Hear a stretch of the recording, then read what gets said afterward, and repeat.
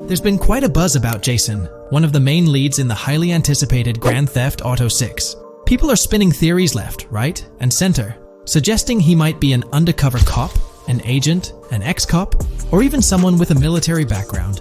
It's been the talk of the town ever since the first official trailer dropped. Now, I've got to warn you, what we're about to discuss might just spoil a bit of the GTA 6 storyline for you. But hey, if you've been keeping tabs on the GTA 6 grapevine, chances are you've already heard murmurs about these theories. Now, I gotta stress, folks, that as exciting as these speculations are, they're just that, speculations. Nothing set in stone. But here's the deal. There are some interesting things in Jason's outfit from certain glimpses in the trailers and Rockstar's promotional stuff that sort of fuel these speculations. They're like breadcrumbs teasing us about Jason's potential undercover identity.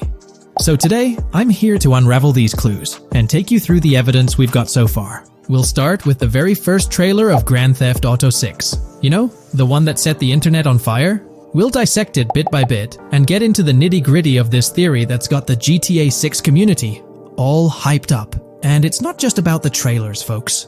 Oh no, there's a whole treasure trove of articles out there discussing findings made by fans, diving into details, and connecting dots. We're gonna sift through all that too. And hey, while we're at it, let's not forget about the actors.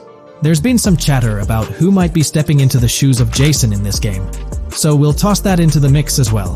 There's plenty to unravel, and we're here to explore every nook and cranny of this speculation, piece by piece. So grab your favorite snack, get comfy, because we're about to embark on a journey through the GTA 6 speculations, theories, and rumors about Jason.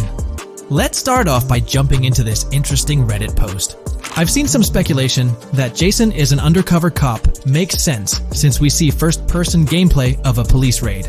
I'm guessing he falls in love with Lucia, and his storm between his duty and his love could be not true, but it seems like it would be a good twist in something Rockstar would do. Okay, let's take a deeper dive into this scene where we encounter these 4 police officers. They're pretty unmistakably cops with that distinct police badge on their body armor. It's crucial to note the small details here, especially regarding their attire, as it might hold some key information. Now, among this squad of officers, there's one guy who stands out from the rest. He's chilling on the far right, sporting a casual white tank top, while the others are all suited up in body armor, their caps turned backward. This difference suggests a hierarchy within the group, making us wonder if this dude's perhaps a higher up or holds a different position within the force. The intriguing part, though, is the context of this scene. It feels like a pivotal moment, almost as if these officers are significant characters in the narrative. But let's pump the brakes a bit. It's all speculation at this point. We can't be certain of their importance or their roles in the storyline just yet. Now, let's loop this back to Jason, the main focus of our attention. There's a striking connection here.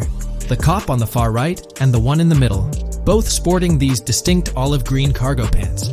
These pants seem to be a part of their uniform, something that catches the eye. But here's the twist. The same style of cargo pants is seen on Jason in the official Grand Theft Auto 6 artwork released by Rockstar. Coincidence? Maybe, but it feels like too much of a match to ignore. What's up with these pants? Is it a fashion trend among the police force in the GTA 6 universe? Or could it be hinting at a deeper connection between these officers and our protagonist Jason? The plot thickens, and we're left to ponder the significance of these subtle visual cues. Is there a backstory linking these officers to Jason? Or is it merely a design choice by the creators to establish a visual pattern? We're left with questions, my friends. Questions that make us itch to uncover more about this intriguing storyline. So, buckle up as we continue this investigation, piecing together clues and theories, aiming to decipher the enigmatic links between these officers and our mysterious main character, Jason. There's a whole world of possibilities waiting to be explored within the realm of Grand Theft Auto 6. Let's dive into this article by Exputer that further supports this rumor. GTA 6 fans have been busy digging into the lore of both protagonists since the trailer dropped. It appears that users may already have found notable details about Jason. A slew of forums and posts have popped up with speculations with evidence that complies with prior findings. A post by the Redditor, Jack_Torrance80, on the GTA 6 subreddit solidifies the past rumors that clarified that Jason would start the game as a cop. The pants worn by the protagonist in the GTA 6 poster are a part of the official uniform of Miami-Dade Police. The green cargo pants are the same color used by the Miami-Dade Police SWAT team. Additionally, the inclusion of body cam footage in the trailer may also imply his past background as a cop. It is speculated that he was dismissed from the service during the events of the game, having to continue his life as a petty thief. In the side-by-side comparison, you'll notice something intriguing. Those pants on the right in the image are an exact match to the ones worn by those police officers in the trailer clip. The detailing with those black bands and the gun holsters, it's all there. But here's where it gets interesting. Jason, in the official artwork, doesn't seem to have any of those gun holsters. It's as if he decided to part ways with that gear when he left the police force, holding onto only those distinctive pants. Now, about that white tank top he's sporting in the artwork, it bears a striking resemblance to the one worn by the cop, positioned on the far right in that clip. It's these little connections that make you wonder if there's more to it than meets the eye. Could it be a deliberate choice by the creators to hint at Jason's past, subtly linking him to the law enforcement world? Or is it just a coincidence? In the comments of the Reddit post, a user says, he is probably a dismissed cop or soldier, got too desperate and started to do petty crimes. Lucia brings him the local connections and scores, and he uses his former police training skills in weaponry and vehicles. A dismissed corrupt cop or soldier, a freshly out of jail ex-prisoner. Victor Vance and Tommy Vercetti. And there could be more parallels between these two pairs of characters if you think about it. Vic was being betrayed again and again in his storyline. When he finally decided to quit, his brother pushed him to enter another deal with Tommy, which eventually killed him. Tommy, on the other hand, is a more cunning and ambitious person. He promised Rosenberg to leave him a piece of his Vice City empire. Grand Theft Auto 6 will incorporate lighting and skybox systems similar to those seen in Red Dead Redemption 2. This means you can anticipate enhancements like volumetric clouds and better lighting, which mark a significant leap forward, even compared to Red Dead 2. One notable detail from the leaks is the presence of heavy fog, a feature not prominently seen in GTA 5, except for snowy conditions. Advanced weather systems will play a more prominent role in GTA 6, adding depth and immersion to the game world. As for characters, we already have insights into several individuals set to appear in the game. While Jason and Lucia are the main protagonists, the leaks have revealed the existence of other characters. These include Dre, not to be confused with Dr. Dre, Sam, a friend of Dre, Kai Wyman, Zach R.B. Shaw, and several others like Vicky, Iris, Shanice, and YJ. It's quite astonishing that we even have details about their heights. Lucia stands at 5 feet 3 inches, while Jason measures 6 feet 1 inch tall. By the way, I'm holding a monthly giveaway for a PlayStation 5. You just need to subscribe and you're entered. Now, back to the video. We've also got details on 3 different gangs set to make an appearance in Vice City: Sand for Sand, a Haitian gang, the Guardia Brothers, and the Far-Right Militia. Moving on to tools and items, the list is quite extensive. You can expect to find an autodialer, binoculars, immobilizer bypass, a color tool, painkillers, a pool cue, trauma kits, a golf driver, various food and drink items, a golf putter, a USB drive, a golf iron, a crowbar, a golf wedge, a torch, a slim jim, a tracker jammer, a duffel bag for stashing your loot, cigarettes, and a backpack, again for storing your loot. When it comes to weaponry, the leaks confirm several options: a rocket launcher, an assault rifle, a baseball bat, a polymer pistol, a knife, a bolt-action sniper rifle, a Molotov cocktail, a spear gun, which is intriguing, a smoke grenade, a compact SMG, a flashbang, a micro SMG, a hunter sniper rifle, a heavy machine gun, an auto rifle, and a pump-action shotgun. The weapon wheel system will be divided into 3 sections: weapons, equipment, and gear. This setup is reminiscent of Red Dead Redemption 2, where you had access to your weapons, items, and horse all in one interface. Notably, we've seen glimpses of the ability to hold different weapons in each hand, and there's an additional quick item inventory in the bottom left corner of your screen. In a video clip, we observed an NPC firing at Jason, and shortly after, we noticed that Jason's health was low. A tip appeared on the left side of the screen, indicating, "You were injured. Your health will regenerate slowly. Open your weapon wheel and use a recovery item to replenish your health faster." Unlike GTA 5, where your health regenerated only up to 50%, in GTA 6, it seems that you may regenerate to full health naturally, albeit at a sluggish pace. However, if you want to expedite your healing process, you can employ a medical item. We've got confirmation on 7 open-world activities that will be available in the game. Currently, these activities include dice, golf, fishing, and races. Additionally, there's a van shipment activity, and in one of the videos, you can spot the spawning location for a delivery van event. This location is near the industrial area of Port Gellhorn, and it's noteworthy that there's a warning poster about security cameras in this area, suggesting the need for caution while attempting to rob the van. Now, regarding robberies, if you've seen the leaks, you might remember the Hank's Waffles robbery. which was quite impressive. Jason and Lucia took on the challenge of robbing this massive diner. In another clip, when Jason was entering a store for a robbery, it became apparent that he possessed an ability allowing him to see through walls. The leaks also mention events related to searching vehicle trunks for something valuable, or perhaps finding nothing at all. Moving on, there's another event type called deliveries mentioned, specific to Port Gellhorn. It's somewhat challenging to predict the exact nature of these events, but that's all the information we have for now. As for enterable buildings, Grand Theft Auto 6 is set to offer more opportunities for exploration. Confirmed locations you can enter include the Malibu Club, a pawn shop, the Jack of Hearts, supermarkets, bars, restaurants, apartments, and laundries. Now, let's discuss multiplayer. In the leaked files, we did come across one multiplayer clip, and in the bottom left corner of the screen, it displayed PL2 of 32, indicating that there were 2 players in the lobby out of a possible 32 slots. This mirrors the setup seen in Red Dead Online and GTA Online. While it's mentioned as 32 slots, it's worth noting that the player count is actually capped at 30, with 2 additional spots reserved for spectators. While hopes may be for larger lobbies in GTA 6, at least during this testing phase, they were exploring the feasibility of 30-player lobbies. Let's delve into collectibles in the game. During a scene in one of the clubs with Lucia, we can observe a developer placing a cardboard box on the ground. Notably, these boxes appear to be lootable, with a circle icon indicating their interactability. The debug text on this box reads, collectibles_car_pass, suggesting that these boxes will contain car part collectibles. Furthermore, there's mention of Wyman car parts boxed generic used, which has sparked speculation that players may collect car parts specifically for a character named Wyman.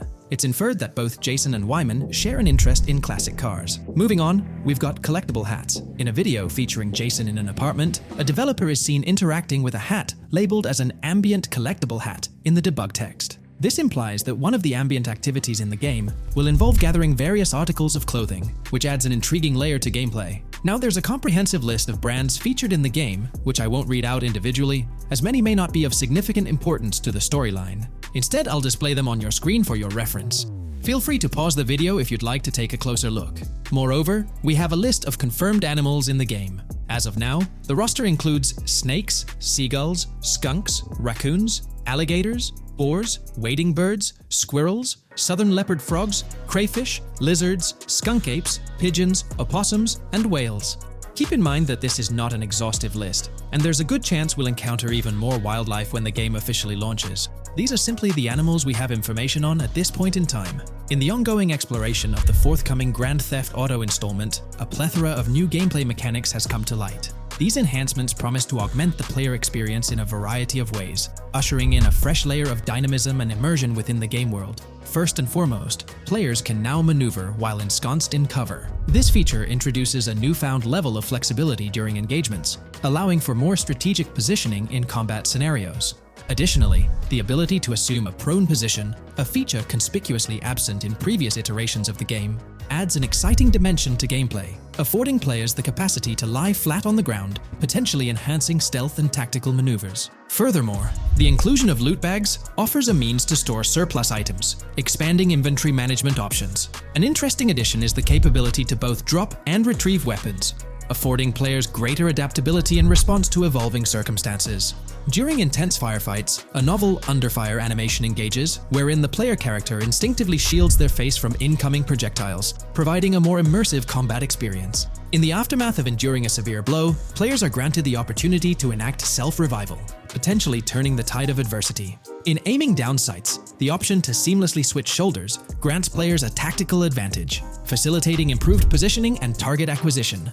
Moreover, hand-to-hand combat now includes the ability to execute grabs, diversifying the melee combat mechanics. A noteworthy addition to the game is the implementation of buddy communication, embodied in the buddy comms and buddy ping system. Although specific details remain undisclosed, it is plausible that these features will facilitate coordinated actions between the two main characters, Jason and Lucia. Vehicle combat has witnessed a transformation, as shooting from car windows now entails the complete egress of the player character from the window, enabling full 360-degree firing capabilities, thereby revolutionizing vehicular combat dynamics. The intriguing Eagle Eye system, seemingly exclusive to Jason, allows for a form of wall-penetrating vision, although its applicability to Lucia remains uncertain. Enhancements also extend to interactions with in-game elements. Players will find themselves endowed with a broader range of interactions, such as the capacity to carry bodies, engage in robberies, issue threats, and converse with non-playable characters, NPCs, during heists. Moreover,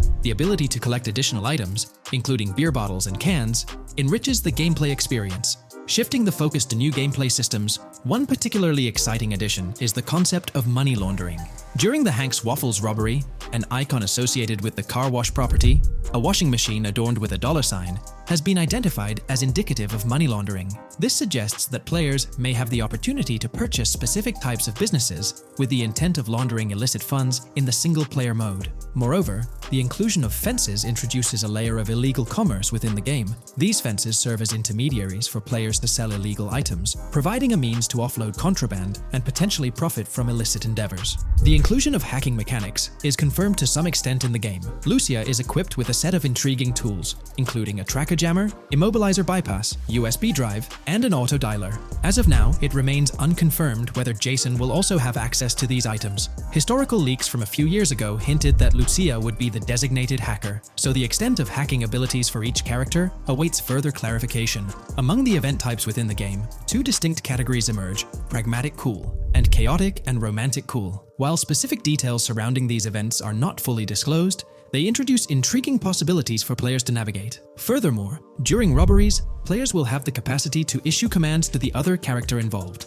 In a video clip from the leaks depicting a robbery, a tip notification suggests checking in with Jason or holding for more options. This implies that players can give their partner commands during a heist. Notably, prompts to instruct Jason to either surrender or follow indicate a degree of control over both characters simultaneously, simplifying coordination compared to relying solely on AI behavior. The witness system and police recognition within the game hold significant implications. During the Hank's Waffle robbery video, an interesting detail surfaces regarding the wanted level stars interface, which includes the term full description. This strongly suggests that witnesses within the game possess comprehensive knowledge about the player character. Consequently, law enforcement is expected to recognize the player once Lucia enters a police vehicle. Additionally, a transition is observed from no vehicle description to full vehicle description in response to Lucia's actions. This implies that even after losing a wanted level, if the police spot the player in the same vehicle, they will react accordingly, potentially leading to an arrest or hostile encounter. During the robbery sequence, Jason can be seen actively preventing customers marked with yellow icons above their heads from calling the authorities or fleeing the scene.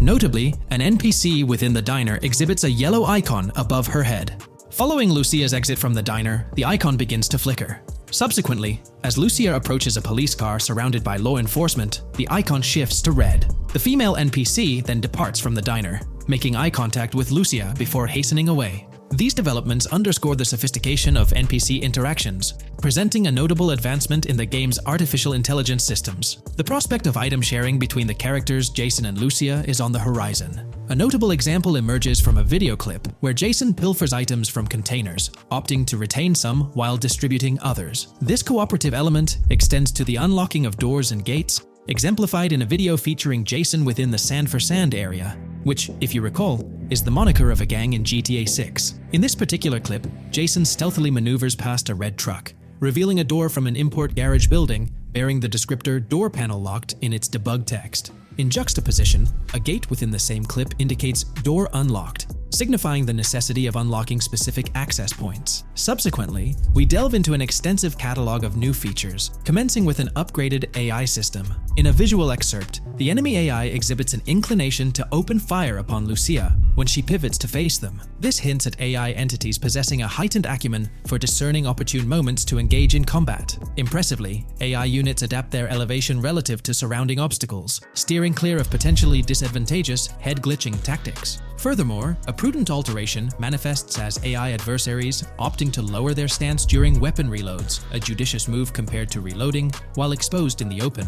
Enhanced AI combat tactics are evident in their lateral strafing maneuvers during shootouts. Notably, NPC behavior has undergone substantial refinement. As discernible in the leaked materials, AI characters no longer traverse the game world in solitary isolation, but now frequently assemble into groups. This intriguing development is reminiscent of a feature previously observed in Red Dead Redemption 2, where NPCs often moved in cohesive units. An illustrative instance materializes in a video where Lucia, carrying a duffel bag, shares the sidewalk with 3 individuals attired as tourists, who engage in animated conversation while strolling past her. This signifies a notable departure from GTA 5, where pedestrians predominantly ambulated in solitary fashion, contrasting with the forthcoming inclusion of group dynamics, perhaps even encompassing couples or social cliques, enhancing the verisimilitude of the game world. A notable addition to the gameplay dynamics is the option to voluntarily surrender to law enforcement during a robbery. The consequences of such an action remain shrouded in uncertainty, warranting further exploration upon the game's release. Furthermore, the mundane act of purchasing gumballs from vending machines emerges as a potentially restorative action. While it can be surmised that gumballs may offer a healing effect, concrete details regarding their function remain pending confirmation. In a nod to realism, akin to GTA 5, the forthcoming installment acknowledges the accumulation of dirt on your character's clothing, reflecting the wear and tear endured during your escapades. The hair and facial hair systems exhibit intriguing variability, with different versions of Jason observable in the leaks, sporting varying hairstyles, including long hair, short hair, stubble, and clean-shaven looks. While not definitively confirmed, this strongly alludes to the introduction of a hair growth system, akin to the one featured in Red Dead Redemption 2. Given the precedents established in the latter game, the likelihood of such a system in GTA 6 appears high. Expanding the repertoire of actions available to players, the ability to consume items directly from your inventory is showcased. When Jason visits a gas station, the inventory reveals options for wine, soda, and fruit consumption, implying that you can partake in these items at your convenience, akin to the mechanics present in Red Dead and GTA Online. Introducing a novel event type named Cop Trap, the game incorporates scenarios where law enforcement sets up traps at multiple locations. While the precise details of these traps remain undisclosed, it is apparent that police will employ diverse tactics to ensnare players.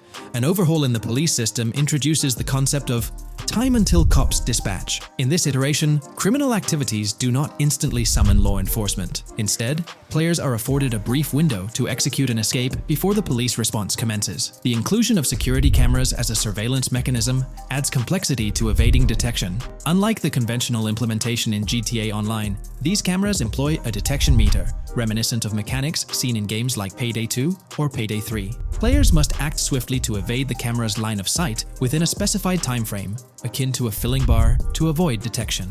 This novel approach to security cameras introduces a fresh layer of challenge and strategy to evading law enforcement. Players will have the newfound ability to restrain non-player characters, NPCs. The primary method, as gleaned from the leaks, involves the use of zip ties. This restraint option becomes particularly pertinent during robbery scenarios, where players can employ zip ties to immobilize NPCs. A novel feature that comes to light is the capacity to loot vehicles. A fleeting glimpse in the Hank's Waffles video reveals a button prompt in the bottom right corner of the screen, labeled Examine SUV. This hints at the prospect of inspecting random cars and potentially engaging in vehicular theft. To make car theft more engaging, an advanced hijacking system is on the horizon. The existence of the immobilizer bypass device, previously discussed, suggests that pilfering high-end vehicles will pose a greater challenge. Additionally, an item known as the Slim Jim will facilitate unlocking older model cars. These mechanics collectively point to the notion that hijacking automobiles will become a more intricate endeavor, with the potential for car theft endeavors to end in failure. Furthermore, 2 intriguing event types emerge, namely carjacking, CAT, and carjacking, advanced AI. These events suggest that the vehicular hijacking process will incorporate nuanced elements, potentially involving the interference of an AI-controlled entity. GTA 6 promises to deliver an augmented vehicular experience through improved vehicle damage and handling. In a displayed video clip, as Lucia attempts to evade pursuing law enforcement, cars suffer more impactful damage. Notably, various parts of the vehicles, such as the front fender and hood, demonstrate more realistic deformation and fragmentation. The in-game interiors now feature functional GPS and waypoint systems on the dashboard, enhancing navigational convenience for players driving in the first-person perspective. Additionally, players have the option to enter a car via the passenger seat, offering flexibility in vehicle interaction. A hallmark of GTA 6 is its meticulous attention to detail. Players can encounter raccoons engaging in behavior, such as rummaging through trash cans and pilfering food bags. These instances are categorized as world events, denoted as raccoon climb out of garbage, raccoon rummage trash, and raccoon steal food bag. While numerous other subtle details enrich the game world, they are too numerous to enumerate here. Interested individuals can explore these intricacies further through the provided link. Expect a heightened level of auditory realism in GTA 6. Weapon sounds exhibit enhanced clarity and realism, with greater volume. The sounds of bodies impacting the ground will resonate with a more substantial thud, evoking a heightened sense of impact. Police sirens will reverberate off buildings and environmental elements with heightened realism, while items will produce varying auditory responses contingent on the surrounding context. In essence, sound design in GTA 6 aims to authentically replicate real-life auditory experiences. Fascinating developments. Several months ago, a colossal trove of leaked data unveiled a wealth of intriguing random events, world encounters, that promise to enrich the GTA 6 experience. While I won't delve into all of them, the list is nothing short of captivating. Events range from mundane occurrences like parking disputes to more enthralling incidents such as donut burnouts, protests, and even someone suffering a concussion. The prospect of navigating the lifelike world of Vice City, teeming with such diverse activities, is undeniably exhilarating. I strongly recommend pausing the video to peruse this remarkable compilation. Additionally, we have been privy to an extensive catalog of vehicles slated to appear in GTA 6. These vehicles, gleaned from both in-game leaks and files, I encourage you to peruse this comprehensive list at your leisure. It resides on page 30 of the document. Furthermore, the leaks have divulged a plethora of confirmed locations within Vice City and its environs. Naturally, Vice City itself takes center stage, while several districts and neighborhoods will pepper its landscape. Notable locations include Edgewater, North Bay City, Rock Ridge, Little Haiti, Vice Beach, South Beach, Washington Beach, and Key Biscayne. Port Gellhorn, intriguingly, appears as a separate city akin to Sandy Shores or Palito Bay from previous iterations. The list extends to encompass Yorktown, Ambrosia, Sundown, the Keys, La Pearl, Red Hill, Lake Leonida, Hamlet, Stockyard, Homestead, Grass Rivers, Ekin, Fanaka, Underwater, and Relief. Each of these major locations contains a multitude of sub-locations, a testament to the meticulous world-building evident in the game. As if this weren't enough, the dedicated community has endeavored to construct a speculative map of GTA 6 based on coordinates extracted from the leaks. While the precise layout of the map's northern region remains uncertain, the map preview encapsulates the sprawling Vice City to the south and Port Gellhorn on the left. This visual representation of the game world is undeniably impressive and stokes the anticipation for the immersive adventures that await. From 2022 and onward, a group of passionate GTA fans have been diving deep into GTA 6 gameplay leaks, and what they discovered was wild. Their mission? They're trying to map out the entire landscape of GTA 6 before Rockstar Games even releases the official game. And guess what? They're actually making some serious headway. This is all about the ongoing GTA 6 mapping project. So, how did this whole endeavor start anyway? It's an interesting story that not many folks are aware of. You see, there was a similar craze back when GTA 5 was announced. Back in 2011, a group of dedicated fans took it upon themselves to predict and sketch out the layout of GTA 5's terrain. How did they do this? By meticulously analyzing every single trailer that Rockstar Games dropped in the year leading up to the game's eventual release in 2013. The surprising part? When the game finally hit the shelves, a substantial chunk of what these fans had mapped out turned out to be surprisingly accurate. Sure, there were a few locations that were a bit inaccurate, like the military base being off and the dam placed in the wrong spot. Also, there were some variations in the overall shape of San Andreas, but considering they solely relied on Rockstar's official footage and had put in 2 years of work, their accuracy was pretty commendable. Now imagine this, if they could pull off that level of detail with just the trailers. Think about what these enthusiasts could achieve with the leaked, under-the-radar stuff that slipped out prematurely. Plus, add in an extra year of combing through details and data. This mapping project is being led by a user called Dupzor, who is the project manager of this whole thing. On September 18th, 2022, when a massive leak dropped over 90 minutes of GTA 6 footage, the map enthusiasts went into full gear. While I can't exactly showcase the leaked content here, what really sparked the interest of the community were the coordinates embedded within the developer's HUD. These sneaky numbers revealed the exact whereabouts of the player concerning the game map. And let me tell you, GTA 6 fans wasted no time diving into this goldmine of information. With these coordinates in hand, the community went Sherlock Holmes mode, meticulously mapping out the game's terrain and identifying key locations.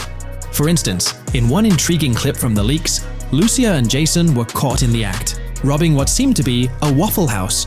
This incident was marked by a simple white dot on their evolving map project. But it wasn't just a random dot. It was a significant clue. By cross-referencing the coordinates provided in this clip with other glimpses from the leaked footage, they managed to calculate the spatial relationships between different spots showcased in the leaks. This detective work allowed them to gauge distances and plot out the relative positioning of these places within the game world. However, it didn't stop there. The community didn't solely rely on leaked footage. They combined their detective skills with the official trailer and, using a blend of educated guesses and hard data, endeavored to include every conceivable road, building, and landmark featured in the GTA 6 map. The goal? To create a comprehensive and accurate representation of the game's virtual world based on all available tidbits of information. It's a fascinating process that demonstrates the dedication and passion of gaming communities in piecing together the puzzle of what to expect in GTA 6. Since the leaks hit, the GTA community has been on a mission, working tirelessly to piece together the game's map. Their focus has mainly been on sketching out the main areas, the cities, towns, and key landmarks. It's been quite a collective effort, with everyone trying to contribute and fill in the blanks based on whatever clues they could find. Then, the trailer dropped, and it was a whole new ball game. Among all the fast cars and flashy scenes, Rockstar slipped in a subtle surprise for the observant fans. After a few days of dissecting the trailer frame by frame, someone spotted it, a tiny image hidden in the bottom right corner of the ending screen. And guess what? It looked like a map snippet. Naturally, the community went into full detective mode. They put on their magnifying glasses and compared this mysterious map with the one they'd been building from the leaks. There were some similarities, especially with the layout of the right side and the presence of separate islands at the bottom, surrounded by water. But here's the catch. That image was pixelated to the max. It was like trying to figure out a puzzle with half the pieces missing. The lack of detail made it nearly impossible to confirm if it matched their map. This whole revelation sparked a heated debate among fans. Some folks started wondering if Rockstar deliberately threw this low-res map nugget to mess with their heads. Could it be that Rockstar is messing with the community, leading the GTA 6 mapping project into the wrong path? It's pretty odd for Rockstar to include this map, as it was deliberately placed. When it comes to safeguarding the details of their upcoming games, Rockstar is notoriously tight-lipped. So, when those leaks dropped in 2022, it really threw a spanner in the works for the company. It's kind of a déjà vu situation, considering a similar thing happened back when GTA 5 was in the spotlight. I can't help but wonder if Rockstar did this deliberately, as a deliberate move to shake things up and keep everyone guessing. But then again, we, the GTA fans, are pretty good at concocting theories out of thin air. Now, about that mysterious, highly detailed artwork nestled in the official wallpaper, that's what's really piqued my interest. It's like this odd piece that stands out from the rest, making me think it wasn't just randomly thrown in there. There's gotta be some intention behind it, right?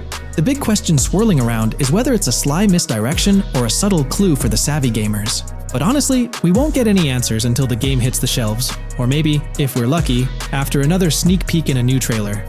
The GTA 6 mapping community dove headfirst into dissecting this artwork, but truth be told, there wasn't much to work with. So, they've been sticking to the stuff they can actually confirm. Oh, and those maps floating around, especially the ones from IGN and PC Gamer, they're more like creative interpretations. Think of them as speculative mock-ups cooked up by the mapping community based on their hunches and educated guesses. There's a whole lot of imagination at play there, but none of it has received the official stamp of confirmation. The GTA 6 mapping project might not be dropping any bombshells about unknown locations in the game, especially considering how the gameplay leaks already spilled quite a bit on what's in store. Now, the heart of this community effort lies in the finer details. They're all about pinning down the exact spots where these landmarks and locations are going to be placed within the game's vast world. However, let's be real here. They've barely scratched the surface, covering roughly just 10% of the entire map. Still, kudos to them for the tremendous effort and progress they've managed to make with what they have. What's confirmed, though, is that this map in GTA 6 is going to be an absolute beast, nearly double the size of the already sprawling map in GTA 5. They've made strides, particularly in fleshing out the Miami Beach region seen in the trailer, those gorgeous Venetian islands from the breathtaking aerial shot, and even narrowing down the location of Lucia's incarceration in the game. Looking ahead, this ongoing commitment over the coming years will gradually unveil more insights into what we can anticipate from the GTA 6 map.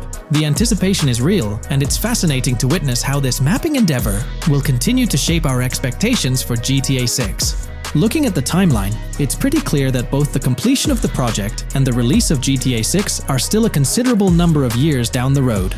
But let me tell you, The dedication and hard work displayed by this community are nothing short of remarkable. Honestly, they deserve way more recognition for what they're doing. If you're keen on staying updated with the latest progress, or even lending a hand to this endeavor, I strongly recommend hopping onto the GTA 6 mapping community Discord. You'll find the link in the description below. These individuals have a monumental task ahead of them. But you know what? It's an incredibly intriguing project. Back in the days before GTA 5, I didn't even know something like this was happening behind the scenes. But now, as we patiently wait for 2025, every snippet of information or rumor about GTA 6 gets me all excited. And out of everything related to the game, I find the mapping community's tireless efforts the most captivating and commendable. A massive thank you to every single person contributing their time and effort to this project. I genuinely cannot wait to witness the final result of all their hard work. Today's video will delve into the latest iteration of the GTA 6 mapping endeavor. The developers have expanded and refined the GTA 6 map significantly, making it the most comprehensive fan-made project to date. It incorporates all available data from leaks and the initial official trailer. We'll explore the recent updates to the map and conduct a fascinating comparison between the current GTA 6 map and those of previous GTA games. Additionally, we'll examine a fan-created satellite view of the GTA 6 map, along with the inclusion of Tommy Vercetti's mansion spotted in the trailer. All of these elements will be discussed in detail throughout this video. Let's kick things off with the GTA 6 mapping project. Changes have been implemented across all regions of the map. To ensure we cover everything comprehensively, we'll begin our tour from the northwest and work our way down, addressing each modification along the journey. Firstly, the map's dimensions have been expanded from 16,000 by 16,000 to 18,000 by 18,000 to accommodate the newly added landmass. Each square on the map measures 500 x 500 meters. Based on the latest estimations, the map will be larger than before, requiring more space to accommodate all its features. Currently, the northern portion of the map remains unknown, which contributes to its perceived size. Hence, the map extends beyond what's visible on the screen. According to rumors, the GTA 6 map is speculated to encompass 3 major cities. Presently, we're aware of 2. Vice City, the largest city, and Port Gorn, which has undergone further expansion in the latest map update. The third location, Yorktown, is anticipated to be modeled after Tampa. Rumors suggest that it could be the third major city featured on the map. However, at present, there's limited information available about it in the leaks. The only indication we have is a sign displaying New York Tune within Port Gorn. Regarding Port Gorn, details are scarce apart from its name and general location. It's positioned north of Fort Killorn and east of Yorktown. Moving on, we encounter Hank Hill, one of the notable elevations in the game. Despite Florida's predominantly flat terrain, Rockstar has incorporated hills sporadically to diversify the landscape. Adjacent to Hank Hill are the Domed Hills, another series of elevated areas. Notably, the border of a river is highlighted in orange, indicating speculative terrain. Nonetheless, it appears to be situated in the vicinity of Red Hill, a small town positioned near Lake Leonida. The largest body of water, Lake Leonida, sits approximately at the map's midpoint, drawing parallels to Lake Okeechobee in real life. To the north of Lake Leonida lies Fairyland Forest, a wooded area neighboring Fairyland, a playful nod to Disney World. To the east of Lake Leonida, you'll find Ambrosia and Laurel, 2 additional small towns, along with North Beaches. Heading south from Yorktown, we reach Port Gorn, which has undergone expansion westward. The buildings and roads depicted in black and grey correspond to those visible in leaked footage and the trailer. Roads highlighted in red, along with orange borders, remain speculative. However, the port area shows 2 speculative buildings and a portion of the border that's confirmed. The Bay Area has seen overall enlargement, including modifications to the speculative islands near Port Gorn. Additionally, a newly added section featuring small islands and a confirmed border indicates further expansion. With these developments, Port Gorn's size may rival that of Vice City. It might not match Vice City's scale, but it could rival, if not surpass, GTA 5's Los Santos, which is remarkable, considering it's our second city on the map. Additionally, the confirmed borders of Port Goro have been adjusted based on new evidence. The remaining areas in Port Goro largely remain unchanged. We still have Han Waffles Diner, surrounded by its buildings and structures, along with Port Gorn Motel, Gorn Bluff, the Pawn Shop, Port Gorn Raceway, Port Gorn Airfield, and the United State Prison. Belleville and Econfina remain situated near Vice City.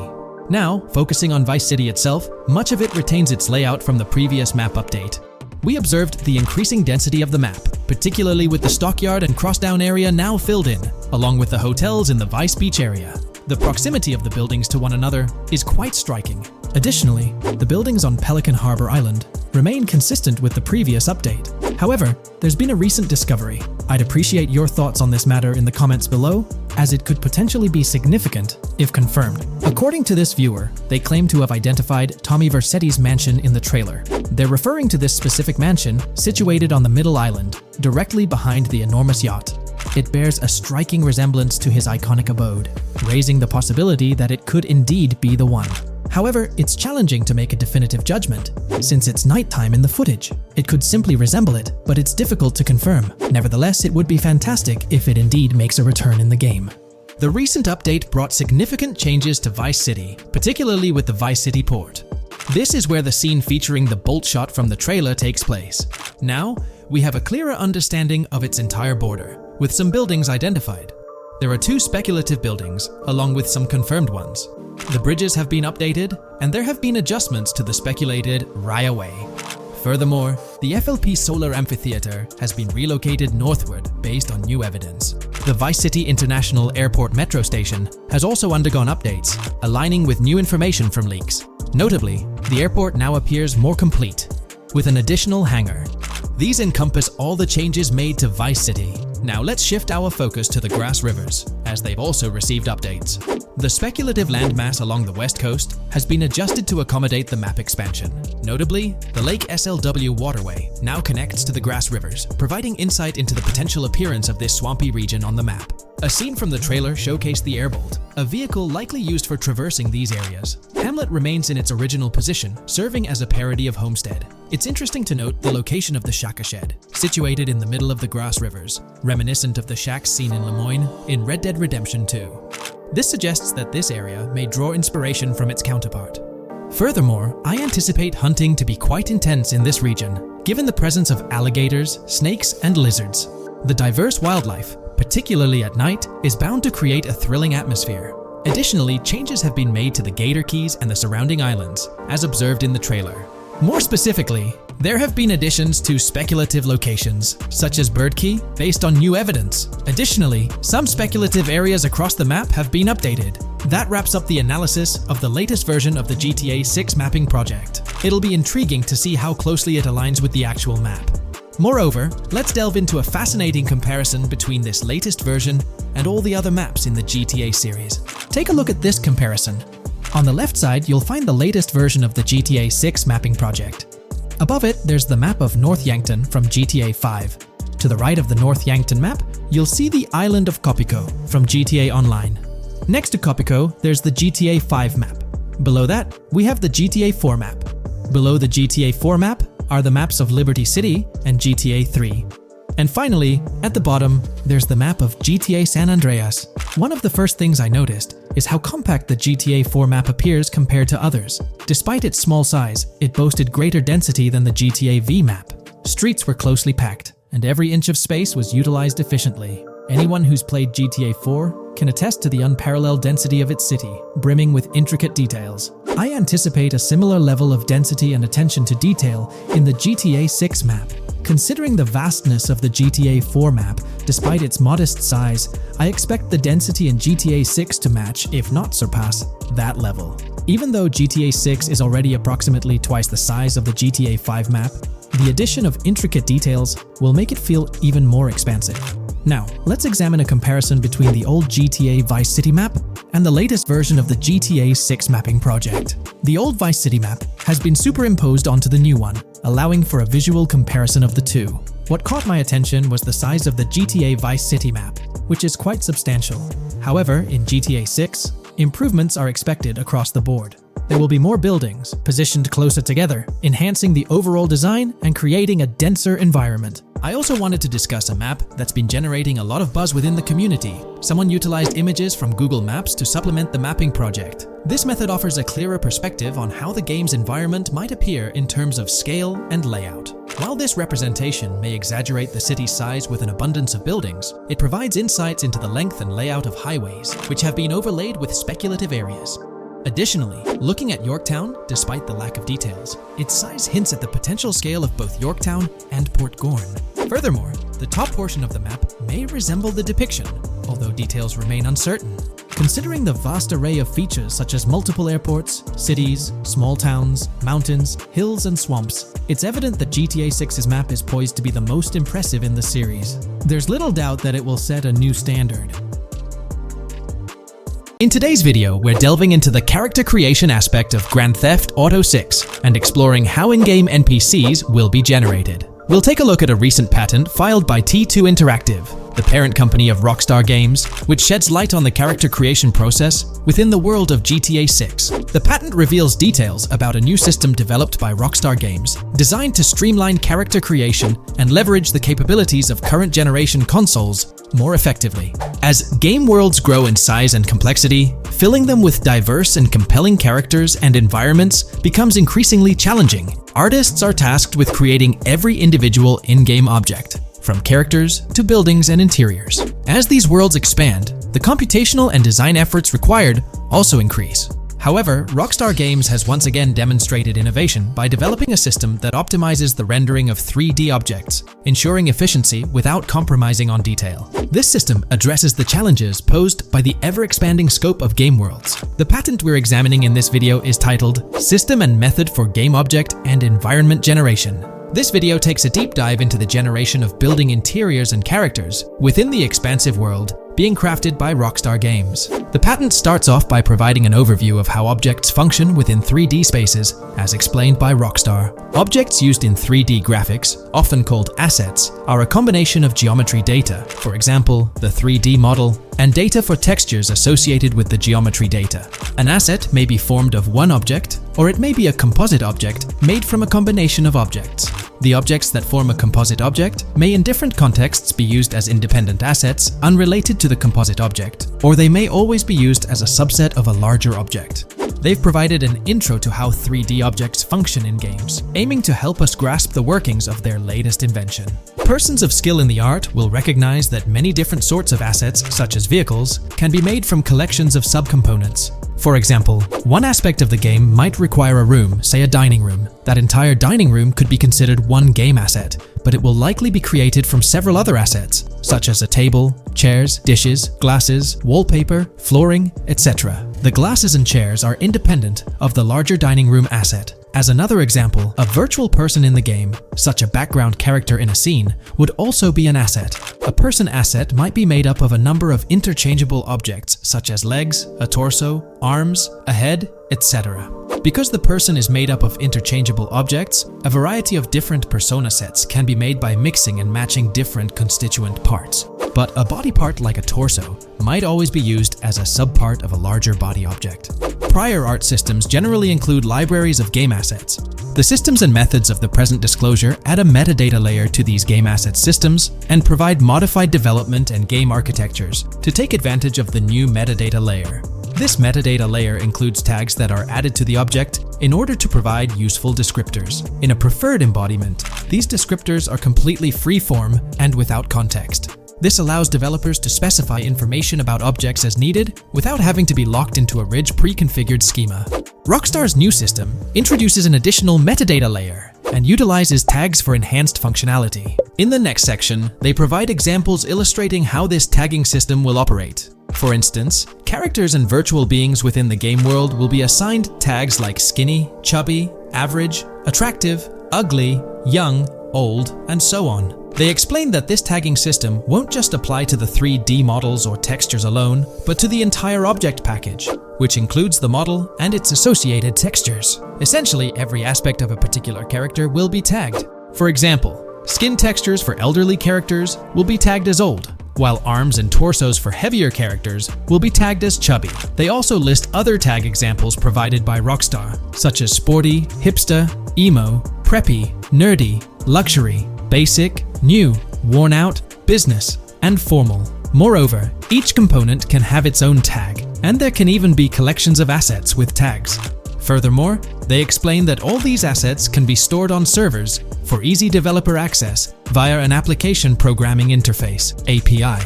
Additionally, these assets can be stored in various formats like XML, limited text, binary encoding, relational databases, and others, depending on the developer's proficiency.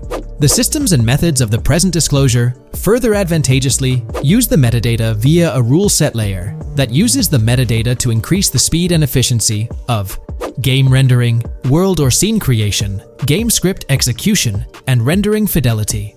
In particular, the rule set allows designers to add context to the tags and to control their use by setting rules for the asset usage and the asset's interaction with the game and other objects. These rules are unrestricted and can be used to provide a wide variety of different capabilities and restrictions for objects. Let's take a look at how these tags will be put into action. For instance, if a jacket object is created, a tag like additional top garment can be assigned to it. Then, during gameplay, certain rules might search for this specific tag to identify objects like jackets. Furthermore, in a cold setting, the character's health stat may decrease at a slower rate because the character stays warm with the additional top garment. Moreover, the additional top garment tag could enhance rendering efficiency. For instance, if a character wears a shirt underneath a jacket, the shirt occupies memory space. Since the shirt is mostly covered by the jacket, Rockstar plans to replace the full shirt with a smaller texture, only containing the visible parts under the jacket, thus conserving memory. The combination of tags and the rule set can also be used advantageously for procedural generation of game objects and environments. For example, a game scene could be created in a game script by calling assets based on tags, rather than calling the assets explicitly. For example, if the game scene called for virtual characters in a movie theater, the game designer could simply specify a need for predetermined X number of characters with casual dress. If the designer wanted a sci-fi movie playing at the theater, it might also call for a higher percentage than normal of characters tagged nerdy. The metadata rule set interface would interpret these general instructions at game runtime to randomly generate virtual characters fulfilling those needs. Additionally, this system offers increased efficiency. For instance, the entire character object doesn't need to be packaged before streaming to the GPU for processing. Instead, they can be generated directly on the GPU using existing model and texture assets. Of course, Rockstar aims to utilize as many preloaded GPU textures as possible while maintaining a realistic variety in the scene. Moreover, this system allows them to control the number of preloaded textures used in a scene. For instance, more textures can be preloaded for complex scenes and fewer for simpler ones. The goal of this video is to provide an overview of the key aspects of this new system, so I won't delve into every example described in the patent. Turning to the details of the specified metadata, in a particularly advantageous embodiment, the following metadata is included for each model and texture: IDs, property tags, match tags, randomization restrictions, expression data, and optimization data. While this selection of metadata has been found advantageous, different groupings and subsets of these tags can be mixed and matched as needed to accomplish particular design goals without departing from the spirit and advantages of the present disclosed inventions. The uses, embodiments, and benefits of each of these fields are described as follows. These elements constitute the metadata, and while I won't delve into each one individually, they essentially represent the various tagging methods Rockstar employs to organize models and textures. These tags facilitate accurate and efficient filtering and sorting of assets within the virtual world. I trust this video provided you with an understanding of the tagging system Rockstar has devised. I'm personally excited about the potential for greater NPC variety in this vast world. Feel free to share your thoughts in the comments below.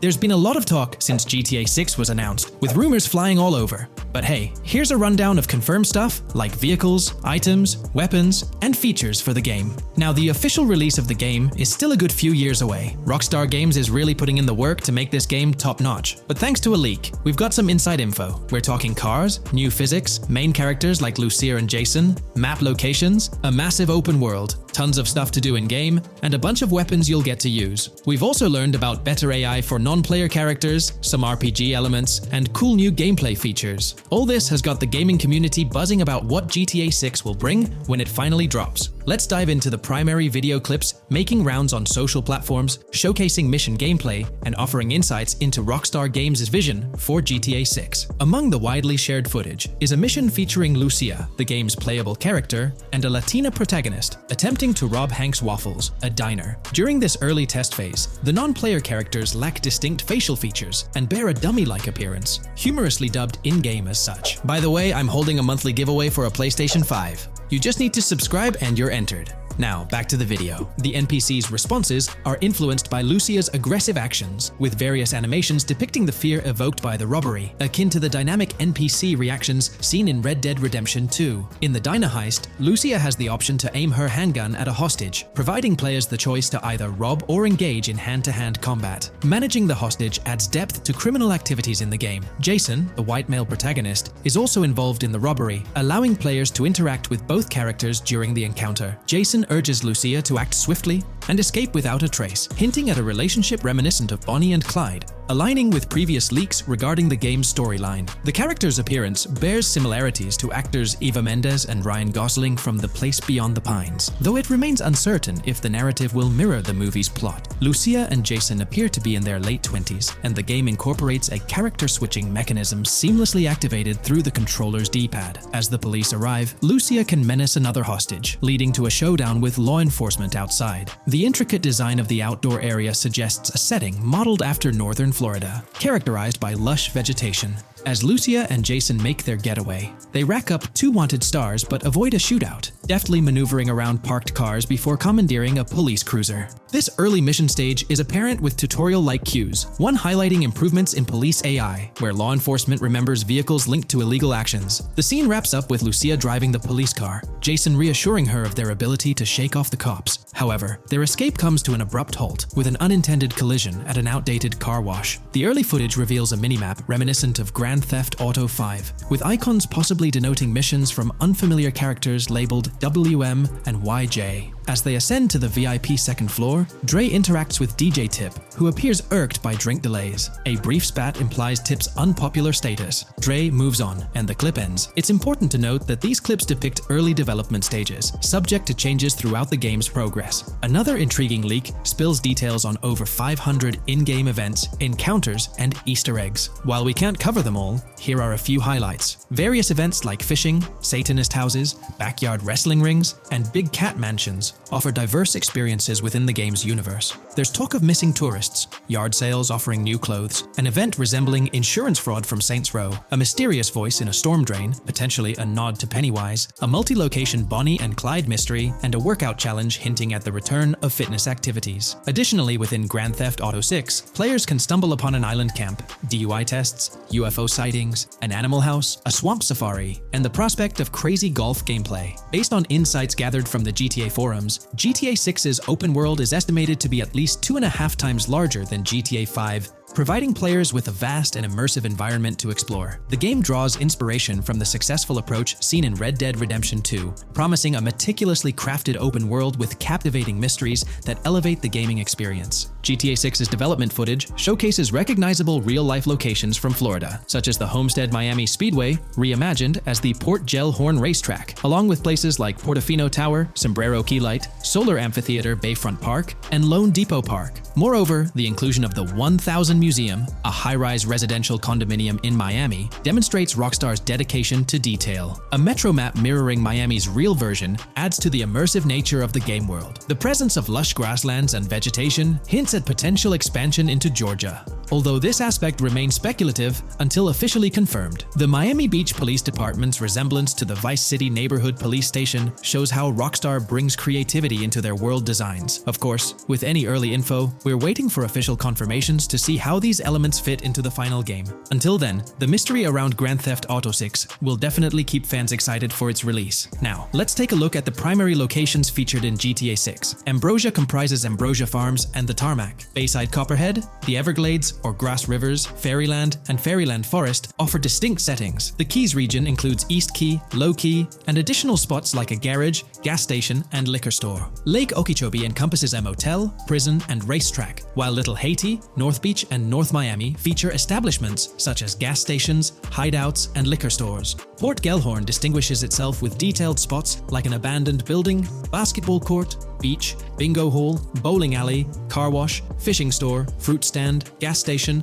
motel, pawn shop, police station, quick shop, raceway, soccer field, and more. Red Hill showcases a forest. South Beach offers a boardwalk, gym, hotel, Ocean Drive, and Park, while South Miami Sundown includes a beach and tarmac. Vice Beach encompasses Vice City suburbs and Washington Beach. Miscellaneous locations such as an abandoned hotel, observatory, Fountain of Youth, homeless community, Malibu Club, Monument of Leonida, Redneck Yacht Club, Spaceship House, Underwater Research Facility, and Dinosaur World enrich the gaming world. Recent leaks from this week strongly suggest that Alexandra Christina Echevarri might be the voice behind Lucia in Grand Theft Auto 6. Her voice in a demo reel closely matches the leaked clips of Lucia's dialogues, hinting at her likely portrayal of the character. Throughout this breakdown, we've covered loads of info about Grand Theft Auto 6, diving into different aspects of the game. It was important to cover everything we know about the game so far, and while we're eagerly waiting for it, it might still be a couple of years before we get our hands on it. Let's kick off by highlighting some cool discoveries from the leaked clips, focusing on new features and gameplay details revealed. In one scene, Jason and his pals are chilling by an in-ground pool in a modest neighborhood, cracking jokes about a parody of social media called Life Invader. Their banter brings in playful references to Jay Norris's demise, showcasing that classic Grand Theft Auto humor fans love.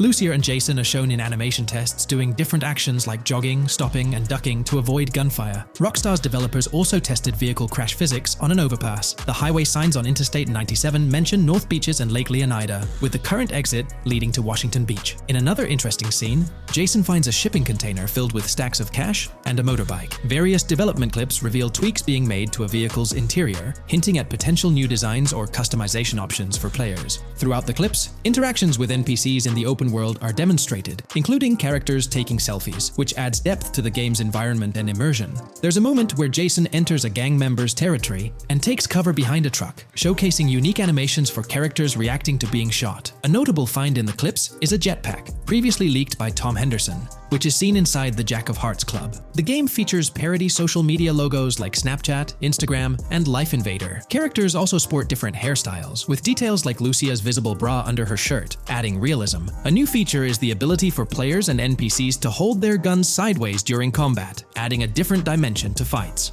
Additionally, Jason is seen twirling his rifle in the air, while another character in a parking lot shoots at him with their pistol held sideways. The leaked clips also reveal early police AI testing, with NPCs showing better cover usage in shootouts. There's a scene where Jason holds up a diner worker with an assault rifle, and while there are dialogue options similar to Red Dead Redemption 2, they seem placeholder for now. Also, Jason's new ability to go prone is a fresh addition to the series. There's a scene in a thrift or antique shop that allows for robbery, potentially serving as a spot to sell stolen items, adding depth to the gameplay. Another feature borrowed from Red Dead Redemption 2 is the ability to pick up and carry bodies, which adds complexity to gameplay. Red Dead Redemption 2's influence can be seen in several other aspects of this game too. The game brings in several RPG elements, like managing food, drinks, sweat, fatigue, and even taming animals, giving players a deeper gameplay experience. References to mountain bike ramps and city bike rentals promise enjoyable cycling activities. The leaked clips mention a bunch of weapons, from firearms like pistols, shotguns, and rifles, to unusual ones like golf clubs, baseball bats, and crowbars. Players can also use equipment such as flashlights, binoculars, lockpicks, and more. Additionally, players can stay in motels and hotels, with the Kington Hotel being one of the options. There's even a pool party with live music for players to check out. References to the Everglades and wildlife like alligators, snakes, raccoons, and birds suggest diverse environments to explore. The weapon wheel system, similar to Red Dead Redemption 2, limits the number of weapons and items players can carry. Lucia can carry a loot bag, possibly used for robberies or stealing from different places. The inventory system allows players to carry health kits and other items for temporary boosts, and Jason can pick up and drop weapons from his inventory. The clips hint at animations like overdose, suggesting unique actions or events in the game. There are indications of horses and horse riding mechanics, possibly inspired by Red Dead Redemption 2.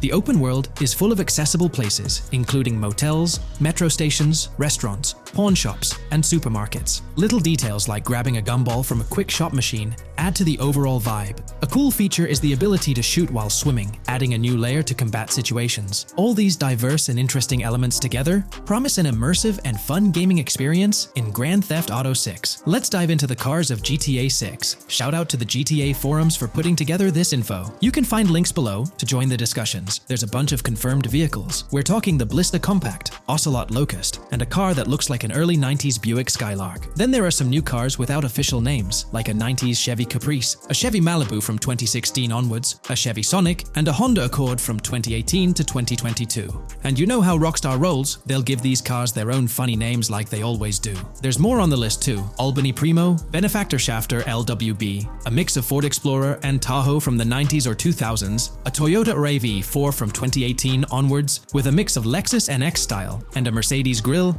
Pegassi Tauros, a 1980s Jeep CJA Scrambler, a 5th Gen F150, a G20 conversion van, a Brute Camper, Vapid Speedo, HV Mixer, Metro Mover, D-Class Sheriff SUV, Mobatsu Sanchez Livery, Nagasaki Street Blazer, a 1970s Ford Ranchero, a 1971 Buick Estate, an Albany Emperor, D-Class Turbo Sabre, Yoga Classic, the Contender, and Sadler. Moreover, gamers can anticipate a range of vehicles in Grand Theft Auto 6, including the Slam Van Pickup, Bobcat XL, an updated Regina, Alpha, Gauntlet Classic, Moonbeam Helion, Boxville Go Postal, an unidentified Albany vehicle drawing inspiration from a 1959-60 Cadillac, a Rebel, an unknown Asian sedan, a Ferrazzi or Feroci, Baller, Novak, Buffalo STX, Alpha and Feudo, a Benson NF 890, Buffalo without a sports bumper, and the Stanier and Landstalker. This extensive lineup promises an immersive and varied driving experience for players within the game. What's got you hyped about this game? Share your thoughts in the comments below.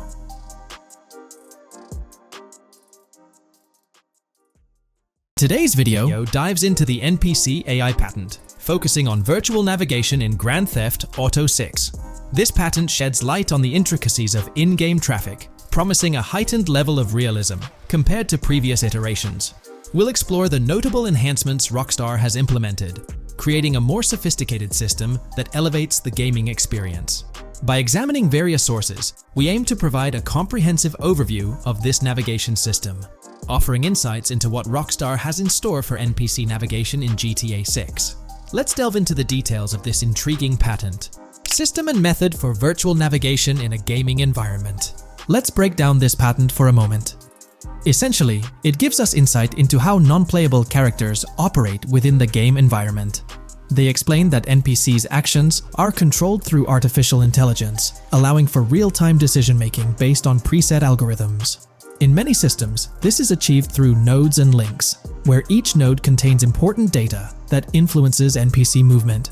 For example, in a game involving vehicles, this data could include factors like vehicle speed, lane width, road type, and number of lanes. Now, these nodes are essentially waypoints that NPCs follow to navigate from one point to another. In simpler sections of the road, these nodes might be connected linearly, guiding NPCs straightforwardly. But in more complex areas like junctions, the nodes become more intricate. Take a basic intersection for instance. A vehicle approaching it would have several exit options, leading to a branching network of nodes. In older systems, like the one used in GTA 5, NPCs might make decisions at these junctions based on simple rules, sometimes leading to behaviors that seem a bit random. However, this conventional method has its limitations, especially when it comes to handling various factors like weather conditions, changing lanes, parking cars, or anticipating road exits. In these situations, the old system could falter, as NPCs might not adapt well to the dynamic environment. One downside of the node-based system is its limited capacity to replicate real-life factors that humans naturally consider. Another drawback is its constraint in automating NPCs effectively. Due to memory and processing limitations, only a set number of NPC-controlled cars can be spawned in the game. Naturally, players crave a more immersive experience with a greater number of NPC-controlled cars on the road. Moreover, in conventional systems, NPCs often repeat the same actions, and some may even disappear as players get closer to them. Additionally, in GTA 5, the system relies on local traffic avoidance for NPCs to steer clear of collisions. This means that NPCs continuously scan their immediate surroundings each frame for any obstacles like vehicles, pedestrians, or objects. Using a front-facing polygon, they gather data about the road layout and calculate the optimal steering angle to dodge obstacles or stay on the road. It's worth noting that this process occurs independently for each frame, without any reference to previous frames. This results in slower detection, as the system may not recognize a road blockage promptly. Instead, it interprets the obstruction as something to be avoided, without distinguishing it as a complete road blockage. Recognizing these limitations, Rockstar has engineered an NPC system that addresses these shortcomings of conventional systems. This advanced system efficiently manages NPC nodes and node graphs, yielding optimal outcomes while circumventing hardware and software constraints. NPCs in this system demonstrate heightened spatial awareness and adaptability, capable of altering routes based on real-time data from the environment. Moreover, this innovative system synergizes with the tagging mechanism discussed in earlier discussions. Through node analysis, the system identifies tags, such as indicating a road leads to a junction unsuitable for large vehicles. Consequently, large vehicles are deterred from entering. Furthermore, NPCs within this system consider various attributes of vehicle types, models, including speed restrictions, acceleration and braking capabilities, top speeds, cornering abilities, and vehicle size. NPCs will consider a plethora of data from their surroundings, leading to heightened situational awareness. Video games are populated by NPCs who are able to make real-time decisions based on their environment. Games use a specific system for NPCs to traverse the game world. However, this system is very limited, and thus the decisions NPCs can make are very limited as well. NPCs in vehicles only consider their close vicinity, but nothing else. Also, to avoid collisions, NPCs only consider the last generated frame and base their reaction on that. No prior frames are considered. Rockstar has invented a new system which aims to fix these issues and make NPCs more intelligent, and thus make the game world feel more realistic. NPCs can now consider factors like traffic, as well as account for changing lanes when parking cars, anticipating a road exit, weather conditions, and the like. There are more than a predetermined number of NPC-controlled cars in the game now for a realistic experience for the player. Vehicles can now plan accordingly in case there is any type of road blockage. This also applies to police cars being able to navigate their way through traffic during a chase. I'd like to highlight another breakdown of the patent, which dates back 3 years ago. Let's delve into it. Takeaway from yesterday's patent post. I've read over the patent post from yesterday, and I noticed a lot of people missed the most exciting information in it. I'll sum it up in non-technical language. It's essentially a method to improve vehicle AL when driving currently. When NPCs drive on the road, they can sense a few cars around them to determine crashes or other things to drive around. This is dumb AL, as it has very few factors to take into account, and requires a lot of computational resources. This is why vehicles despawn when far away to free up the CPU. Rockstar's patent describes a system that primarily will change this and give NPCs more situational awareness. They will essentially have an objective of navigating from one location to another. Simplified, but is essential in making routines similar to RDR2, and be able to take into account other external factors. Coolest of all, NPCs will still exist when your game isn't rendering them in this implementation. Specific examples mentioned by Rockstar state they will be able to use weather conditions, traffic, and crashes to determine where to go. Some areas might be dangerous in the rain, they might avoid it. If an area has too much traffic, they will avoid it. Possibly destructible environmental areas could be reacted to. Similar to bridges in Just Cause, this point is speculation, however. Cars will also be able to take into account number of lanes and speed in their decisions. NPCs will be also able to take into account high-speed chases and be able to navigate if they themselves are speeding. There will also be other reactions that are mentioned specifically, such as changing lanes before a highway exit appears, and as Rockstar puts it, driving slower on residential-type roads, or having to perform certain maneuvers to avoid oncoming traffic on single-lane streets. The large part they also mention is this implementation uses a lot less processing power. The NPC schedules can be relayed by a central server. They could possibly use the console itself as well, and it doesn't require the same constant surrounding analysis. As previous Rockstar mentions, this will allow them to have denser traffic with the same resources. A large aim also seems to be realism. Rockstar's patent mentions realistic reactions to various factors as being the main intent. For example, NPCs will each have different driving ability levels based on the driver and the car. Essentially, each driver will have its own profile and have unique driving characteristics as well as skill level. Some might speed, others might not. Each vehicle will also affect the driving of these drivers. We're eagerly anticipating the debut of this new system in action in GTA 6. Share your thoughts in the comments section below.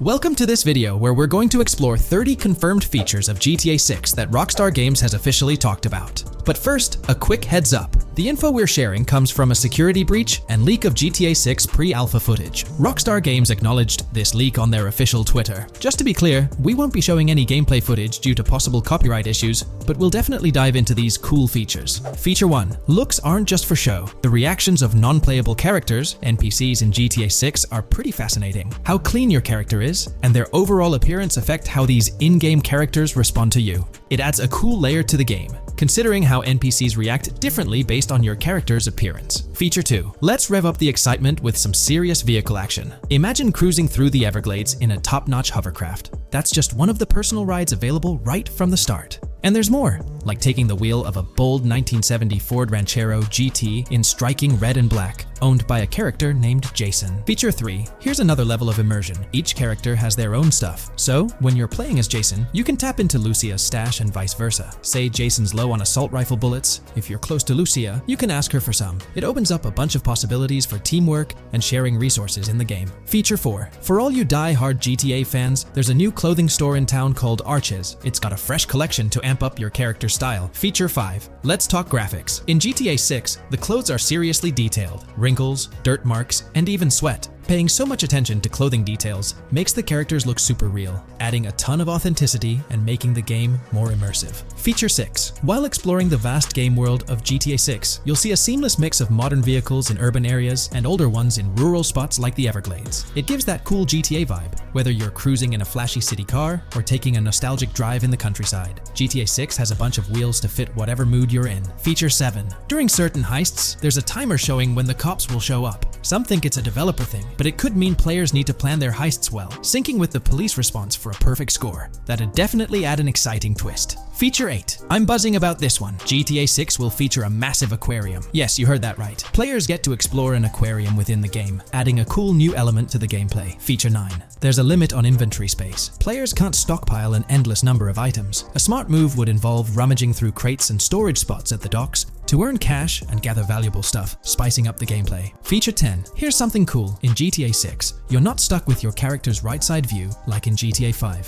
Following Red Dead Redemption's lead, players can freely switch their character's preferred shoulder for a better view. It also changes which hand your character uses for weapons, making gameplay more immersive. Feature 11. GTA 6 adds a touch of reality with a dynamic day-night cycle. Shops don't stay open 24/7 anymore. Some close at night and reopen during the day, making the whole experience more immersive.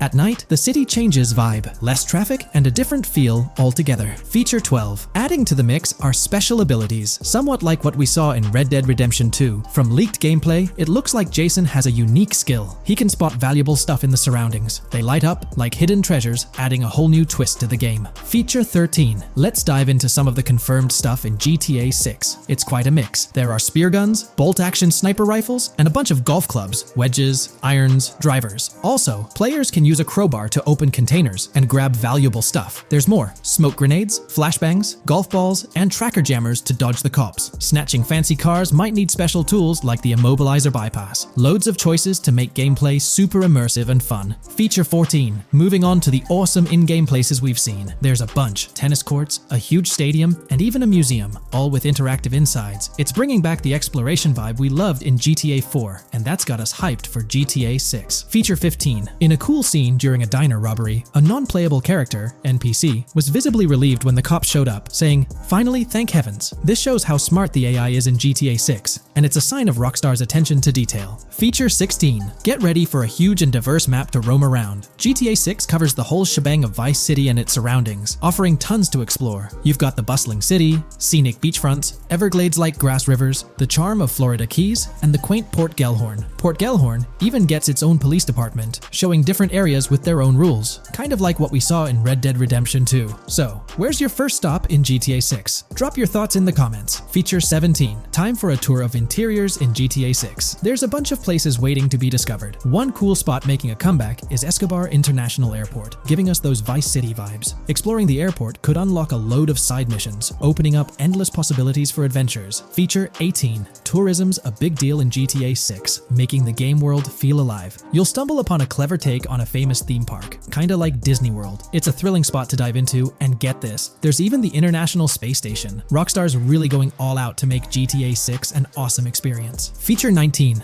The characters you'll meet in GTA 6 have had some major upgrades. They come in all shapes and sizes, some towering and impressive, others more on the average or smaller side. This variety really brings the in-game city to life, making it feel more realistic. Rockstar's definitely set a high standard in gaming with this, and I can't wait to dive into this amazing world they've created. Feature 20 new gameplay features are here, and one that stands out is using assault rifles while inside a vehicle. It's going to shake up how players handle combat. Feature 21 money in GTA 6 works differently. You don't just magically get more cash in your bank account after robbing a store. Instead, you physically grab the cash from the store counter using a button. It makes the whole experience more real and interactive. Feature 22. Now this is wild. The vehicle customization options in GTA 6 are something else. When you get into a vehicle, hit the left D-pad for the vehicle options menu. You can tweak the seat, fix the steering wheel, and even jazz up the interior. There's talk that this might be limited to developers, but I'm hoping it's for everyone in the final game. Feature 23. There's a ton more to do in GTA 6. The game amps up interaction by letting you handle money, USB drives, weapons, food, and different clothes, giving you more control over the world. Feature 24 hats off to hat customization. In GTA 6, you can style your hat in different ways, showing off your fashion taste. It might seem small, but it makes your character really stand out. Feature 25. Here's a neat twist. When you're on the run and hijack a ride, your criminal description changes a bit, leaving out specific car details. This tricks witnesses and stops them from telling the cops about your getaway car. Smart move to stay hidden and adds a tactical side to the game. Feature 26. The big news? GTA 6 is officially scheduled to hit stores. Feature 27. Something fun and quirky. You can actually interact with gumball machines in the game and snag some gumballs. It's a small thing, but it adds a nice touch of reality to the game. Feature 28. Talking about the cops and what's happening in the game world. During gameplay, I saw the police doing traffic stops, DUI tests, and even searching vehicles. Also, the in-game map shows random NPC AI car accidents, and the cops rush in to handle these, making the virtual world feel genuinely chaotic. Feature 29. Time to talk weapons. GTA 6 brings a massive range of guns, from pistols to heavy artillery. With so many options, the action stays intense, making sure you're armed for any situation. Feature 30. GTA 6 is bringing in an inventory system, like what we saw in Red Dead Redemption 2.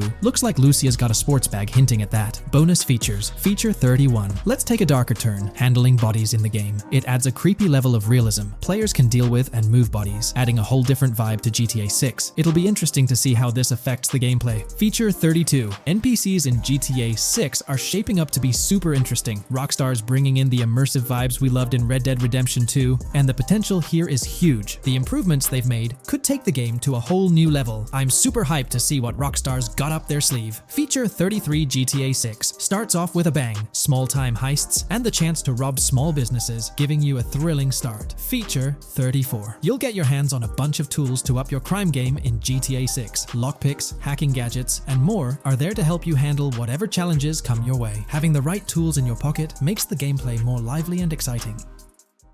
Today, we're delving into the realm of GTA 6 Online, the upcoming multiplayer aspect of Rockstar Games' Grand Theft Auto 6. We'll dissect all the insights gathered from leaks back in 2022, alongside an intriguing anti-cheat patent filed by Rockstar's parent company, Take-Two Interactive. This patent offers a glimpse into how the forthcoming online experience aims to ensure a safer environment compared to the current GTA Online. Furthermore, we'll explore a novel method Rockstar plans to implement in GTA 6 for managing online sessions. This innovation promises to infuse the expansive world of GTA 6 with a livelier atmosphere, enriching the player's immersion in its intricacies. Undoubtedly, GTA Online stands as a titan in the realm of multiplayer gaming. Its enduring popularity has significantly contributed to the ongoing success of GTA 5 over the past 11 years. This success owes much to Rockstar's astute strategy, crafting a robust core game with GTA 5 and then supplementing it with regular content updates for the online segment. By continually introducing new weapons, vehicles, and attire, Rockstar keeps players engaged and motivated to accumulate in-game currency. As we eagerly anticipate the official unveiling of GTA 6, players are hopeful that it will address prevalent issues plaguing the current iteration. Chief among these concerns is the rampant presence of modders and cheaters, whose actions not only disrupt gameplay, but also pose security risks by unlawfully accessing personal data. To tackle this issue, Rockstar has devised a fresh approach set to debut in GTA 6. This method aims to bolster the game's security measures. The patent responsible for this enhancement is titled Method and Apparatus for Preventing Cheating in a Video Game Environment by Providing Obfuscated Game Variables. Filed by Take-Two Interactive, Rockstar's parent company, in 2019, this patent outlines a system and method aimed at curbing cheating within video game environments. By disguising game variables in memory, the patent seeks to thwart attempts by players to monitor and manipulate values such as health, ammunition, and in-game currency for unfair advantages. Traditionally, developers combat such exploits by encrypting, coding, or obfuscating the location of these values, alongside implementing integrity checks to detect unauthorized modifications. However, these methods have drawbacks, as they often impact game performance and inadvertently expose variable locations to savvy attackers. Rockstar's innovation lies in masking the whereabouts of these variables, offering a more robust defense against cheating in GTA 6's online.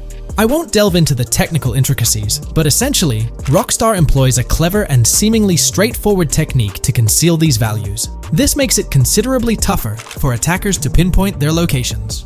While the concept of masking values may seem straightforward, its effectiveness in bolstering stability and enhancing security for the future online segment is paramount.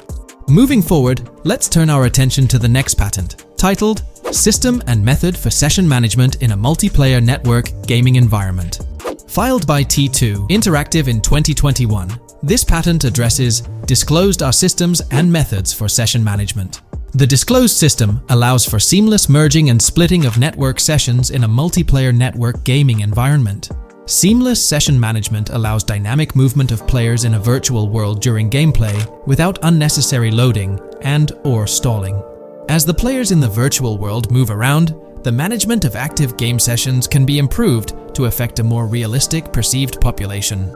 In this patent, Rockstar highlights the crucial role of online components in the success of many games, citing GTA Online as an example. They emphasize the challenges of managing network technology and resources to create a vibrant virtual world. Traditional MMO games often face limitations in session management, with some opting for single sessions that may restrict the depth of content due to increasing player counts. Others utilize multiple sessions, which can hinder feasibility, especially in peer-to-peer exchanges like in GTA Online. To address these issues, Rockstar has developed a pioneering system for seamless session management. This innovative approach enables fluid splitting and merging of network sessions, allowing for a more immersive virtual world free from hardware and software constraints. Allowing players from different sessions, but in the same virtual area of the map, for example, to be merged into a single session. This allows players from previously different sessions to come across one another, thereby making the virtual world seem more populated. As an additional advantage, seamless session merging handles many network failures silently. In prior art systems, a player who loses network connectivity can be kicked out of a session and may not be able to rejoin because they are in a session by themselves. However, the Session Management System 100 allows for a disconnected player to exist in a session by themselves for a predetermined period before they are reconnected to the remaining players in the session or can be joined with another session. The method begins with monitoring a triggering event. In some embodiments, the triggering event defines when to merge two sessions or split a single session. For example, when the object, virtual players, are in the same session, move physically apart from another. The object by a predetermined virtual distance, this triggers the session management system to split the session into two different sessions. Likewise, if objects from two different sessions are within a predetermined virtual distance from one another, the session management system and merge the sessions to allow interaction between objects of the respective sessions. Other instances of monitored triggering events encompass various player and object actions, including changes in position or visibility, player entries and exits from the virtual world, and game-related activities like mission completions or tutorial beginnings. Rockstar's solution ensures seamless management of these events, preventing inconsistencies such as duplicated objects during session transitions. This approach accounts for factors like virtual geography, team management, networking resources, and social relationships to maintain continuity across sessions. For example, once a session is split, there can be 2 sessions, each with their own distinct copy of an object. Avoiding this split can avoid players that intentionally duplicate valuable objects to exploit virtual game economics. If these 2 sessions were to later merge, there can then be 2 identical objects in the same session. In this manner, the session management system advantageously avoids object duplication when 2 players are merged following a split. I trust that I've conveyed this information clearly. The implementation of this new system in GTA 6 promises to enhance the game's atmosphere, ensuring a more bustling world while maintaining a high level of detail throughout. Now, let's delve into what we've learned about GTA Online from the leaks of 2022. Multiplayer. In the bottom left in one of the clips, one can see there are 2 players in a 30-player lobby. This is because there are 2 slots for spectators, similar to GTA Online and Red Dead Online. There is also a reference to the script host. After that, there is a code which is either the session host or game master. Based on the information gathered, it seems probable that peer-to-peer connections and 30-player lobbies will make a comeback in GTA 6 Online. However, there's a twist in how sessions will operate, allowing for seamless transitions between them. Now, feel free to share your thoughts in the comments section about everything we covered in today's video regarding GTA 6 Online. Hey there! In this video, we're diving into an upcoming terrain system in GTA 6, brought to you by Rockstar Games. Additionally, we'll explore some cool graphics enhancements like ambient occlusion, global illumination, and material tinting slated for the next GTA. The scoop comes straight from an official patent filed by Take-Two Interactive, Rockstar's parent company. So let's kick things off by checking out the patent titled Method and Apparatus for Enhanced Graphics Rendering in a Video Game Environment. According to Rockstar Games, the rendering of real-time graphics usually happens in a pipeline setup like this one. At the core of it, the process kicks off by handling 3D vertex information, moving on to render pixel-level details like light color and shadows. In the current systems, 1 or more shaders are employed for this pixel-level rendering. These shaders are essentially programs that operate on the GPU. The challenge in rendering lies in finding the right balance between realism and detail, while ensuring smooth performance, aiming for that higher frame rate. For example, a virtual world should illustrate various terrains that mirror a number of lifelike geographical areas. Each of these terrains can provide unique interactions with a virtual character in the video game. By way of example, a virtual player traveling through sand or snow should leave footprints that are different than the virtual player walking down a concrete sidewalk. However, because of the number of various terrains that need be accounted for, and the unique behavior of each terrain, conventional graphics systems do not have enough processing power to account for dynamic terrain and the associated interaction with players of the game. So, Rockstar Games developed a shader system for efficiently rendering various types of terrain with high realism. Let's take a peek at the system. The world level map, visible in the bottom right, outlines all the different dynamic terrains, such as muddy, sandy, grassy, hard ground, snowy, and more. Take a gander at this world level map showcasing the diverse terrains. Now, let's explore the various dynamic terrain zones within the game world. Using Red Dead Redemption 2 as an illustration, this world level map plays a pivotal role in determining the terrain that players or NPCs interact with. Essentially, it acts as the foundation to generate a trail map. Think of a trail map as a record of all the imprints left behind by characters, vehicles, and other objects, like the aftermath of explosions. Take this image for instance, showcasing how the snow has been altered by the actions of this NPC. Different shaders of the shader system are used for different terrain types and with different trail map types. For example, basic terrains do not require special shaders, while shallow mud terrains can advantageously benefit from a parallax surface shader to efficiently show ruts and tracks in the terrain with a high-detail trail map. As an additional example, deep mud terrain may use a tessellation surface shader to model the ruts and tracks in the mud. You might be aware that in Red Dead Redemption 2, you can leave realistic footprints in the snow and mud. Rockstar explained that they employed 2 shaders for this effect: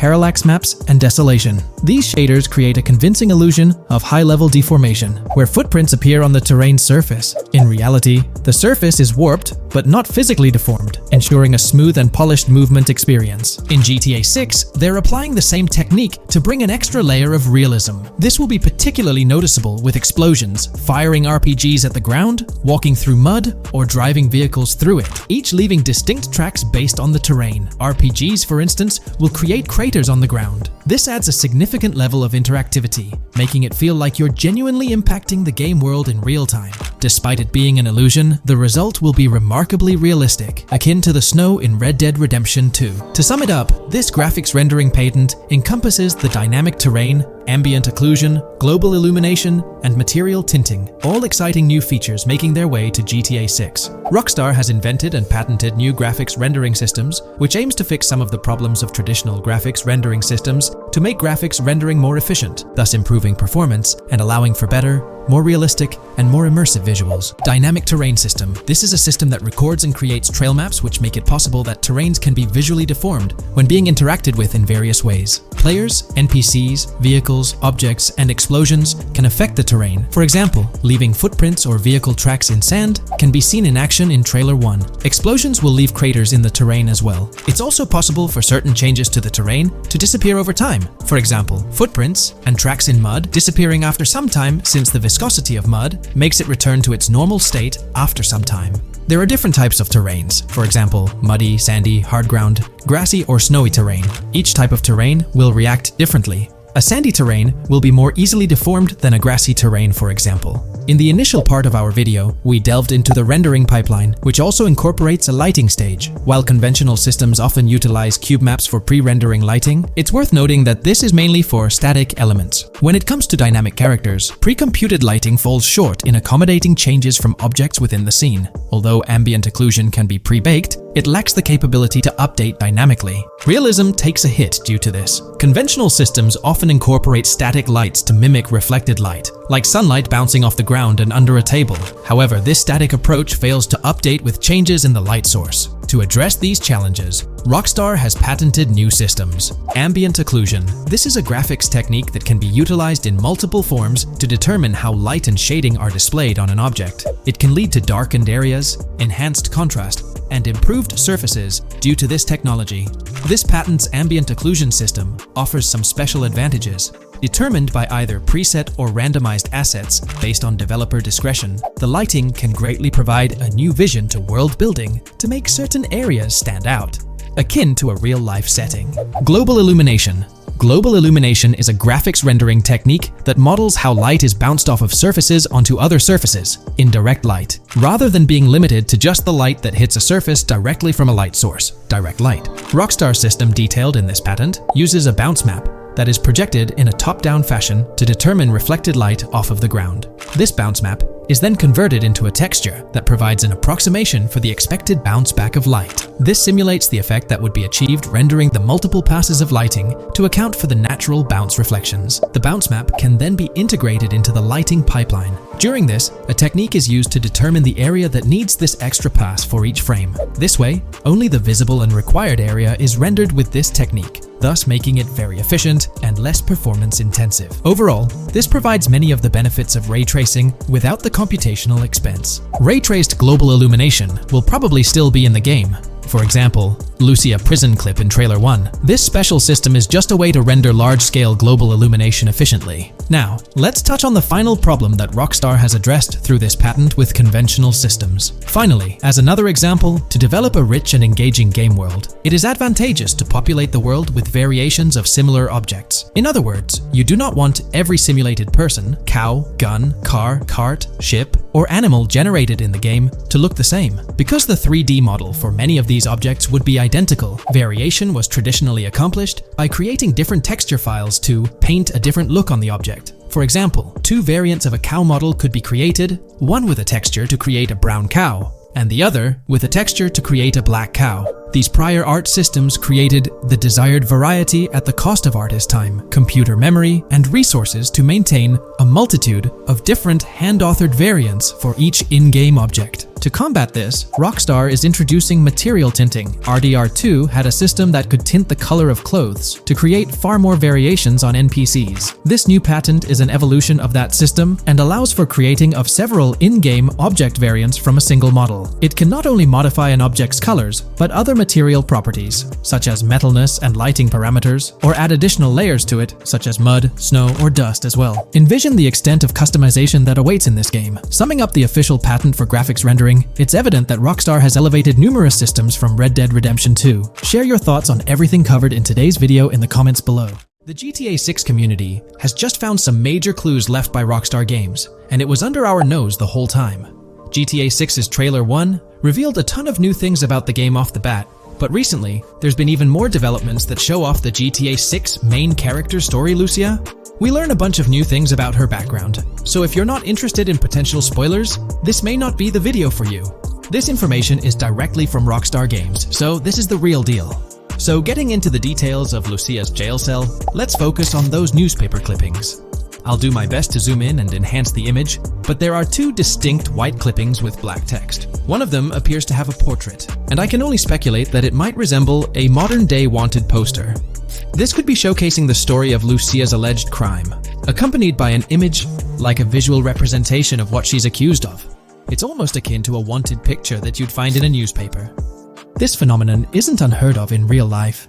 When people do something noteworthy or newsworthy, it's not uncommon for them to keep a record of it, like an article, and put it up on their wall as a sort of memento. It's like a snapshot of a moment in their life, even if it involves legal trouble. So Lucia might be preserving this particular newspaper clipping as a piece of her history, whether it's for sentimental reasons or perhaps as a reminder of the circumstances that led to her incarceration. Now let's broaden the scope a bit and draw comparisons to previous GTA protagonists. Take Michael DeSanta, for instance. His mansion has family photos on the walls. Franklin Clinton's house features similar personal touches. Even Trevor Phillips, in his trailer, has pictures that tell a story about his life.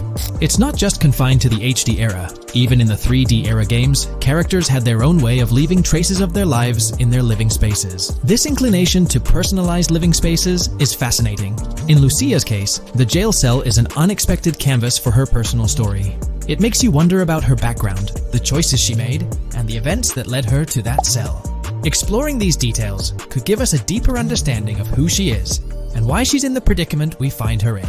Considering Lucia's attachment to those newspaper clippings, it raises interesting questions about her attitude towards her crimes.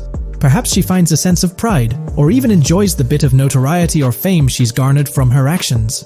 Keeping those clippings might be her way of cherishing the attention or recognition she's received. The prospect of spending a substantial amount of time in prison also suggests that it could involve more than just a brief cutscene, but potentially a series of missions within the jail environment. Now, shifting our attention to the picture above the bunk bed, it's a bit of a visual puzzle. While it's challenging to discern details, on the left side, there's a guy with a drink in hand, donning a white t-shirt. Next to him is a woman with voluminous hair, and in the foreground, there's another figure. This composition raises the question of whether these individuals could be Lucia's family. The dynamics and connections between characters are often crucial in unraveling the narrative of any GTA game. Acknowledging my limited knowledge about jail life, it's uncertain whether inmates generally have the privilege of keeping photographs with them as mementos. However, in this specific scenario, it appears that Lucia can. This might imply that the prison depicted isn't a maximum security facility, given the freedom for inmates to keep personal items. While the setting is far from casual, it offers a level of interaction and mobility, allowing inmates to go outside, engage in conversations, sit at tables, and soak in sunlight. The orange jumpsuits signify their status, but the absence of being handcuffed to the ground suggests a certain level of relative freedom.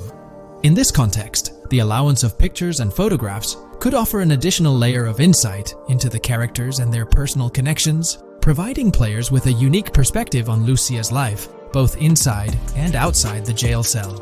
Taking a closer look at the latest image, which I've adjusted to bring out more details, there's another intriguing photograph. A guy in an orange shirt catches the eye, positioned alongside two women on the right. The one on the left appears to be sporting a hat and sunglasses, although discerning whether any of them is Lucia remains challenging. They could very well be family members, close friends, or simply individuals from her social circle.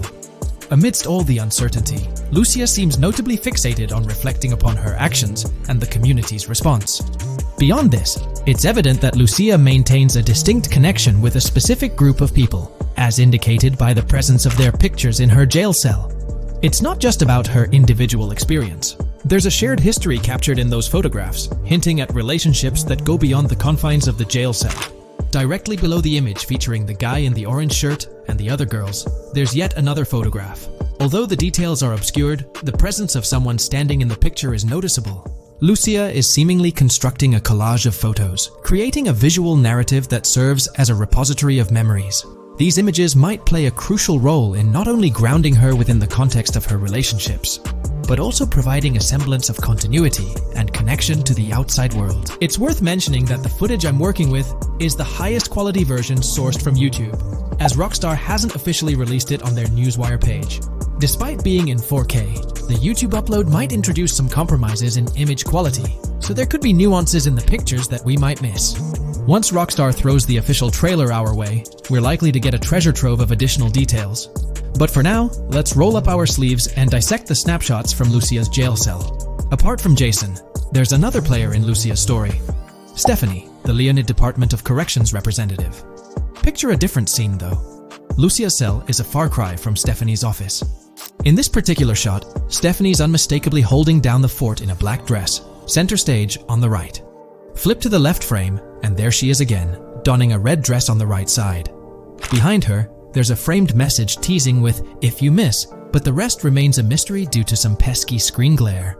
Now let's make a full turn and voila, another Stephanie pic in the bottom right corner.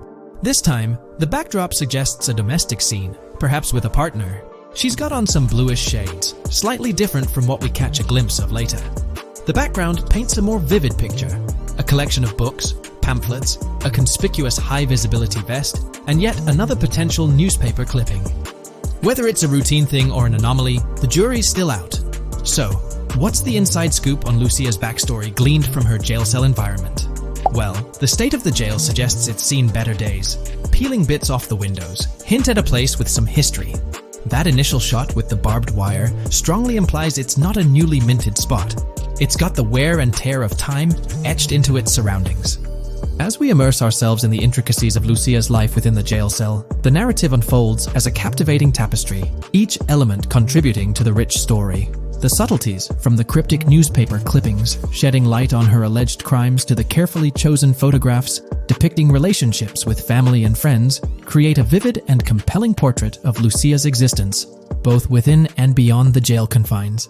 The personal touches within her confined space evoke a rawness that harks back to the legacy of previous GTA protagonists.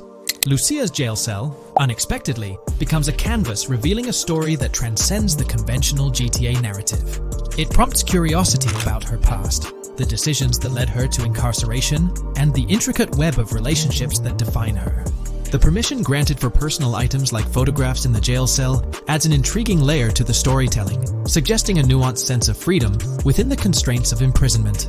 Lucia's attachment to these items, whether they be newspaper clippings or family snapshots, beckons players to ponder her perspective on her own actions and the recognition she may have garnered. While we eagerly await the official trailer release from Rockstar, it is clear that Lucia's story is woven with complexities and mysteries that leave us yearning for more. The weathered appearance of the jail environment, with peeling bits off the windows and subtle signs of aging, hints at a setting steeped in history, amplifying the anticipation for the unfolding narrative. Thus, with these glimpses into Lucia's world, we find ourselves surrounded by a plethora of unanswered questions. When did she find herself behind bars, and what duration does her stay entail? Your insights are eagerly awaited in the comment section. If this exploration into Lucia's jail cell has piqued your interest, a thumbs up would be much appreciated. Comment down below what you believe caused Lucia to go to jail. And did you spot these hidden Easter eggs in the trailer on your first watch? I'm interested to hear back from you guys. Thank you for watching. If you would like to support our analysis content on GTA 6, make sure to subscribe and leave a like. Today, let's delve deeper into the scoop we've got about Jason and Lucia, straight from the game's artwork and that initial trailer drop. Seems like Rockstar's shining the spotlight a tad more on Lucia this time around. Not to downplay Jason's role, but Lucia's getting some special attention, you know? Alright, so the trailer kicks off with Lucia finding herself in what appears to be a detention center, or maybe some kind of confinement. She's sporting the classic inmate gear and hanging out with a few others. Now, it's a bit fuzzy whether it's an all-girls club or a mixed bag. But here's the twist. It doesn't look like your hardcore, maximum security joint, more like a temporary pit stop. Then we see this scene with Stephanie, a counselor at the place. Stephanie's having a chat with Lucia, trying to untangle her situation. Stephanie asks why Lucia's landed there, and Lucia nonchalantly responds with something like, bad luck, I guess. It's got me thinking, maybe Lucia's in for something minor. You know, the wrong place, wrong time scenario, or maybe a string of small-time scrapes. By the way, I'm holding a monthly giveaway for a PlayStation 5. You just need to subscribe and you're entered. Now, back to the video. So, Lucia's starting off in a bit of a pickle, but I'm itching to see how the story unfolds, how she got caught up in this mess in the first place. Rockstar's got us all on the edge of our seats with this setup, and I can't wait to see what twists and turns are in store for these characters. Taking a closer peek at Lucia in this clip, she doesn't strike me as too old or hardcore, you know? Surprisingly, she's not all cuffed up or tightly restrained while having a chat with Stephanie, the counselor at this place. Stephanie's vibe doesn't scream in danger while talking to Lucia, so maybe her time in jail isn't as intense as we might think. So, Lucia's got a date with jail at some point. But yeah, she's not gonna be stuck in there forever, that's for sure. Let's shift gears to this artwork Rockstar's thrown at us. In that pic, Lucia's flaunting an ankle monitor. Now that's the kind of thing they slap on you when you're out but not really free. It's like they're keeping tabs on you, making sure you stick to a certain area, like your home turf or maybe a specific part of town as set by the powers that be. Now let's dive into some wild speculation on how this whole ankle monitor deal might mix things up in the gameplay. Imagine navigating the game with that kind of electronic ball and chain. It's gotta influence how Lucia moves around or what she can get into. Maybe it restricts her to certain zones or forces her to lay low in certain situations. The possibilities are buzzing around my head. It's like a marker that says she's out of the big house, but under some major watch. You see, when you've got one of those strapped on, it's like a 24/7 reminder that you're under strict scrutiny. It's like a digital leash telling you, hey, no funny business or else.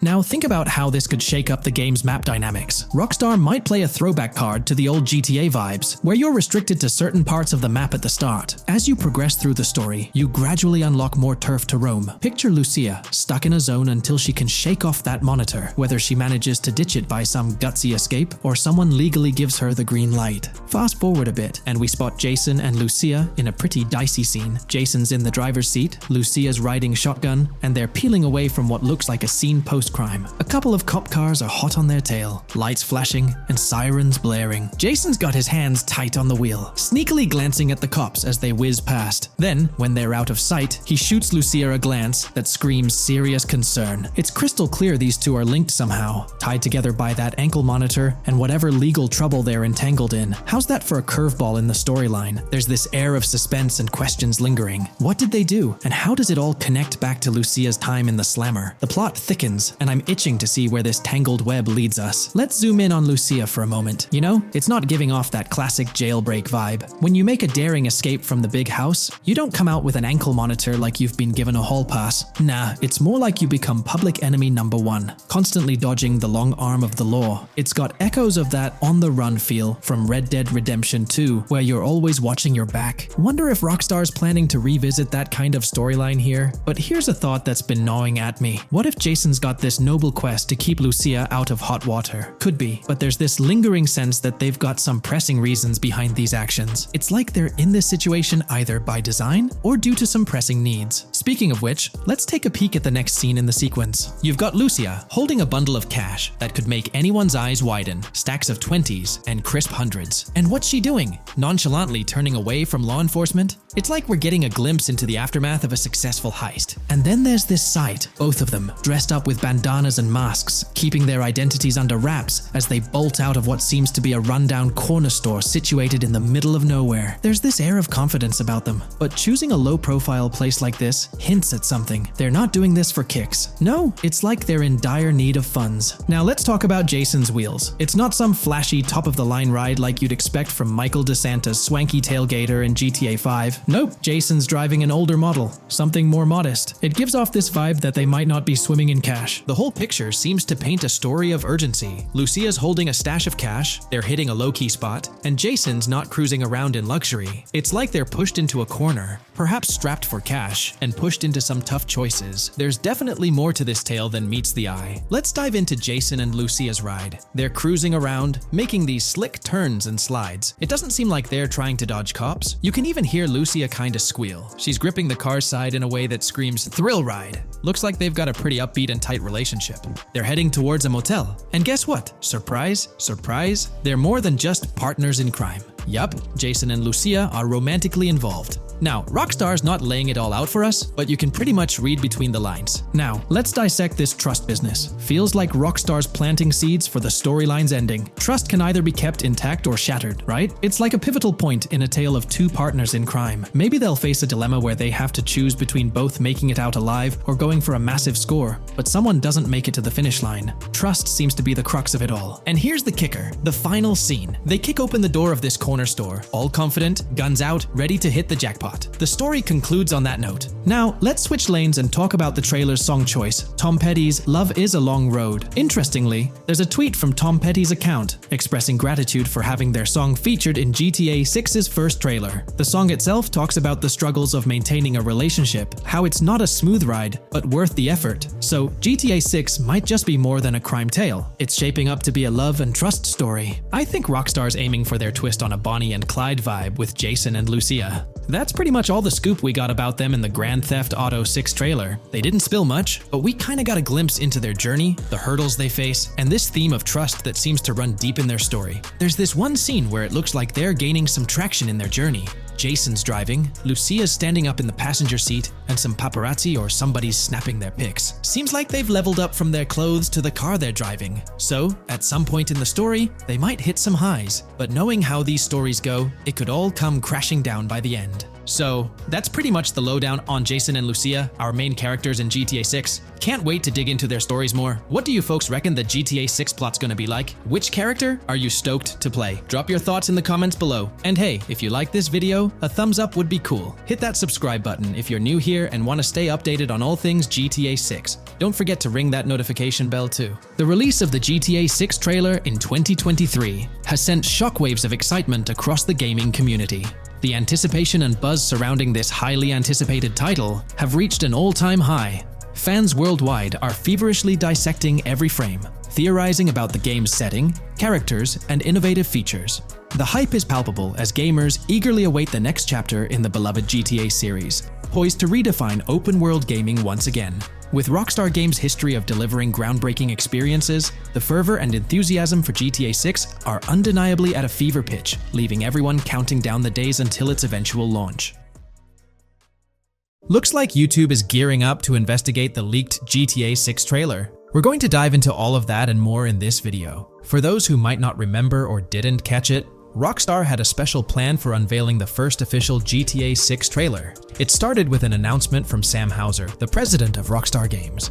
On November 8th, he posted on the Rockstar Games newswire, "A message from Rockstar Games. Next month marks the 25th anniversary of Rockstar Games. Thanks to the incredible support of our players worldwide, we've had the chance to create games we're truly passionate about. Without you, none of this would be possible, and we are so grateful for you joining us on this journey." In 1998, Rockstar Games was founded on the idea that video games could become as essential to culture as any other form of entertainment. We hope that we have made games you love, and that we're part of that evolution. We're very excited to announce that in early December, we'll be releasing the first trailer for the next Grand Theft Auto. We look forward to many more years of sharing these experiences with you all. Thank you, Sam Houser. We knew the GTA 6 trailer was set to drop in early December, but the exact date was a mystery until December 1st. That's when Rockstar Games posted on all their social media accounts announcing that Trailer 1 would be released on Tuesday, December 5th at 9 AM Eastern Time. They also mentioned that the trailer would be available on YouTube. It was set to be a premiere, which for those who don't know, means the whole video is uploaded to YouTube with a countdown clock. This wasn't just Rockstar doing their thing, they had a partnership with YouTube. They even had a custom URL and a special countdown timer for the video. This was definitely a collaboration. However, a little over 12 hours before the trailer was supposed to go live on December 4th in the evening, it leaked. The trailer surfaced on X, formerly Twitter, from an anonymous account named Trailer Leaker. Their handle was GTA 6 Trailer Leak, and they posted the entire Grand Theft Auto 6 trailer in very low quality, with a Buy Bitcoin watermark and the caption BTC with a $sign. Rockstar Games quickly found out about it and got X to suspend the account. The account was actually threatening to release a high-quality version of the trailer without the watermark if it reached a certain number of views or hit specific milestones. When that happened, Rockstar Games had to go into damage control mode. They put out an announcement saying, "Our trailer has leaked, so please watch the real thing on YouTube." So, Rockstar ended up releasing the trailer early, basically canceling the premiere countdown that was supposed to happen on YouTube. It was a mess. Neither Rockstar Games nor YouTube wanted this to happen. This raised the question, how did this leak occur? Was it a Rockstar Games employee or someone at YouTube? The only people with access to the trailer would be those responsible for Rockstar's YouTube account, and it's unlikely they would leak it. However, YouTube also has access to the trailer. The people behind the scenes at YouTube, high up enough to have access, could see and download the trailer. Naturally, fingers started pointing at YouTube. Now it looks like YouTube has officially responded. According to Tom Henderson over at Insider Gaming, from what I can gather, YouTube has investigated employees breaching their contractual agreements on 2 different occasions in the past 18 months due to employees accessing content on the back end. Following today, which unfortunately had some leaks surrounding Sony's State of Play, we can presumably expect a 3rd investigation fairly soon. Clearly, one of the occasions mentioned in the past 18 months is the GTA 6 trailer leak. Honestly, this theory that someone from YouTube leaked it has been around since day one. With all the hype around GTA 6, it's not surprising someone couldn't keep it under wraps and leaked it, causing a huge stir. There have been so many leaks in the past few years, right before major events or trailer drops, making it more obvious that YouTube might be the source. This seems to be what happened with GTA 6, because the people with access are supposed to sign contracts or NDAs, preventing them from sharing this kind of information. So, what will Rockstar Games do next for GTA 6? Almost everything about this game has been leaked, from initial details like Project Americas, which turned out to be true after Rockstar's own investigation, to the fact that it's set in Vice City with a female and male protagonist duo. There were the major leaks in September 2022, the leaks right before the trailer was supposed to drop, and then the trailer itself leaking 12 to 15 hours early. It's unclear what Rockstar will do for the next trailer, character reveals, or gameplay footage. Will they risk uploading it to YouTube again after this disaster?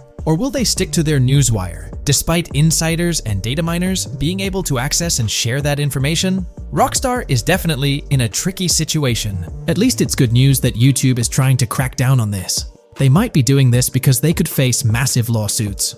The GTA 6 reveal was supposed to be one of the biggest events in video game history, and it was ruined because someone behind the scenes at YouTube likely leaked it. So, the big question is whether Rockstar Games will go back to YouTube. One way they could avoid a similar issue is by not announcing when they're going to upload the next trailer. If I had to guess, YouTube probably won't get another exclusive deal or a premiere. If Rockstar were smart, they'd upload the trailer shortly before the announced drop date and keep it private until then. That seems like the safest route. What do you guys think? How do you think Rockstar will handle future video uploads? Will they stick with YouTube, move to their Newswire page, their own Rockstar Games site, or use another method entirely? Let me know your thoughts in the comments below. I'd love to hear your ideas.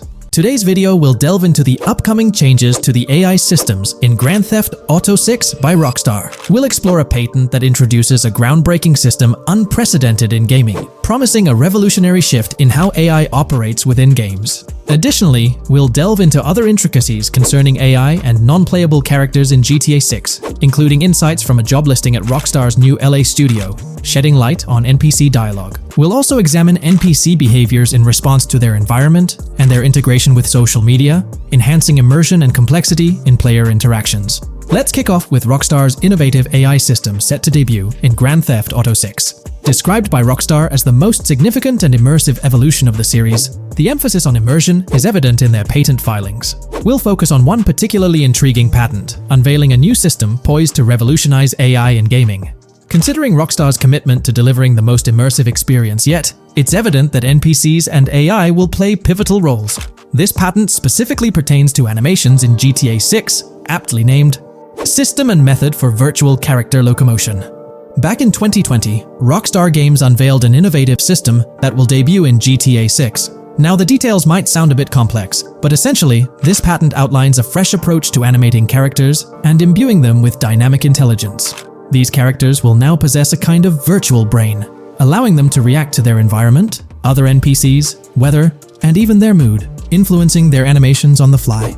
Before this advancement, each character's animation had to be painstakingly recorded in a studio equipped with motion capture technology. This process involved attaching markers to actors' suits and compiling animations into what's called an animation tree. This method was resource-intensive, limiting the variety of animations Rockstar could include in their games. For instance, in GTA 5 and Red Dead Redemption 2, each NPC had its own animation tree, containing all their actions. Animation trees essentially stack animations, blending them together seamlessly and transitioning between them based on player input and in-game conditions. Additionally, motion matching, a feature seen in GTA 5 and RDR2, automatically selects animations based on player actions and the surrounding environment. This results in fluid and lifelike character movements, such as running while shooting, creating a more immersive experience for players. With GTA 6, Rockstar introduces an innovative system designed to optimize resources and streamline animation data.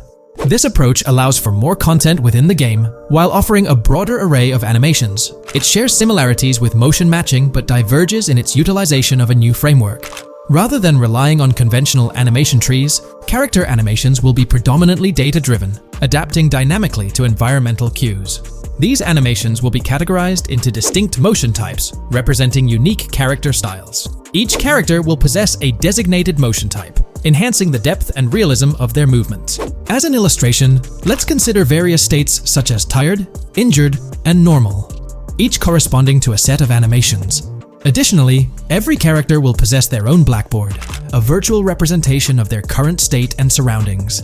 This blackboard stores crucial data including the character's condition, location, weather, temperature, and more. Utilizing this information, the game's code dynamically selects appropriate animations or styles for the character, enhancing their responsiveness to the virtual world. For instance, in the Ocean Drive scene from the trailer, we observe a character seated on the sidewalk. As a group of NPCs pass by, he attentively observes them, reacting accordingly to their presence. With this system, the gameplay experience is poised to become even more immersive. It will prioritize environmental data, including the presence of other NPCs and vehicles, alongside factors influencing the character's mood. Consequently, NPCs will exhibit previously unseen levels of reactivity, shifting focus to a noteworthy job listing from Rockstar's recruitment opportunities. Last year, Rockstar opened a new studio in Los Angeles. From what we know, it's purely a new motion capture studio, so they have another one besides the one in New York, mainly to record NPC dialogue probably. This discovery confirms that. I checked Rockstar's careers page just now, and there's a job offer at Rockstar LA for Associate Writer Pedestrian and Ambient Dialogue. This could indicate that they are still writing and recording GTA 6 NPC dialogue right now. This suggests that the development team is currently engaged in scripting and recording NPC dialogue for GTA 6. You can find the specific responsibilities outlined in the job description provided. It says, write funny, character-driven, and unique dialogue for our ambient population. Work with key stakeholders to understand and support the technical requirements for player-led, dialogue-based interactions with our ambient population. Provide exciting dialogue that works within the strict constraints of a complex game system. Undertake self-motivated research and leverage that research to enrich your writing. Understand and match the tone of our games. This underscores the commitment of Rockstar to ensuring that GTA 6 remains true to its franchise roots. Aligning NPC dialogue with the established GTA universe bodes well for the game's authenticity. Shifting gears to another aspect related to NPCs, let's delve into how they'll integrate with social media. Not only will NPCs exhibit more lifelike behaviors and interactions with their surroundings, but they'll also engage with social media platforms, a novel addition to Grand Theft Auto 6. Here's a rundown of the phones observed. NPCs will be equipped with various phone models, as evident from both images and the trailer. Notably, NPCs will actively engage with their phones, which boast fully functional cameras and displays, an improvement over GTA V. For instance, in a scene from the trailer set on Ocean Drive, an NPC can be observed capturing photos or videos with their phone.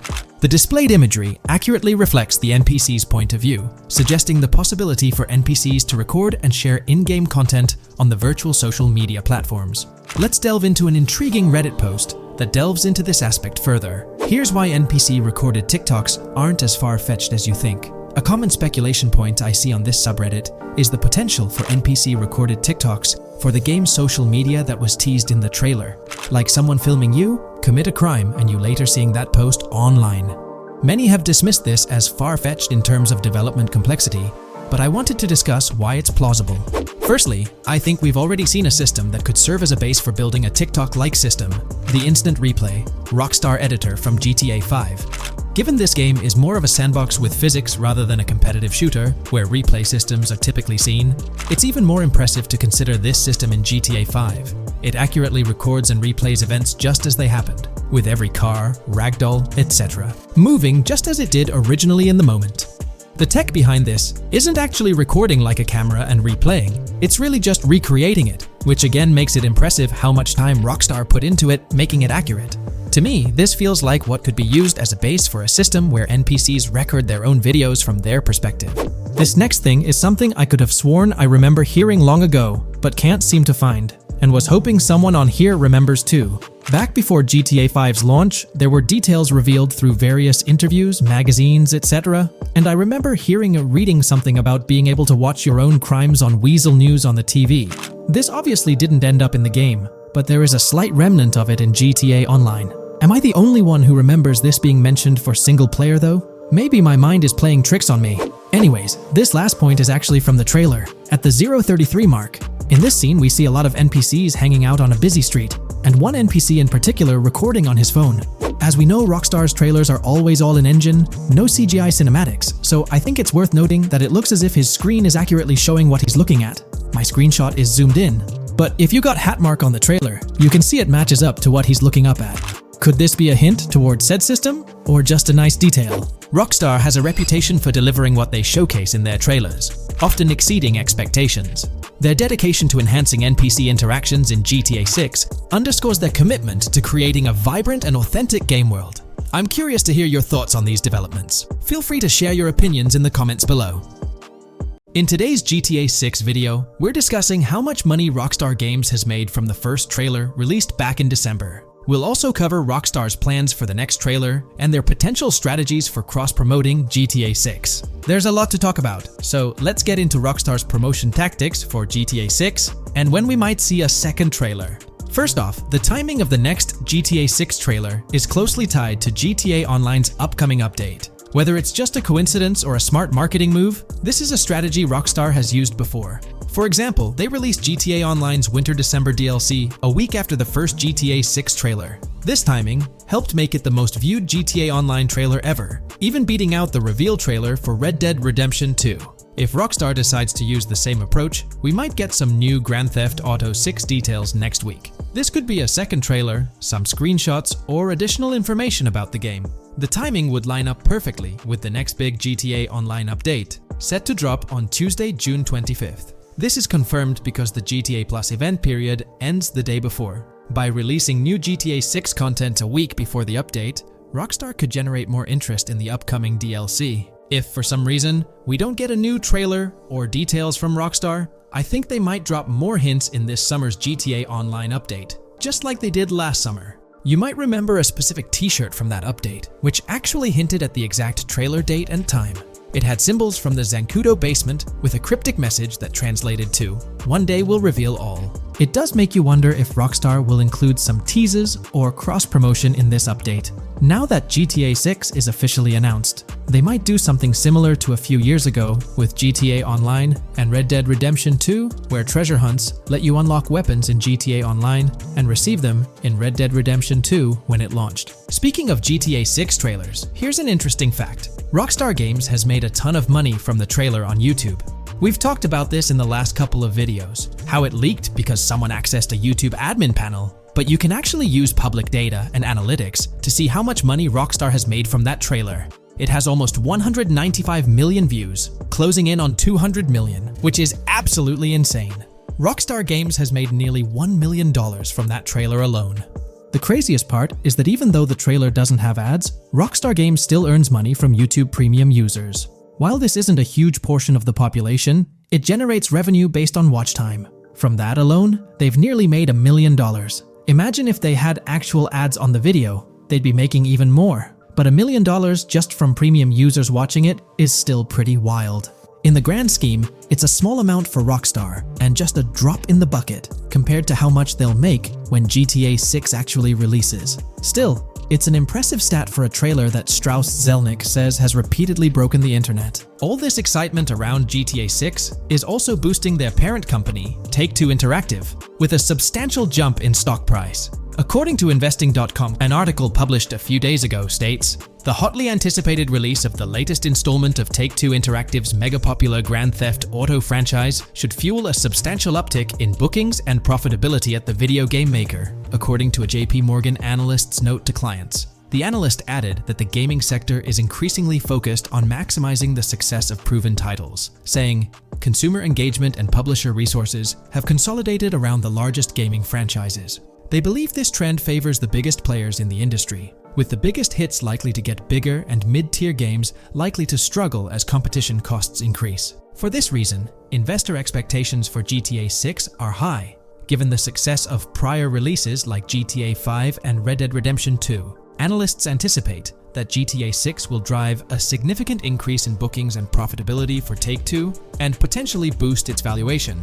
They reiterated their overweight rating for Take-Two and raised their December 2024 price target from $180 to $200. All this is great news for the gaming industry. Confidence in Grand Theft Auto 6 and Take-Two Interactive is growing, both among industry insiders and on Wall Street. It's just positive news all around.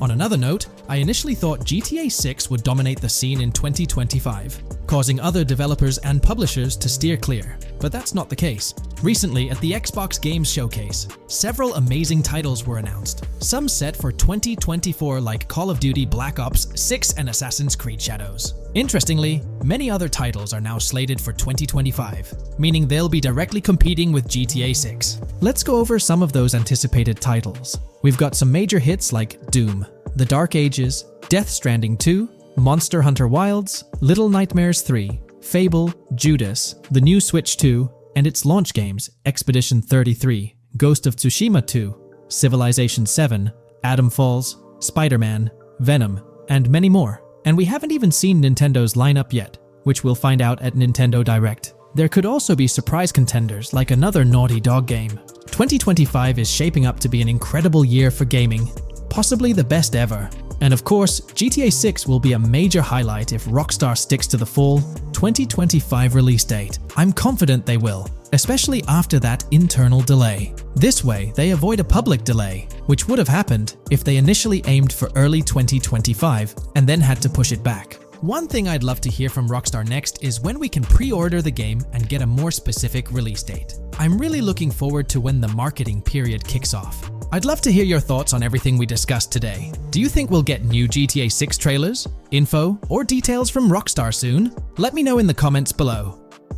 In today's video, we're about to explore the intricacies of the Vice City mapping project, unraveling the mysteries of the latest map iteration. Join us as we meticulously analyze the details and draw insightful comparisons between the expansive GTA 6 map and its predecessors within the series. Our adventure doesn't stop there. We'll be immersing ourselves in the leaked information from 2022, unveiling a treasure trove of open-world activities. Brace yourselves for a comprehensive list featuring every nook and cranny on the GTA 6 map, showcasing not only new additions, but also the anticipated return of beloved locations from the iconic GTA Vice City, as hinted in the leaks. Let's kick off this exploration by delving into the heart of the GTA 6 mapping project. For those familiar with it, this official endeavor aims to provide a scale-accurate representation of what players can expect in the actual game. The map sprawls across two major cities, Vice City and Fort Gorn, and every detail is meticulously curated from leaks and the official trailer. Now, for those wondering about the seemingly expansive green spaces on the map, it's important to acknowledge the limitations of our knowledge. The apparent emptiness serves as a stark reminder of the scarcity of information currently available. The top portion of the map, appearing cut off, isn't indicative of boundaries or future expansions, but is rather a canvas awaiting details yet to be unveiled. Addressing rumors about the map's size, speculation abounds that GTA 6 will boast 3 major cities. While Vice City and Port Gorn are confirmed, the third city remains shrouded in mystery. There's a buzz that it might be Yorktown, potentially located north of Port Gorn. However, specifics about the placement of these locations marked in red are still elusive. Now, let's delve into the exciting prospect of exploring key locations on the GTA 6 map.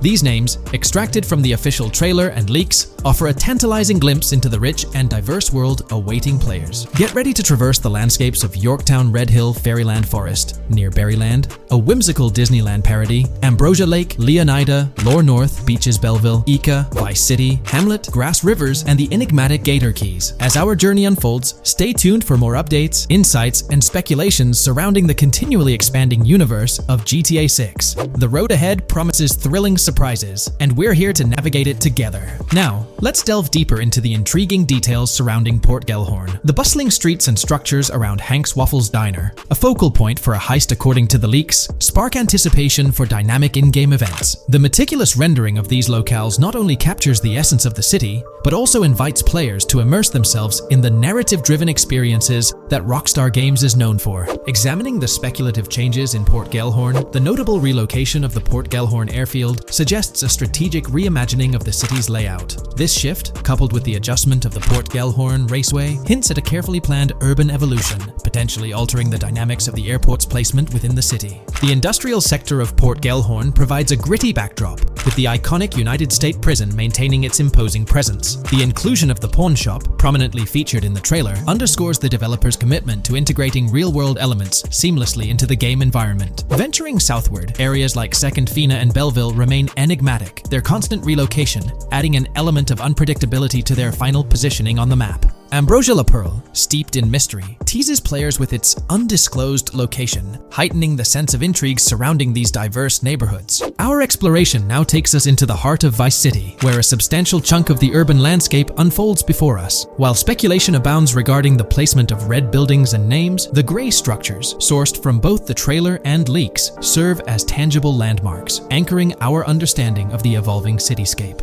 Vice Beach emerges as a vibrant district, adorned with numerous hotels that were meticulously analyzed in previous videos, providing a tangible link between the virtual world and its real-life counterparts. Washington Beach, with its diverse skyline, beckons players with promises of new adventures, enhanced by the improved streets of Stockyard, Little Haiti, Rock Ridge, and Crosstown, as showcased in the trailer footage. Descending further into the enchanting realm of Grass Rivers, we come across the enigmatic district of Hamlet, speculated to mirror the charm of Homestead. Yet, the persistent red designation leaves us tantalizingly in the dark about its precise location. This region reveals fascinating landmarks, including a power plant nestled at Turkey Point and a sewage treatment plant, painting a vivid picture of the industrial landscape, as gleaned from leaked footage. The presence of Grass Rivers itself, along with the mysterious Gator Keys and the alluring sundown, adds an extra layer of intrigue to this particular segment of the expansive GTA 6 map. A moment of appreciation is certainly due to the dedicated individuals steering the mapping project, whose commendable efforts grant fans an evolving and detailed peek into the GTA 6 world. Their commitment to accuracy and meticulous attention to detail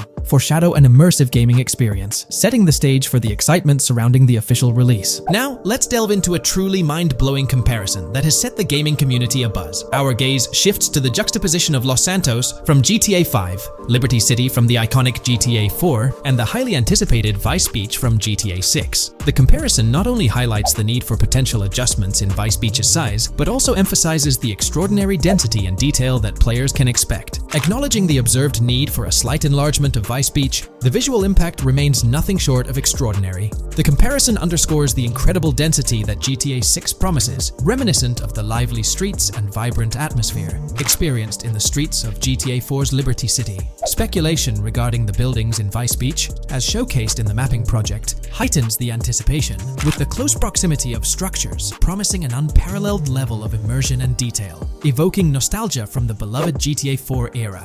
This meticulously crafted map stands as a colossal playground, harking back to the bustling streets that made GTA 4 a standout title. The intricate detailing, the tightly packed urban landscape, and the anticipated density all point towards an experience that pays homage to the franchise's esteemed roots, while pushing boundaries in the expansive open-world genre. The enormity of GTA 6, both in size and detail, heralds a new era in gaming. The astonishing comparison, showcasing the potential density and intricacy of Vice City, is nothing short of a revelation. A special acknowledgement goes out to the mapping community for their outstanding work in envisioning an entire Vice City characterized by a multitude of buildings. The level of density and detail promised is unprecedented and is set to redefine the benchmarks of open-world gaming. The concept of an expansive map allegedly featuring 3 cities elevates the excitement, presenting players with a gaming landscape of unparalleled proportions. Now, delving into the realm of open-world activities revealed in the 2022 leaks, the thrill intensifies. With 4 confirmed activities and the potential inclusion of dice, GTA 6 promises a diverse range of immersive experiences.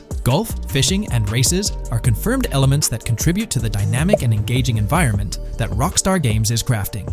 A particularly intriguing moment unfolds in the trailer, as Jason, visibly nervous, speeds away from a robbery scene, with Luke clutching the ill-gotten cash. In the distance, the iconic Topgolf in Doro makes a cameo, a real-world entertainment destination located in Doro, Florida. The climate-controlled hitting bays, HD TVs, and sports bar elements create an enticing backdrop for players to explore. This real-world integration adds a layer of authenticity, bridging the gap between the virtual and real worlds. Fishing, poised to be a serene yet potentially rewarding pastime, is expected to be available from various locations in the vast ocean. Races, an integral and adrenaline-pumping element of the GTA series, are set to deliver high-octane excitement that fans have come to expect from the franchise. Furthermore, a detailed list from the GTA 6 document unravels every location visible in the leaks on the GTA 6 map. This includes not only new and thrilling destinations, but also the return of iconic locations from the beloved GTA Vice City. The inclusion of familiar locales adds a nostalgic touch, creating a seamless connection between the past and the present within the expansive world of GTA 6. Now let's embark on a comprehensive exploration of some of the familiar locales,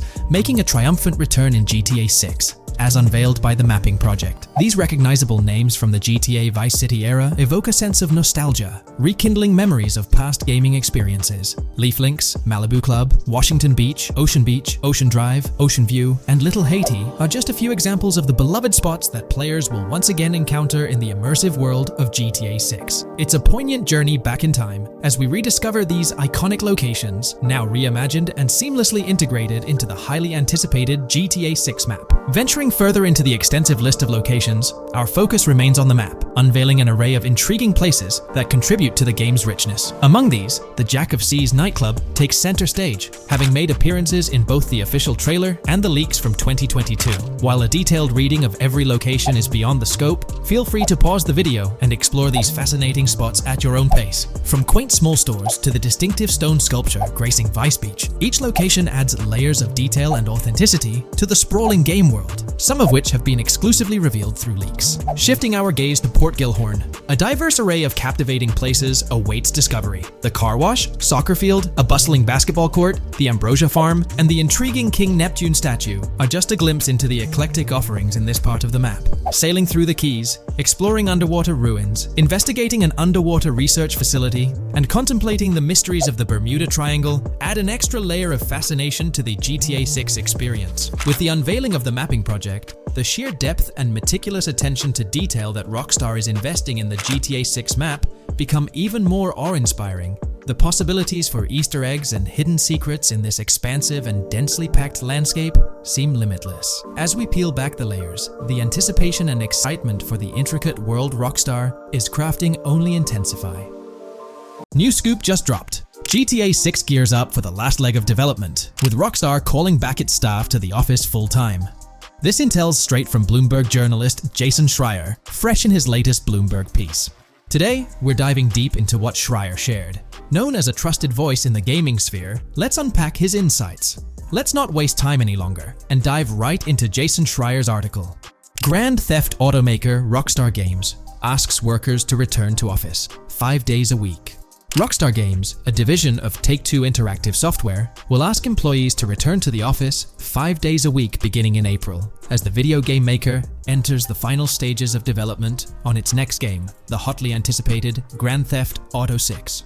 In an email to staff on Wednesday, reviewed by Bloomberg, Rockstar head of publishing Jen Kolber said the decision was made for productivity and security reasons. The company has faced several security breaches, including a massive dump of early footage from the new Grand Theft Auto and an early trailer that leaked in December. Kolber wrote that the company also found tangible benefits from in-person work. Making these changes now puts us in the best position to deliver the next Grand Theft Auto at the level of quality and polish we know it requires, along with a publishing roadmap that matches the scale and ambition of the game, she wrote. Return-to-office mandates have been a hot topic across various industries since the pandemic forced myriad employees to work from home. More recently, many employers have asked staff to return to the office for 2 or 3 days a week. A study last month found that remote work did not have an impact on productivity. The issue has been particularly controversial among video game workers thanks to the volatility of the industry and its lack of a centralized workforce. Many of 2023's biggest video game hits, such as Marvel's Spider-Man 2 from Insomniac Games, were developed remotely. Rockstar's in the final stretch of developing Grand Theft Auto 6, hinting at a possible early 2025 launch. With this, we might anticipate the release of a second trailer, along with screenshots and more teasers in the coming months. While fans rejoice, this could mean extra pressure for Rockstar Games staff. Stay tuned here for updates as Rockstar unveils more details about GTA 6.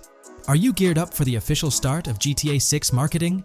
Drop your thoughts below. If you haven't been following the latest news on GTA 6 over the past year, you might be surprised by how much information has emerged. Here's a comprehensive update on everything we currently know about GTA 6. We have details about a wide array of items and tools featured in GTA 6. These include the auto dialer, binoculars, immobilizer bypass, cutoff tool, painkillers, pool cue, trauma kits, golf driver, food and drink, golf putter, USB drive, golf iron, crowbar, golf wedge, torch, jammer, duffel bag for looting, cigarettes, and a loot backpack. Let's discuss the game engine. Developers have made significant enhancements to the Euphoria physics engine, improving ragdoll physics and overall game mechanics compared to GTA 5. Now let's discuss the multiplayer aspect. In a leaked clip from GTA 6, we observed a multiplayer session with a player count. This suggests there were 2 players present in the lobby, out of a maximum capacity of 32 slots. This mirrors the setup seen in Red Dead Online and GTA Online, where the capacity is stated as 32, but practically accommodates 30 players plus 2 spots reserved for spectators. While hopes for larger lobbies persist, it appears the testing phase involves 30-player lobbies. Leaks also suggest advanced weather systems, including heavy fog, a feature that was less common in GTA 5. Moving on to collectibles, there's mention of Wyman car parts. In a clip featuring Lucia, a developer is seen placing a cardboard box with a circular icon, indicating it as lootable. Debug text on this box identifies it as collectibles car parts, and Wyman car parts boxed generic used, suggesting players can collect car parts, possibly tied to a character named Wyman who shares a passion for classic cars with Jason. Regarding collectible hats, there's footage of Jason in an apartment where a developer interacts with a hat labeled as an Ambient collectible hat. According to debug text, this hints at the inclusion of clothing items as ambient collectibles within the game. Additionally, a comprehensive list of all brands featured in the game is provided. While some brands may be integral to the story, many are included for realism and immersion.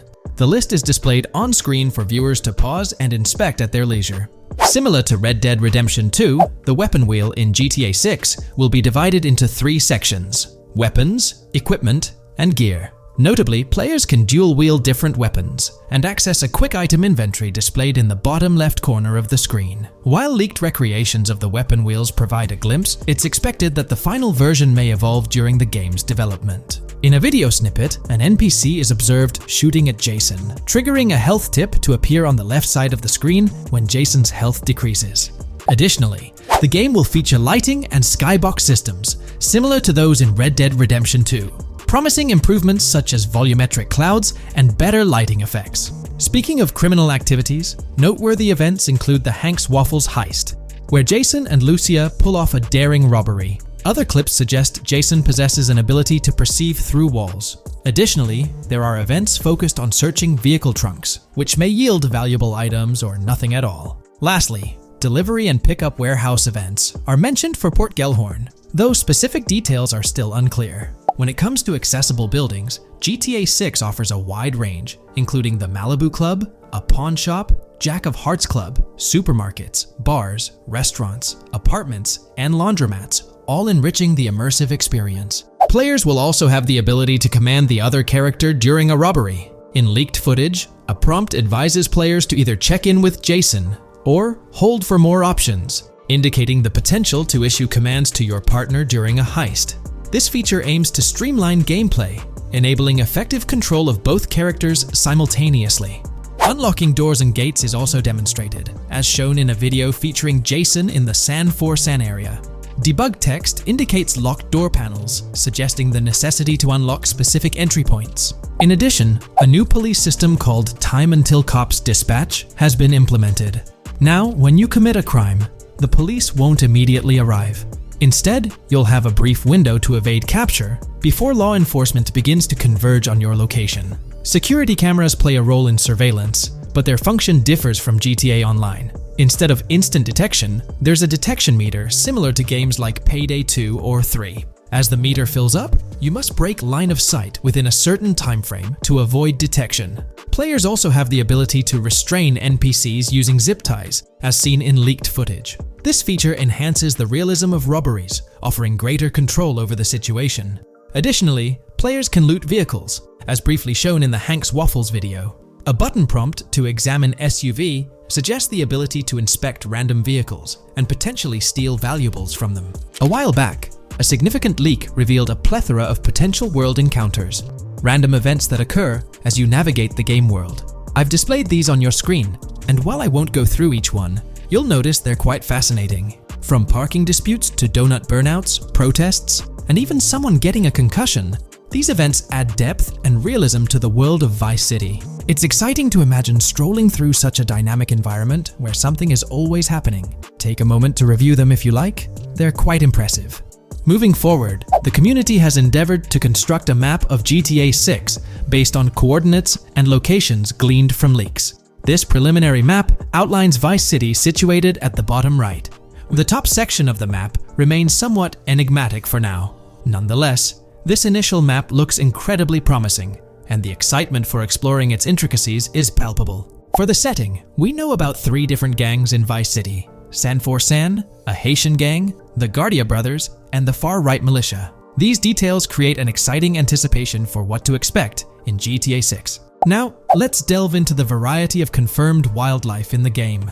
Players can expect encounters with snakes, seagulls, skunks, raccoons, alligators, wading birds, squirrels, southern leopard frogs, crayfish, lizards, skunk apes, pigeons, opossums, and even whales. While these are the animals confirmed so far, we anticipate discovering more upon the game's release. These are the species we're aware of at present.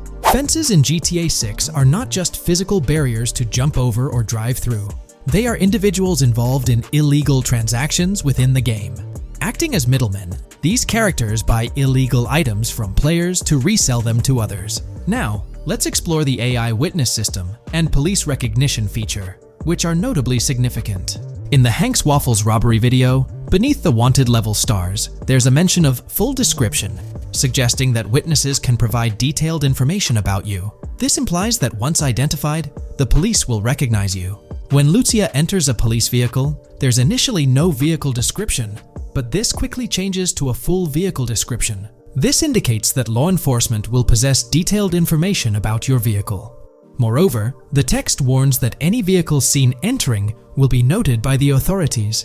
This suggests that even after losing a wanted level, if spotted again in the same vehicle, the police will pursue and apprehend you. During the robbery scene, Jason attempts to prevent customers with yellow icons above their heads from calling the cops or fleeing. Additionally, a female NPC inside the diner exhibits similar behavior, with her icon flickering as Lucia leaves, turning red when surrounded by cops, and then fleeing upon spotting Lucia. These advanced NPC systems indicate a more sophisticated interaction model. Regarding item sharing, Jason and Lucia appear to be able to share items between them. For instance, in one clip, Jason steals items from containers, keeping some for himself while sharing others. Regarding sound design, it's no surprise that GTA 6 will feature more realistic soundscapes. Weapon sounds are crisper and more authentic, with increased volume for a more immersive experience. The impact of bodies hitting the floor will have a deeper thud, creating a more visceral effect. Police sirens will reverberate off buildings and environmental elements more realistically, while the sound of items will vary depending on the surroundings. For instance, if you're in a shipping container, sounds will echo more, adding depth to the auditory experience. Overall, these sound enhancements aim to emulate real-life scenarios more accurately, contributing to the game's realism.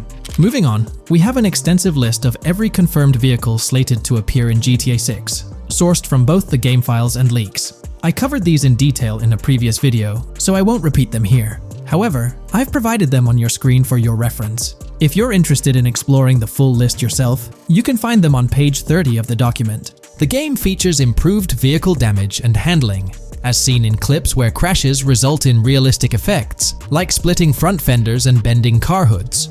Furthermore, car interiors now include a functional GPS and waypoint system, enhancing immersion, especially in first-person driving. Players also have the option to enter a car from the passenger seat, adding a touch of realism to gameplay. These details highlight GTA 6's commitment to intricate design elements, evident in its meticulous attention to detail throughout the game.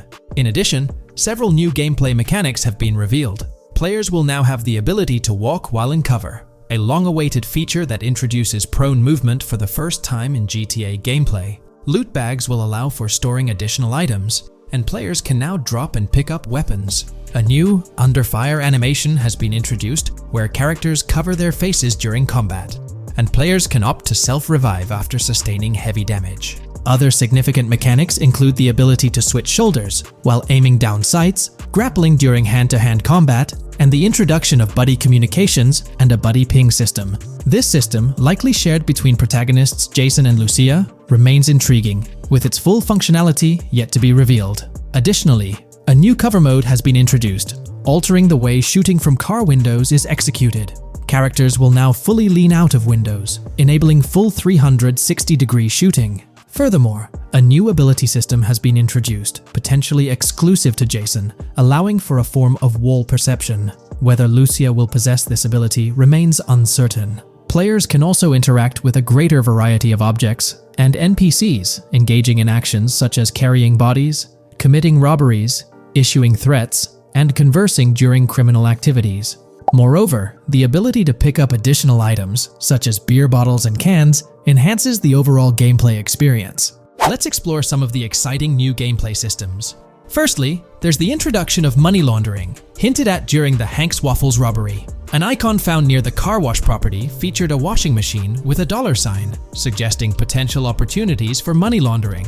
This implies that players may be able to purchase properties with the intent of laundering money, although specific details on mechanics remain undisclosed. Nevertheless, it appears players will once again have the option to acquire certain types of businesses for illicit activities. Additionally, there's a confirmed lineup of weapons, which includes a rocket launcher, assault rifle, baseball bat, polymer pistol, knife, bolt-action sniper rifle, Molotov cocktail, spear gun, which is intriguing, smoke grenade, compact SMG, flashbang, micro SMG, sniper rifle, heavy machine gun, auto rifle, and pump-action shotgun. Moreover, glimpses of Jason in various states, sporting different hair lengths and facial hairstyles, suggest a hair growth system akin to Red Dead Redemption 2. This feature seems highly likely given the game's lineage. In terms of sustenance, players can consume items directly from their inventory. In a scene at a gas station, Jason adds wine, soda, and fruit to his inventory, highlighting the ability to eat and drink on the go, akin to mechanics seen in Red Dead and GTA Online. In GTA 6, you can expect to encounter raccoons rummaging through trash cans and stealing food bags. This is evidenced in the game files, which document 3 world events: raccoon climbing out of garbage, raccoon rummaging through trash, and raccoon stealing food. While there are numerous intricate details to explore, we've uncovered a multitude of confirmed locations spread across Vice City and its surrounding areas. Naturally, Vice City serves as the central hub, encompassing neighborhoods such as Edgewater, North Vice City, Rock Ridge, Little Haiti, Vice Beach, South Beach, Washington Beach, and Key Biscayne. Additionally, there's Port Gellhorn, which appears to be a distinct city akin to Sandy Shores or Palito Bay from previous games. Other notable spots include Yorktown, Ambrosia, Sundown, The Keys, La Pearl, Red Hill, Lake Leonida, Hamlet, Stockyard, Homestead, Grass Rivers, Ikenfaka, various underwater locations, and more. Each of these locales is meticulously detailed, with numerous mini locations nestled within them. It's remarkable how much information we already have about the game's expansive geography. In GTA 6, if your character sustains injuries, health will regenerate slowly over time. To expedite recovery, you can access the weapon wheel and utilize a healing item. Unlike GTA 5, where health only regenerates up to 50% naturally and requires snacks for full recovery, GTA 6 appears to allow for natural regeneration to full health, albeit at a slower rate. While not officially confirmed, it's implied that using a medical item will accelerate this healing process. Regarding open-world activities, there are 7 confirmed activities thus far: dice, golf, fishing, races, adventuring, shipments, and delivery van events. A video showcases a delivery van event near the industrial area of Port Gellhorn, featuring active security cameras that add complexity to potential heists. 2 distinct event types mentioned in the events list are Pragmatic Cool and Chaotic Romantic, introducing a new event type called Cop Trap, strategically placed in various locations across the map. The confirmed locations are displayed on your screen, indicating that law enforcement will deploy different tactics to apprehend you.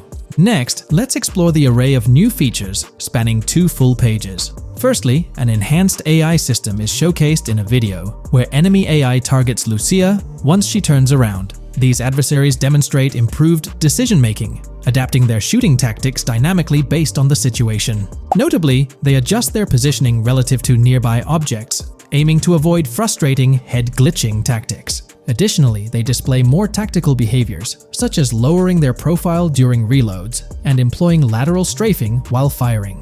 NPC behavior has also undergone enhancements, with AI groups no longer wandering individually, but moving in clusters, reminiscent of the dynamics seen in Red Dead Redemption 2. This is evident in a video where Lucia encounters a group of tourists engaged in conversation as they pass by. This enriches pedestrian interactions beyond the independent roaming seen in GTA 5, now featuring diverse groups and even couples strolling together, enhancing the game's realism. A new gameplay feature allows players to surrender to the police during a robbery, introducing an intriguing dynamic with consequences yet to be fully revealed. Additionally, players can purchase gumballs from vending machines, potentially serving as a health boost, although specific effects remain speculative. Similar to GTA 5, your character's attire will accumulate dirt over time, adding a layer of realism. Hacking will also be a significant element, with Lucia seen carrying various hacking tools, though it's unclear if Jason will have access to these tools as well. Previous leaks suggested Lucia's role as the designated hacker, but further details will emerge in due course. Expect an enhanced car hijacking system in GTA 6. For example, the inclusion of an immobilizer bypass suggests that stealing luxury cars will be more challenging. Additionally, a tool called a Slim Jim will be used to unlock older vehicles, adding complexity to car theft. Moreover, events such as Steal Car in Progress and Steal Car Fail indicate potential complications during vehicle theft. Events like Carjacking Cat and Carjacking Advanced AI suggest further intricacies in vehicle-related activities. Finally, the document concludes with approximately 20 pages detailing locations found in leaks that correspond to real-world locales in Miami. This inclusion underscores the meticulous efforts put into crafting a rich and immersive game world. This video, we're delving into the most recent iteration of the GTA 6 mapping project. Our focus centers on a comprehensive analysis of the map's latest updates, incorporating newly unveiled areas and event coordinates derived from leaked information. Additionally, we will explore fresh insights from the initial official trailer, including the revelation of an accessible plaza. A noteworthy aspect we'll be dissecting is the potential expansiveness of the map, hinted at by newfound highway evidence in the trailer.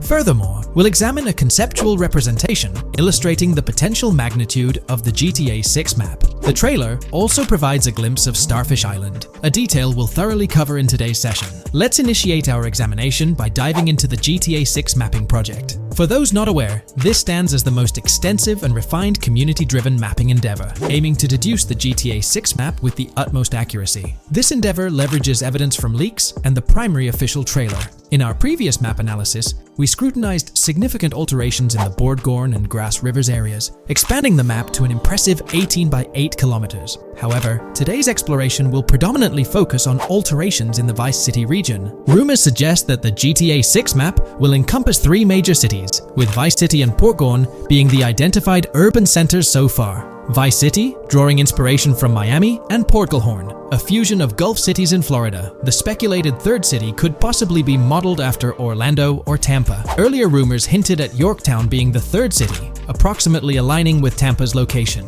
However, intriguingly, structures observed in leaked material from Port Gorn were reminiscent of Panama City. Rockstar appears to amalgamate elements from distinct cities to craft a unique virtual landscape. Turning our attention specifically to Vice City, notable modifications are discernible in the Stockyard and Crosstown area. While these alterations may not be immediately apparent, a thorough comparison with the prior map iteration reveals notable changes in street layouts for improved connectivity. Building positions, including the relocation of the Jack of Hearts nightclub, featured in leaks and the trailer, signify significant shifts. Adjacent structures visible in the trailer's music video shoot scene have undergone subtle rearrangements. A noteworthy addition to the GTA 6 mapping project encompasses events gleaned from leaks, introducing a dynamic layer to our understanding of the evolving landscape. At present, we've pinpointed 4 events on the map, marked by light blue dots. These events include the missing persons poster at the liquor store, the big cat cage roof at Everyday Art Elephant, and the Everyday Art Sidewalk Creep, all clustered around the Crosstown SL Stockyard area. Meanwhile, there have been notable changes in the Vice River area,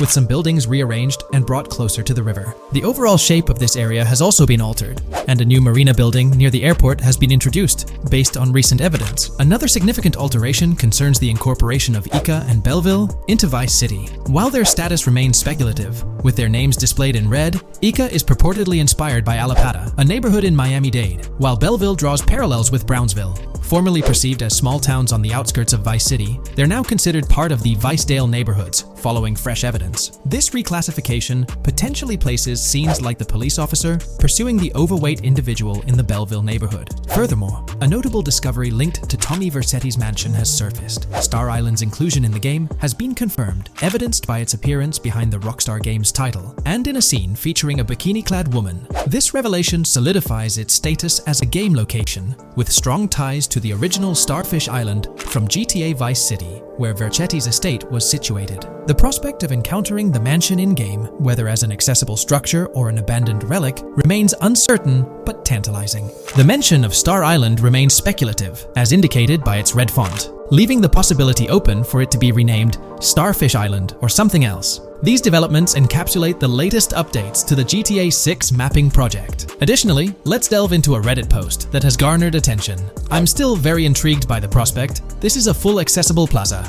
The full access plaza featured in the trailer has piqued my curiosity. This snapshot is captured during a scene where Jason and Lucia evade the police momentarily. Positioned on the right side of the frame is a sign, presumably denoting a mall within the game. Notably, several brand names, including Kowalski, Callis, Scala, and Alpha, are visible on this sign. Furthermore, a portion of the mall's name briefly appears, starting with Ever. Could it be Evergreen Plaza or another variation? The answer remains elusive, and we'll have to await further developments to unravel this mystery. I can pretty much bet on it that this shit will indeed be fully accessible. Most of the signs on that structure look to be clothing and accessory shops, which would easily mean it's accessible to us. I'm really hoping the mall makes a return in this one and will serve kind of as a player hub when online drops. Oh, that would be good. Maybe a spot where you can't attack. Could meet people to join up for races, heists, etc. That would be pretty neat. Now let's shift our focus to some additional findings that might provide evidence for the existence of the third major city in GTA 6. Furthermore, we'll explore why the actual map size of GTA 6 could potentially surpass the estimations derived from the mapping project. Possible map length. Since we don't know what's in the northern part of the map, and we're not sure if it ends where the current mapping project suggests, I thought the map could look something like this. I get that a map like this might be 4 times bigger than GTA 5, so it could be a lot, but we can't be sure about Rockstar's plans. I also think so, because on the east coast of the current map, we have Vice City's predicted beach areas going almost to the very top. Kind of feels like the map shouldn't just end there. And if Port Gellhorn is based on Fort Myers, then maybe Tampa and Orlando could be there too. But with the current borders, there's not enough space even for a small town. Also, shaped like this, the map would resemble actual Florida more. What do you think? Now, here's something to ponder. If the map indeed resembles this depiction, it would be quite astonishing. It's intriguing how the leaks have remained silent about the northern portion of the map. I'm curious to hear your thoughts in the comments. How far north do you speculate the map extends? Do you reckon it's just slightly beyond what's revealed in the mapping project? Or could there be a substantial unseen territory? Shifting gears, let's delve into a significant discovery. An observation on the size of the map using highway exits as a guide. I believe that 2 blink and you'll miss them shots from the trailer, combined with something I saw in the leaks, have given us a serious hint as to just how big the map for GTA V said might turn out to be, specifically north-south. The first is the shot of the man grabbing his crotch while stopped on the side of the highway. Specifically, the highway exit signs in the background. They suggest that this shot is being taken from just north of exit 14 on the highway, if turning left has you going east and turning right has you going west. What's more, the GTA VSci mapping project believes that the highway that this shot is taken from is Interstate 97. Adding to this, there's this shot from earlier in the trailer of the woman in the gold dress hanging out the top of a convertible traveling down I-404, heading towards a junction with 197. At the very start of that clip, you can catch the exit number on the sign she's driving under. You can't see all of it, but to me, it looks more like exit 18 than exit 1B. This one is more speculative though. Now, I'm about to get into the leaks, so I can't post any pictures. There's a clip in the leaks of a red ute heading northbound on 197 towards the exit 13 AB junction that takes 1 to Washington Beach and Ekanfinaka before crashing. The mapping project has been using the leaks to create their maps, and they've placed that stretch of 197 north of Mr. Crotch Grab from the trailer, running through the Stockyard neighborhood. This to me indicates that the highway exits are going to follow a realistic number pattern, with the number increasing or decreasing for every mile traveled. The question is, where does this put exit 12? Exit 11? All the exits going up to 1? I've taken the latest version of the mapping project's map and pointed out where exits 14 and 13 are located. Then, extrapolating from there and using the map's grid as a handy guide, I drew where all the exits further down the numbering scheme might be located. I ran out of room to put exit numbers at #9. If 197 is going to keep following the same numbering scheme all the way north until it hits exit 1, then it's likely that the map is going to be far bigger than we currently think it is, and what's been shown and plotted out so far. In fact, I think the only reason nothing's been plotted up there so far is because so much so far has focused on Vice City and its environs. 404-2 could wind up running just as far north, allowing for a few extra miles and exit numbers to accommodate it crossing the Everglades grass rivers before turning north, as I-75 in real life does. Bottom line, the map for this game is going to be enormous. There's been some chatter among you all about another potential scenario, the possibility of I-97 serving as a loop highway encircling the map's perimeter, similar to GTA 5. While this is a valid consideration, I've largely dismissed it due to a straightforward reason. As previously mentioned, I-44 boasts exit numbers and highway markers that suggest its considerable length, likely extending westward until it reaches the Gulf of Mexico before veering north, mimicking the real-life trajectory of I-75. If the map's northern boundary remains close to its current cutoff point, and I-97 extends west and south extensively, then it's plausible that I-44 would mirror this pattern in the opposite direction.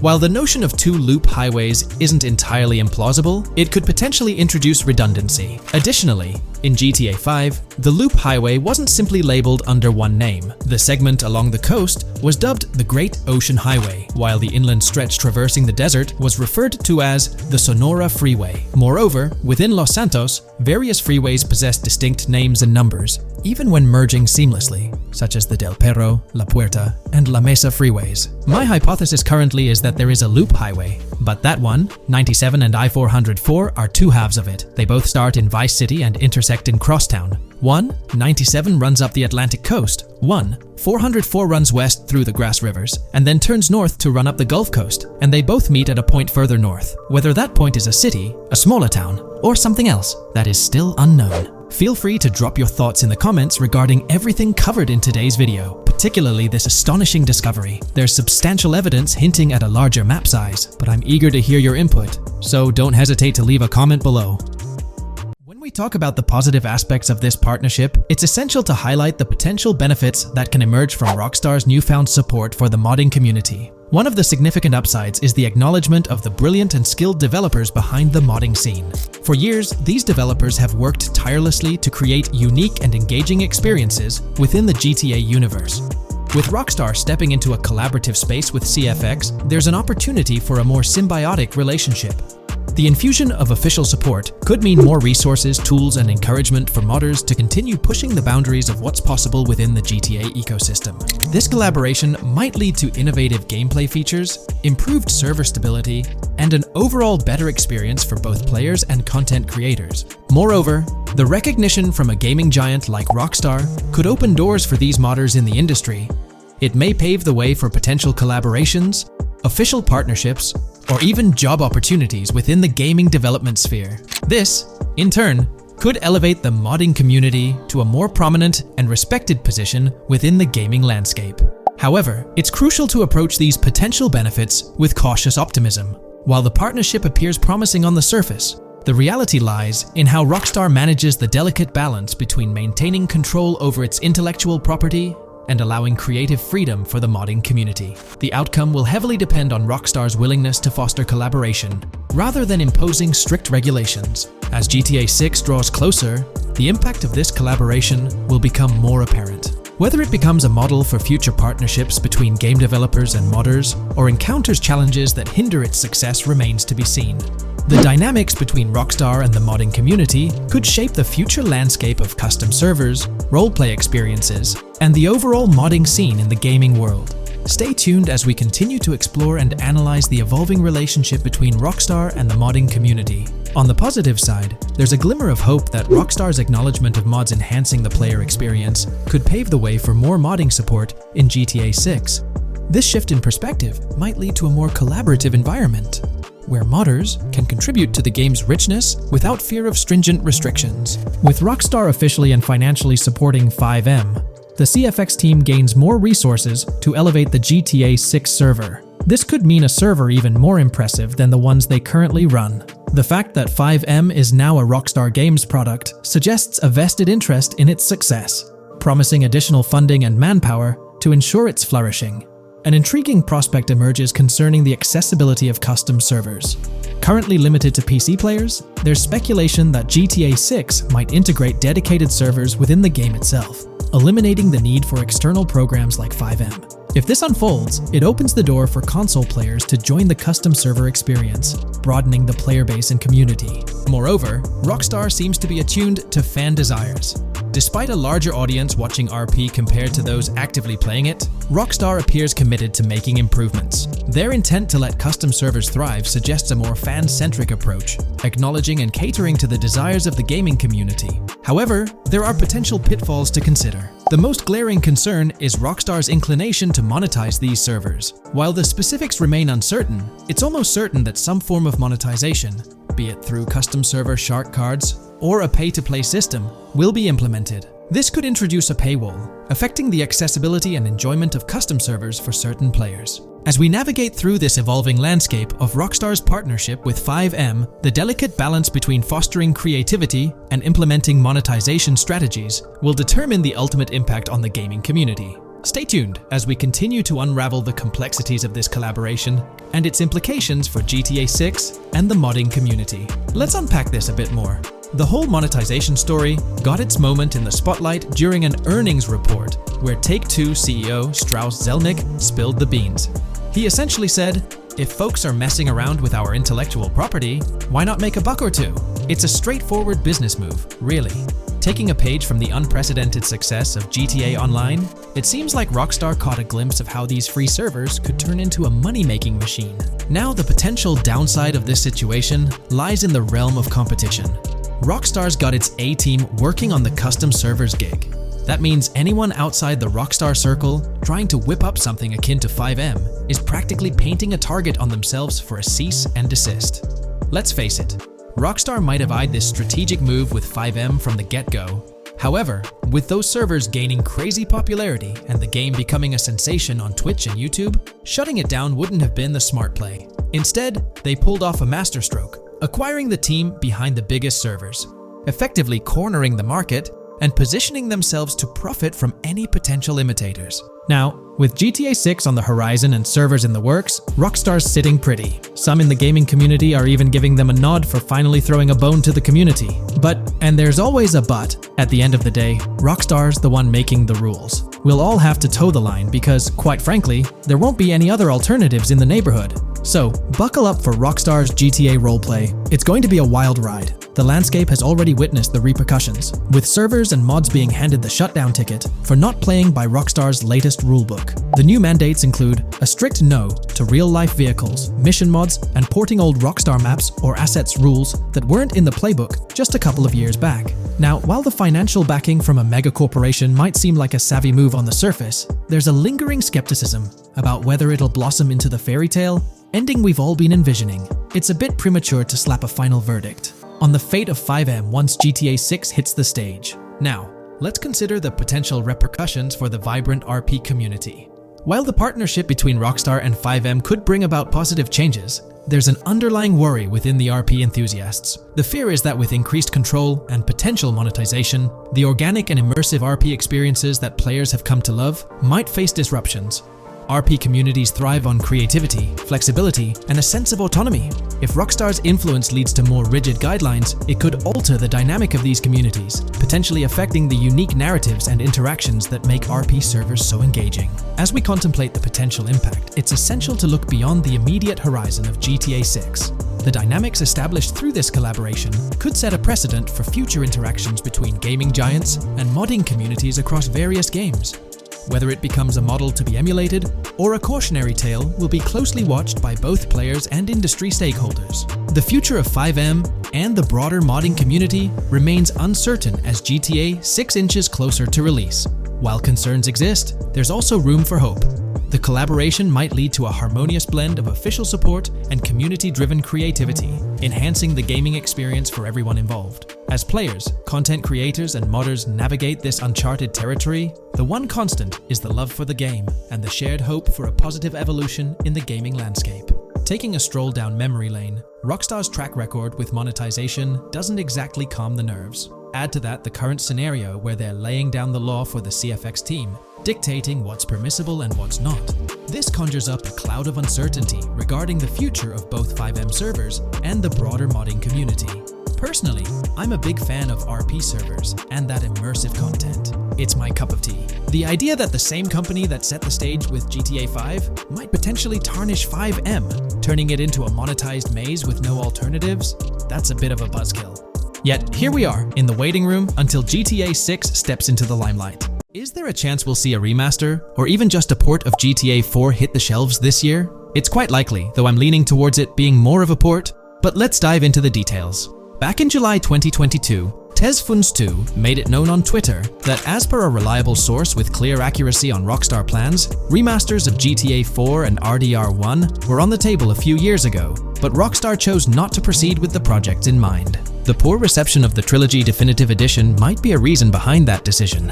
After that post surfaced, the topic went quiet for quite a few months, over a year in fact.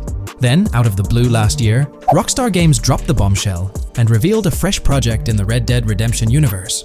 Although there hasn't been an official announcement regarding the GTA 4 remaster, there are indications pointing towards the existence of such a project, with a potential release date as early as March 2024. Take-Two, the parent company of Rockstar Games, had previously hinted at having 2 re-releases in the pipeline, set to launch by that specific month. The original Red Dead Redemption was among the 2 games mentioned, leaving room for speculation that the other could potentially be GTA 4, while it's also plausible that this could be an entirely different project unrelated to the Grand Theft Auto franchise. It's worth considering. This isn't the first time there have been murmurs about a GTA 4 re-release or remaster. Returning to the Red Dead Redemption 1 port, unfortunately, it wasn't the news fans were hoping for. Instead of a full remake or remaster, the developer revealed a port with no new content.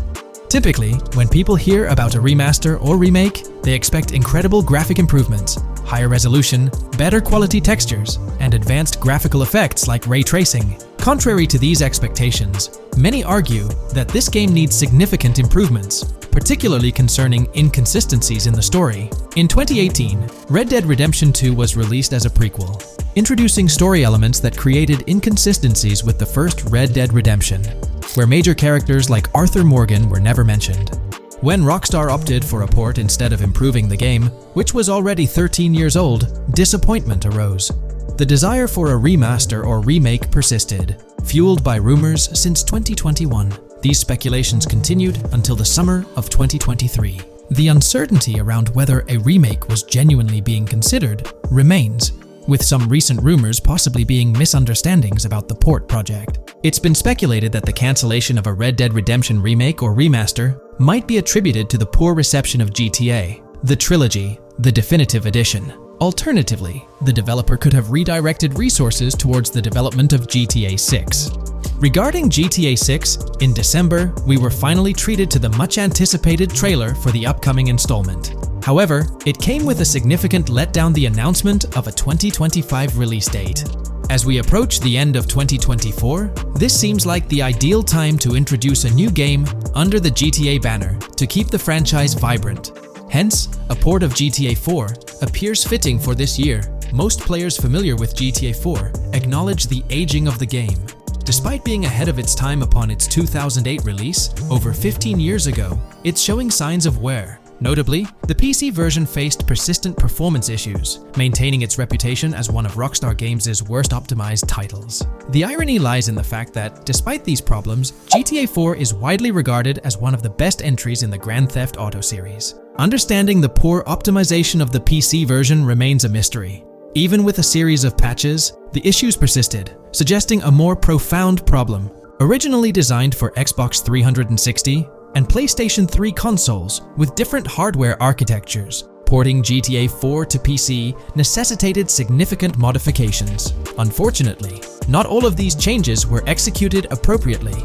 Compounding the matter, the game was built on the advanced and intricate Rage engine, adding complexity to its optimization. Unlike consoles with standardized hardware, the diverse range of PC hardware available at the time of GTA 4's release posed a challenge. The game's initial high hardware requirements excluded many players with less powerful computers from enjoying a smooth gaming experience. Unoptimized code contributed to performance issues, even on high-end PCs, with notable problems in managing CPU and GPU resources, leading to performance bottlenecks. How else can we gather indications that a GTA 4 remaster or port is possibly in development? Well, in September 2022, Take-Two Interactive, the parent company of Rockstar Games, made a notable move.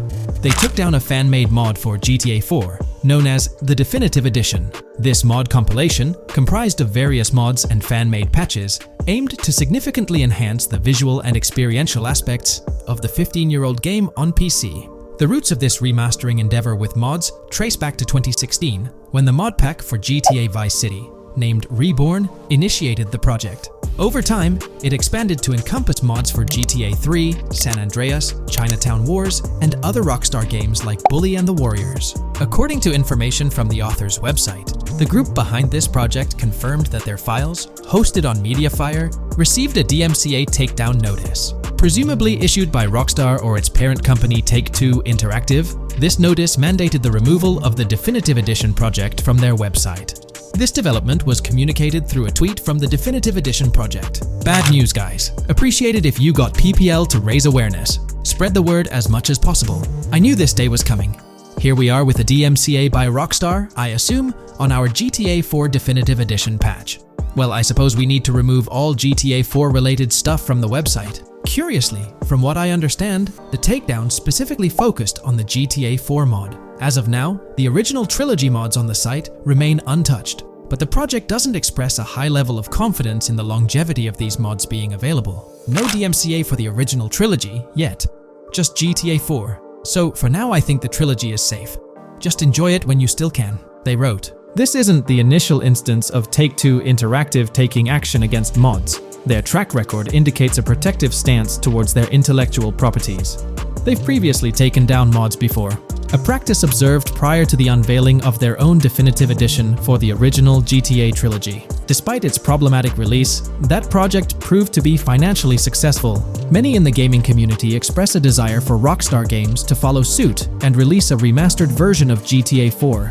Similar to what the studio accomplished with the trilogy. Xbox One, Series X and S users currently enjoy the luxury of playing GTA 4 through backward compatibility.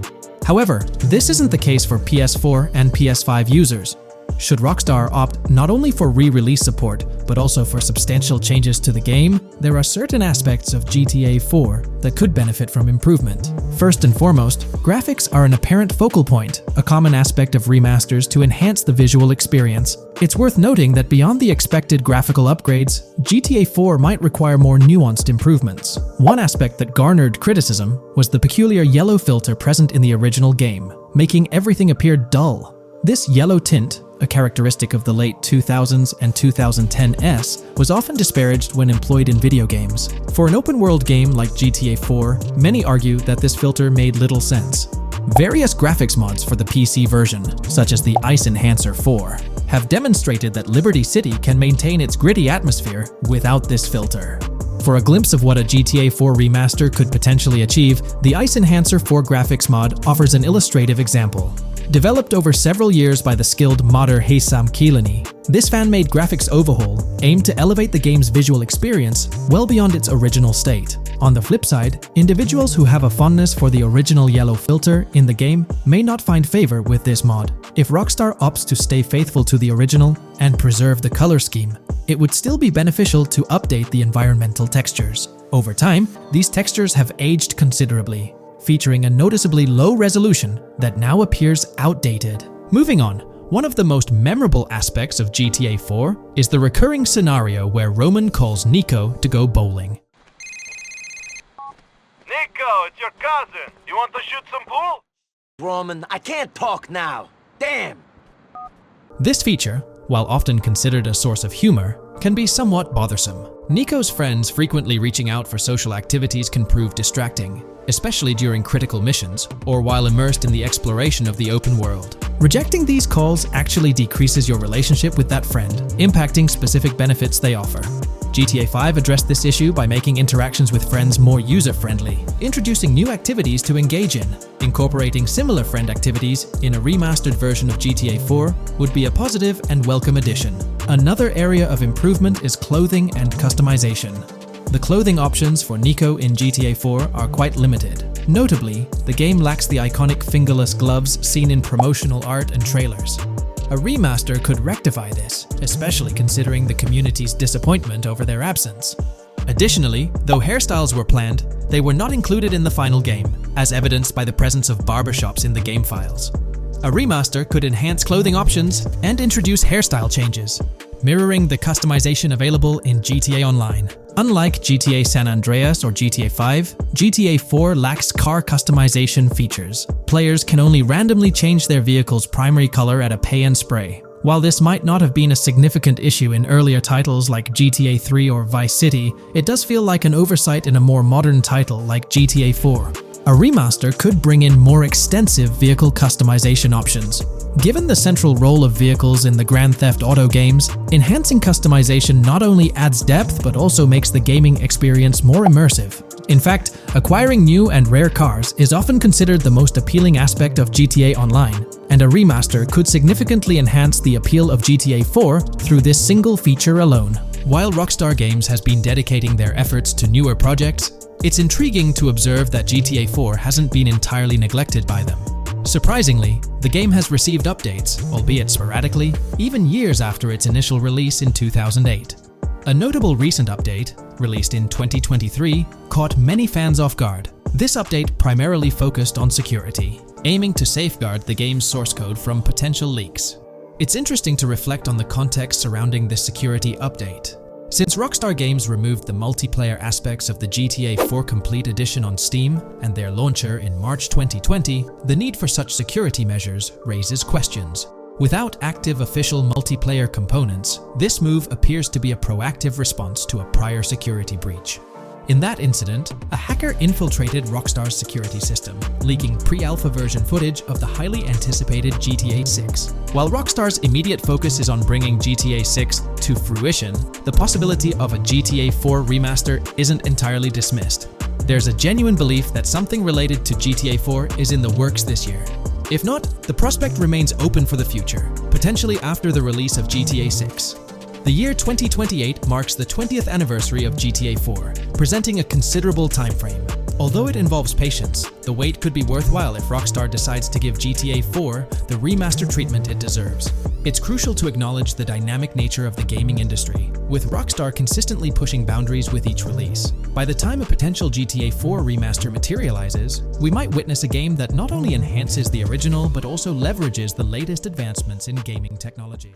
Hey there, great news for GTA fans. GTA 6 is making some big changes to the series. We've got a load of interesting info about the game that you should definitely hear about. Just a heads up, the details we've got are from leaked online footage, but sorry, no links or showing it. Still, loads of cool stuff to share, like new animals, AI changes, RPG elements, and more. Let's dive in. Fact 1: interactions with NPCs are getting way cooler. You'll have choices like threatening, robbing, shooting, or restraining them. Some missions will even have gesture-based actions, like Red Dead Redemption 2. Car damage is more realistic, and the insides are crazy detailed, with working dashboards. Fact 2: let's talk weapons. GTA 6 is changing things up, taking a page from Red Dead Redemption 2. Instead of a big weapon wheel, you'll have slots for small firearms, melee weapons, rifles, and shotguns. No unlimited weapons, but you can drop and pick them up as you go. Fact 3: in the developmental phase, there was a sighting of Arthur Morgan's hat, though it's uncertain if this will make it to the final game. Players now have the option to surrender to the police during a robbery, which adds a thrilling twist. Police response time has been updated to feel more real, displaying a timer that varies based on the crime's severity. A murder, for instance, prompts a faster response than a robbery. The maximum wanted level is capped at 5 stars in GTA 6,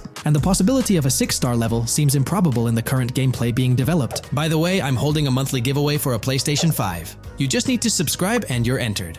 Now, back to the video. Fact 4: police AI has significantly improved from the last game. Instead of rushing in blindly, they now exhibit more realistic and intelligent behavior. If you commit a crime and flee in a vehicle, cops will note the specific vehicle and license plate, making evading them more challenging. Fact 5: let's talk about the strong emphasis on indoor locations in GTA 6. There's a bunch of different interiors to explore, like nightclubs, motels, hotels, restaurants, pawn shops, supermarkets, fast food joints, gun stores, shooting ranges, and the Vice City metro station. Plus, they've added working elevators for a more immersive feel. Interestingly, there's a risk of players getting banned from stores, which adds a twist. Fact 6: moving on to the characters. GTA 6 introduces 2 protagonists, Jason, played by Brian Zampella, and Lucia, portrayed by Alexandra C. Echevarri, who happens to be the franchise's first playable female character. You can switch between them instantly. They're also a couple, drawing inspiration from Bonnie and Clyde. Fact 7: clothing in the game behaves realistically. You can wear accessories like sunglasses, watches, wristbands, and hats in different ways. The detail is pretty cool, with sweat, dirt, and wrinkles adding to the realism. Fact 8: GTA 6, internally dubbed Project Americas, had a codename during development, like GTA 5, called Rush, and Red Dead Redemption 2, Bonnier. Originally, the plan was for a bigger map covering North and South America, but changes in Rockstar's approach scaled it down. Still, it's shaping up to be a memorable experience with its features and locations. Fact 9: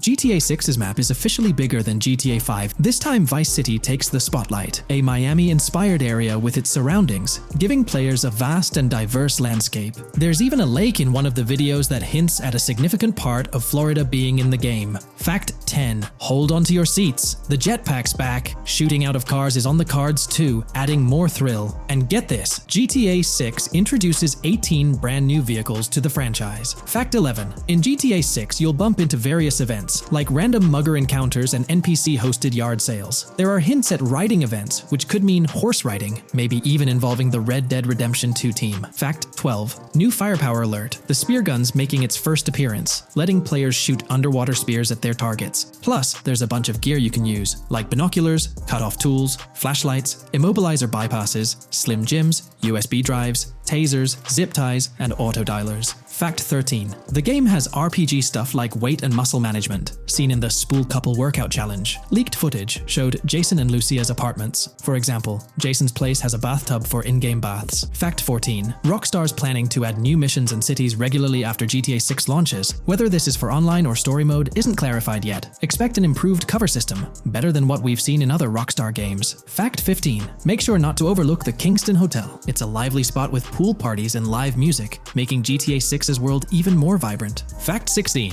GTA 6 gets more interactive with working CCTV cameras that you can wreck. Be wary of cop traps, spots where cops wait to nab you, and be prepared for intense moments with dirty cop shakedown events. Fact 17: as part of the immersive feel, the game includes DUI sobriety tests, but it's unclear if they're for the player character or random NPCs. Rockstar's focus on detail shines, even with fully working gumball machines in the game. Fact 18: the gunplay in GTA 6 resembles what we've seen in Red Dead Redemption 2 and Max Payne 3. It might be worth giving those games a shot before GTA 6 comes out, if you haven't already. And activities? GTA 6 is loaded with options, from fishing and crazy golf to basketball, football, and soccer. There are gyms to work out in, a yacht club, and even a racetrack. Fact 19: Get ready for a modern-day setting, post-GTA 5 events. The game is meticulously detailed, recreating many Miami landmarks like a grand tennis court, a bustling football stadium, and a vibrant amphitheater. The map includes an airport and a functional tram system with an airport stop. And that's not all. The Florida Keys and a swampy region, the grass rivers reminiscent of the Everglades, are part of the game. Players can ride swamp boats in this area. Fact 20 weapons are diverse in GTA 6. You've got melee options like golf clubs, pool cues, crowbars, and bats, along with a range of firearms from pistols to snipers and RPGs. You can even customize how your character holds weapons.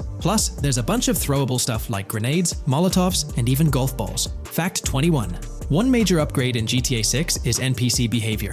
NPCs will come in different sizes and shapes, and their reactions will feel super real. If you wave a gun around, folks nearby might freak out. The game's also getting an intense injury system, including concussions. Fact 22. Next up, the amazing visuals and new features. Your character will grow facial hair naturally over time. Plus, the GTA 6 world will have a social platform called What's Up, kinda like a fun version of WhatsApp. And good news for fans, spoof versions of social media like Life Invader, Facebook, Bleeder, Twitter, and Snapmatic, Instagram, are making a comeback. Fact 23. Now let's talk about our main characters, Jason and Lucia, each with their own and a shared inventory. Your inventory can carry various items like wine, soda, and fruit. Also, there's a duffel bag system for easy transportation of supplies and weapons. Fact 24. Rockstar's being more cautious in storytelling, steering clear of offensive jokes, and being considerate about groups that might feel targeted. The story goes through chapters, like Red Dead Redemption 2's approach. Fact 25. GTA 6 is loaded with side activities, from backyard wrestling and racing to UFO events and beach bonfires. Small stuff matters too, like picking up cans from the ground.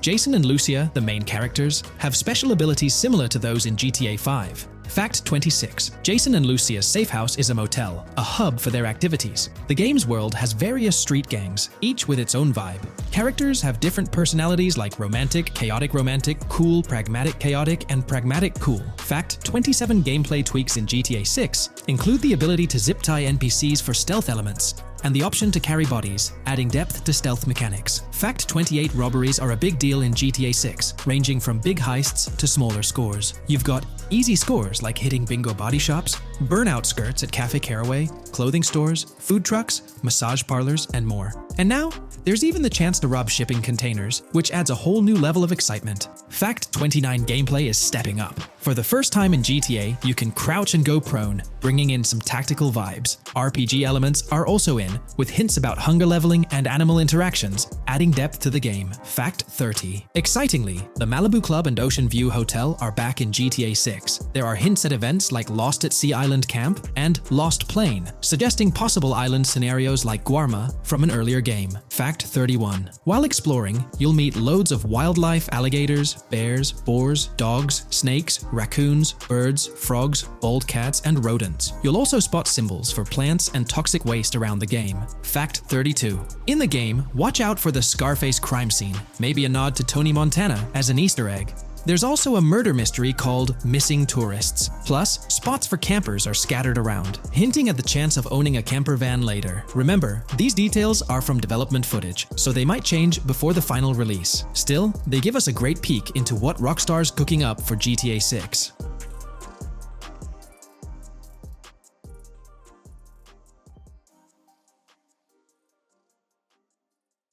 GTA 6 has been announced, and it's caused a whole bunch of rumors to swirl around. We've got a list of stuff that's actually confirmed for the game, so let's dive in. Now, the game isn't coming out anytime soon. Rockstar Games is still working hard on it, but thanks to some leaks, we've got some inside info on what to expect. We're talking vehicles, game physics, and the main characters, Lucia and Jason. Plus, we've got details on the map, the huge open world, activities, and all the weapons you can play with. There's also a bunch of cool stuff going on with NPC AI, RPG elements, and some new gameplay features. People are pretty hyped about all this, and they're chatting up a storm about what GTA 6 is going to be like. Now let's check out the vehicles in the game. The GTA forums did a solid job gathering this info, so shout out to them. So we've got confirmed vehicles like the Blista Compact, Ocelot Locust, and something that looks like a 90s Buick Skylark. By the way, I'm holding a monthly giveaway for a PlayStation 5. You just need to subscribe and you're entered. Now, back to the video.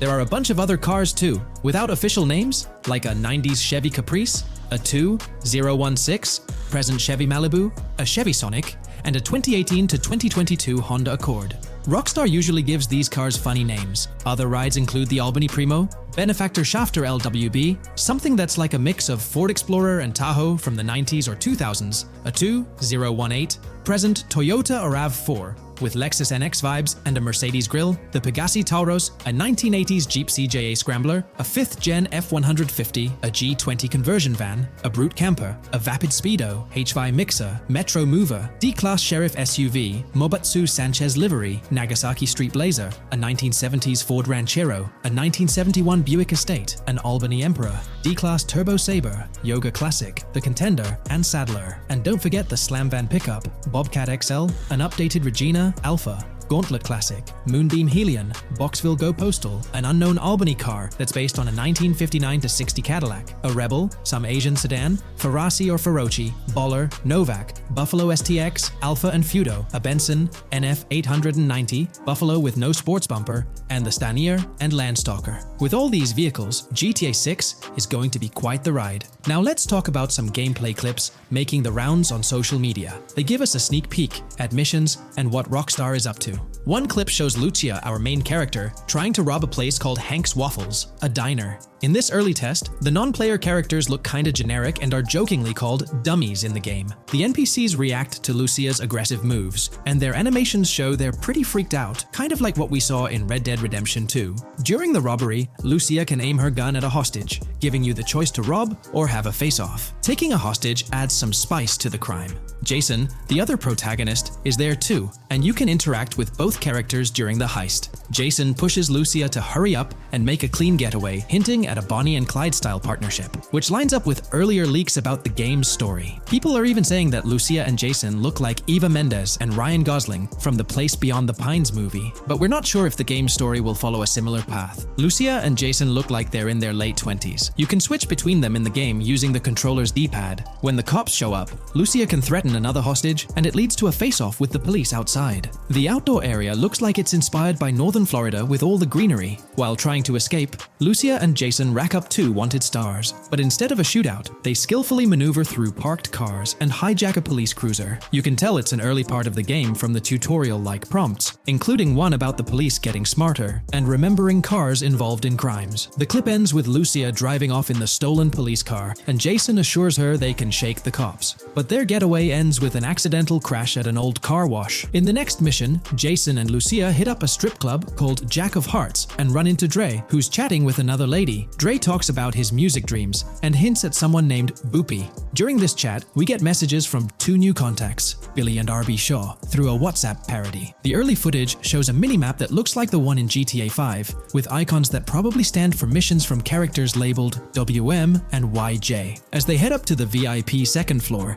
Dre has a run-in with DJ Tip, who's upset about waiting for drinks. Dre steps in, but it's clear that Tip isn't the most popular guy. Dre moves on, and that's where the clip ends. Just remember, this is early development footage, and things might change as the game gets closer to release. Another leak spills the beans on more than 500 world events, encounters, and Easter eggs you'll come across while playing. There's too much to cover, but I'll mention a few interesting ones. You'll find stuff like missing tourists, yard sales with new clothes, an event that's a bit like the insurance fraud thing in Saints Row, a voice in the storm drain that might remind you of Pennywise, a Bonnie and Clyde mystery that spans different places, and a workout challenge that suggests fitness activities are back. Players can also stumble upon an island camp, DUI tests, UFO sightings, an animal house, a swamp safari, and even the possibility of playing some crazy golf. There's a hint that the basketball court might be back too.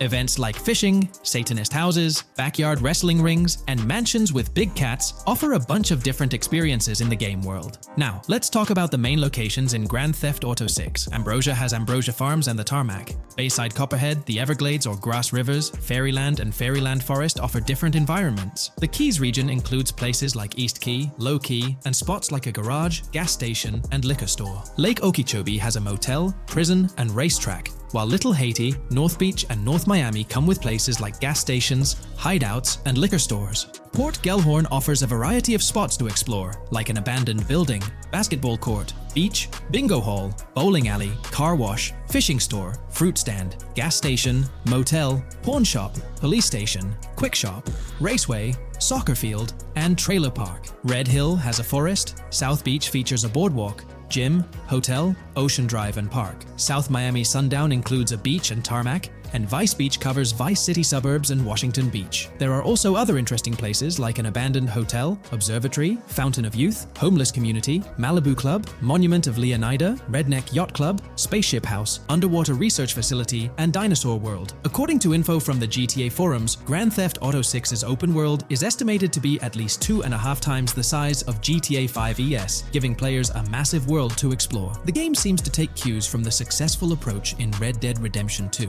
promising a well-designed open world with intriguing mysteries. We've spotted some real-life Florida locations in GTA 6's development footage, like the Homestead Miami Speedway turned into the Port Gellhorn racetrack, and recognizable places such as Portofino Tower, Sombrero Key Light, Solar Amphitheater Bayfront Park, and Lone Depot Park. Even the 1000 Museum, a high-rise condo in Miami, is in the game, showing Rockstar's attention to detail. A metro map that's a match for Miami's real one suggests a deep immersion in the game world. The lush landscapes and greenery might hint at a move into Georgia, but that's just speculation until we get official word. Details like the Vice City Neighborhood Police Department resembling the Miami Beach Police Department show Rockstar's creativity and world design. As always, we're waiting for official announcements to see how all these elements come together in the final game. Until then, the mystery of Grand Theft Auto 6 keeps fans excited. There's a recent leak suggesting that Alexandra Christina Echevarri could be the voice behind Lucia in Grand Theft Auto 6. Her voice from a demo reel seems to match up with Lucia's leaked dialogue. We've covered a ton of info about Grand Theft Auto 6, from gameplay details to new features. It's important to remember that the game might still be a couple of years away from release, so we'll have to be patient. Now, let's dig into some interesting findings from the leaked clips. We see Jason and his pals hanging out by an in-ground pool in a lower-income neighborhood, cracking jokes about a parody of social media called Life Invader.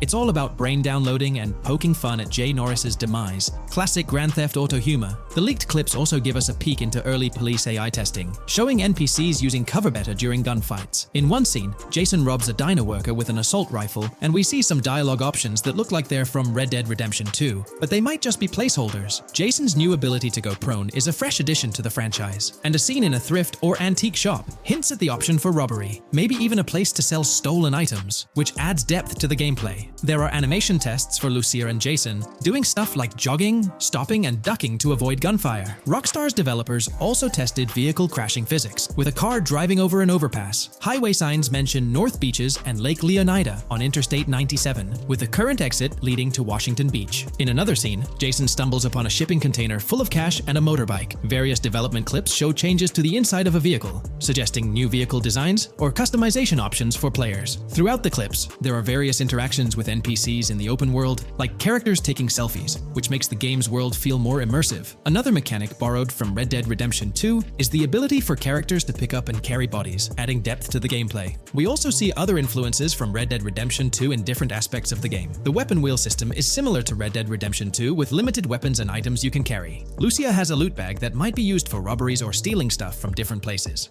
The inventory system lets players hang on to health kits and other items for temporary buffs, and Jason can pick up and drop weapons from his inventory. In one scene, Jason enters a gang member's territory and takes cover behind a truck, and we see unique animations for characters reacting to getting shot. There's a mention of a jetpack that was previously leaked by Tom Henderson, and it's inside the Jack of Hearts Club. The game includes parody logos for social media like Snapchat, Instagram, and Life Invader. Characters have different hairstyles, and there are realistic details, like Lucia's bra showing under her shirt, which adds to the game's realism. A new feature is the ability for players and NPCs to hold their guns sideways, which changes things up in combat. We also see Jason doing some fancy rifle tricks in the air, and another character in a parking lot shoots at him while holding his pistol sideways. The clips mention animations like overdose, which hints at unique actions or events in the game. There are hints of horses and horse riding mechanics, likely inspired by Red Dead Redemption 2.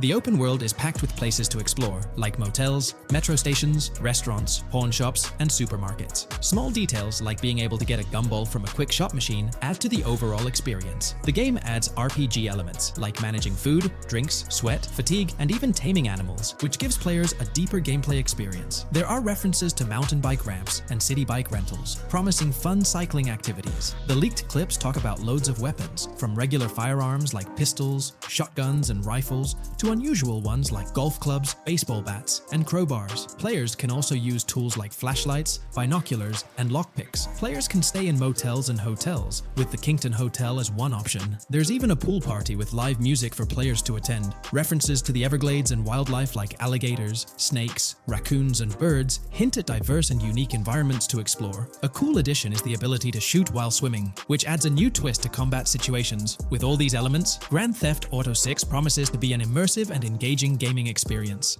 Hey, big news for all you GTA fans out there. GTA 6 is shaking things up with some major changes in the series. We've got a ton of fascinating info about the game that you absolutely need to hear. Just a heads up, the details we've got are from leaked footage online, but unfortunately we can't provide any links or show it. Nevertheless, there's a bunch of exciting stuff to discuss, like new animals, AI enhancements, RPG elements, and more. Let's jump right in. Fact 1. Excitingly, the Malibu Club and Ocean View Hotel make a return in GTA 6. Events like Lost at Sea Island Camp and Lost Plane suggest potential island scenarios akin to Guarma from a previous installment. Fact 2. While exploring, players encounter a myriad of wildlife: alligators, bears, boars, dogs, snakes, raccoons, birds, frogs, bald cats, and rodents. Symbols marking plants and toxic waste are also scattered throughout the game. Fact 3. In the game, keep an eye out for the Scarface crime scene, possibly an Easter egg paying homage to Tony Montana. There's also a murder mystery named Missing Tourists. Additionally, spots designated for campers hint at the possibility of owning a camper van in the future. Fact 4. GTA 6 offers an array of side activities, from backyard wrestling and racing to UFO events and beach bonfires. Even seemingly small actions, like picking up cans from the ground, are significant. Jason and Lucia, the main characters, possess special abilities akin to those seen in GTA 5. By the way, I'm holding a monthly giveaway for a PlayStation 5.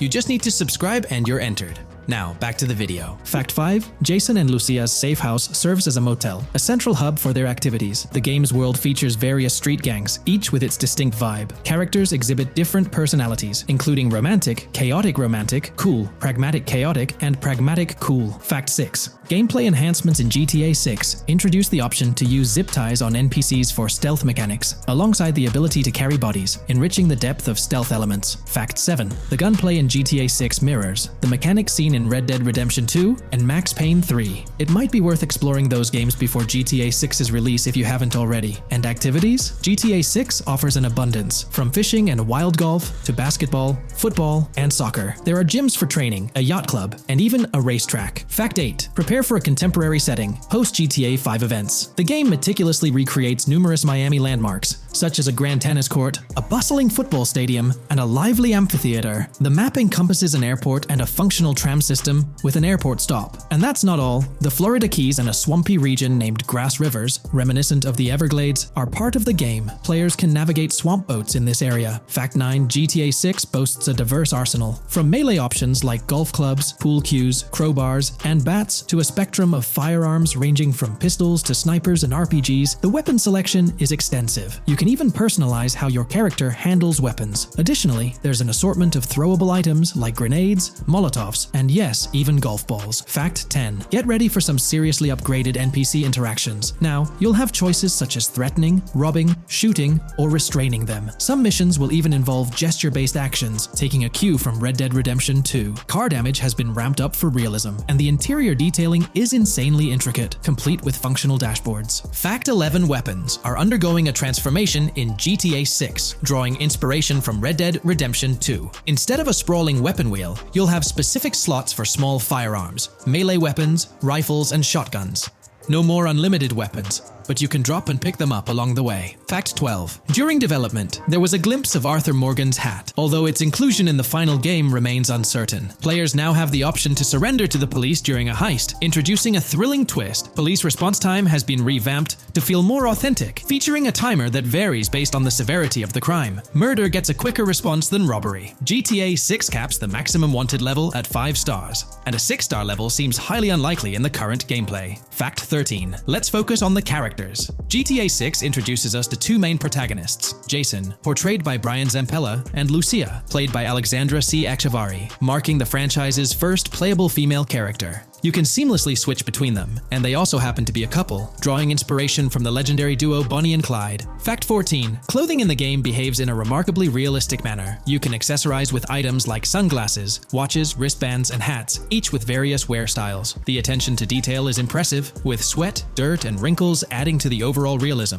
Fact 15. Internally referred to as Project Americas, GTA 6 had a codename during its development, akin to GTA 5, Rush, and Red Dead Redemption 2, Bonnier. Originally, the plan was for a larger map encompassing North and South America, but Rockstar's approach changes scaled it down. Nonetheless, the game promises to deliver a memorable experience with its features and diverse locations. Fact 16. The game incorporates RPG elements like weight and muscle management, highlighted in the Spool Couple Workout Challenge. Leaked footage revealed Jason and Lucia's apartments. For instance, Jason's place includes a bathtub for in-game baths. Fact 17.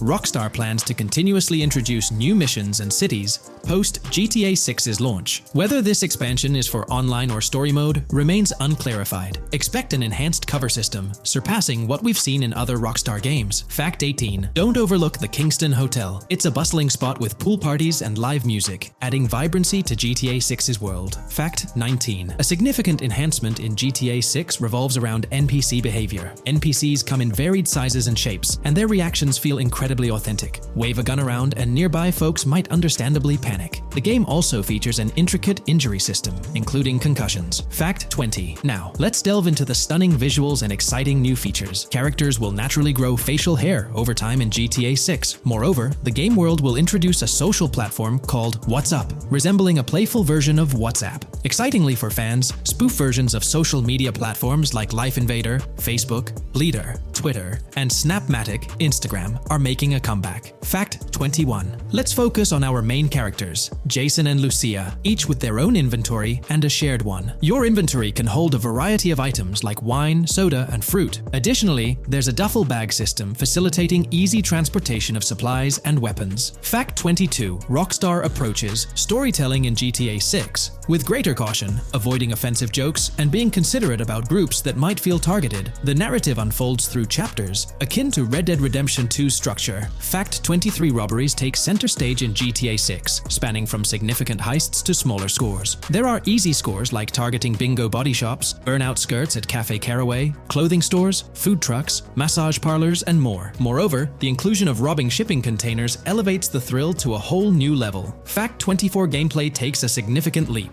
For the first time in GTA, players can crouch and go prone, introducing tactical elements. RPG elements also come into play, hinting at hunger mechanics and animal interactions, expanding the game's depth. Fact 25. GTA 6's map officially surpasses the size of GTA 5. This time the spotlight is on Vice City, an area inspired by Miami and its surroundings, offering players a vast and diverse landscape. There's even a lake featured in one of the videos, hinting at a significant part of Florida being included in the game. Fact 26. Hold tight, the jetpack makes its return. Shooting from cars is also part of the thrill, adding an extra layer of excitement. And brace yourself. GTA 6 introduces 18 brand new vehicles to the franchise. Fact 27. In GTA 6, players will encounter various events, including random muggings and NPC-hosted yard sales. There are hints at riding events, which could potentially mean horse riding, possibly involving the Red Dead Redemption 2 team. Fact 28. Police AI has undergone significant improvements compared to the previous game. Instead of blindly rushing in, they exhibit more realistic and intelligent behavior. If you commit a crime and escape in a vehicle, cops will note down the specific vehicle and license plate, making evasion more challenging. Fact 29. Let's delve into the notable emphasis on indoor locations in GTA 6. There's a plethora of diverse interiors to explore. Motels, hotels, restaurants, pawn shops, supermarkets, fast food joints, gun stores, shooting ranges, and the Vice City metro station. Moreover, they've added functional elevators to enhance the immersive experience. Interestingly, there's a risk of players getting banned from stores, adding an intriguing dimension to the gameplay. Fact 30. New arsenal alert. The spear gun makes its debut, allowing players to shoot underwater spears at their targets. Moreover, there's an array of gear at your disposal, such as binoculars, cut-off tools, flashlights, immobilizer bypasses, slim jims, USB drives, tasers, zip ties, and auto dialers.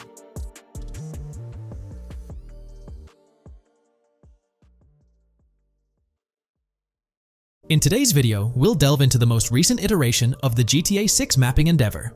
We'll explore the freshest alterations introduced to the map, including newly incorporated locales and adjusted road placements. Additionally, we'll examine some intriguing revelations stemming from the inaugural official trailer, such as the appearance of a swordfish. Furthermore, we aim to tackle one of the pivotal queries surrounding GTA 6, the extent of Rockstar's intention to amalgamate multiple states into the fictional entity of Leonida. We'll sift through all available clues, encompassing leaks and insights from the initial trailer, to shed light on the potential inclusion of Georgia in the game. Let's kick off by scrutinizing the latest rendition of the GTA 6 mapping endeavor. This most recent update, which debuted just a few hours ago, represents the pinnacle of this extensive fan-driven mapping project. Here's a peek at the current state of the GTA 6 map. We've got Vice City and Port Gilhorn in the mix, with tweaks made to both cities, along with some other spots on the map. Keep an eye out for changes like the prison from the opening shot and the Gator Keys. To kick things off, there's a fresh addition to Vice City known as Waning Sands. While details about this neighborhood are mostly speculative at this point, it's believed to be the setting for a pivotal scene from the trailer. You know, the one where Jason and Lucia dodge past a few police officers in their getaway vehicle. In this vicinity, you'll find the Evergreen Mall Center, prominently featured at the start of the scene. Keep an eye out for a sign on the right side of the frame, showcasing various stores set to be part of this plaza. In a recent mapping video, there was some speculation about whether this plaza would be fully accessible. While only part of the name MLE is visible at the top of the sign, it seems the mapping community is also leaning towards it being called Evergreen MLE. However, the exact location of the MLE within the plaza is still up for speculation. Notice how the buildings on the map are marked in red? Well, there are a few other speculative additions to Waning Sands. These include a gas station, Sailbolt K condos, and Cricket Club condos. Here's what we're using as a reference. You can catch a glimpse of the gas station roof along with other nearby buildings. In a previous video, we floated the idea that this could be Topgolf in Dalal, Florida. However, it seems unlikely now since the placement doesn't quite line up. But hey, let's hold off judgment until we know more. Now, let's talk about some updates in the positioning of various elements. The placement of several buildings, basements, speculative roads, metro, rail, crosstown, downtown, and Brickell has been tweaked. We're using yellow and purple lines to show the speculative metro and railway in Vice City. The metro system has seen some significant enhancements, especially in its connectivity to Vice City International Airport and the area between Crosstown and Brickell. The buildings in this vicinity have also been reorganized to more closely resemble their real-life counterparts. Speculative roads and highways have been adjusted to better fit the new placements. We've also made slight adjustments to the rotation of the prison from the opening scene with Luke to align with new evidence. Additionally, we've fine-tuned the positions of some trailer markers in the stockyard area, such as those for the car meet in Windwood and the bikers in Little Haiti. In terms of location changes, leaf links from the previous map version has been moved to Virginia Key, meaning earlier speculations regarding leaf links are no longer applicable. Furthermore, based on new radar map evidence, the shape of Picnic Island has been altered. Heading down south, you'll notice that Hamlet is no longer labeled as such. Instead, it's reverted to its real-life name, Homestead. This change suggests that Hamlet might be situated elsewhere in the game. Now, shifting our focus to Port Gilhorn, the other major city on the map, it's also undergone some updates. We've added more speculative details for the area across the body of water on the other side of Buer Bridge, incorporating new evidence into the mix. So, to sum up, those are the latest updates to the GTA 6 mapping project. Before we wrap up, let's delve into an interesting discovery from the first official trailer. I'm not into fishing, but I noticed this in the trailer, and my first thought was a swordfish. But I could be wrong. Is anyone who knows more about fishing able to confirm? Let me know what you all think this is. Well, that's quite an intriguing find. Personally, it seems like a house decoration to me, but I'm eager to hear your thoughts in the comments below. In the next part of this video, we'll tackle the question about Georgia.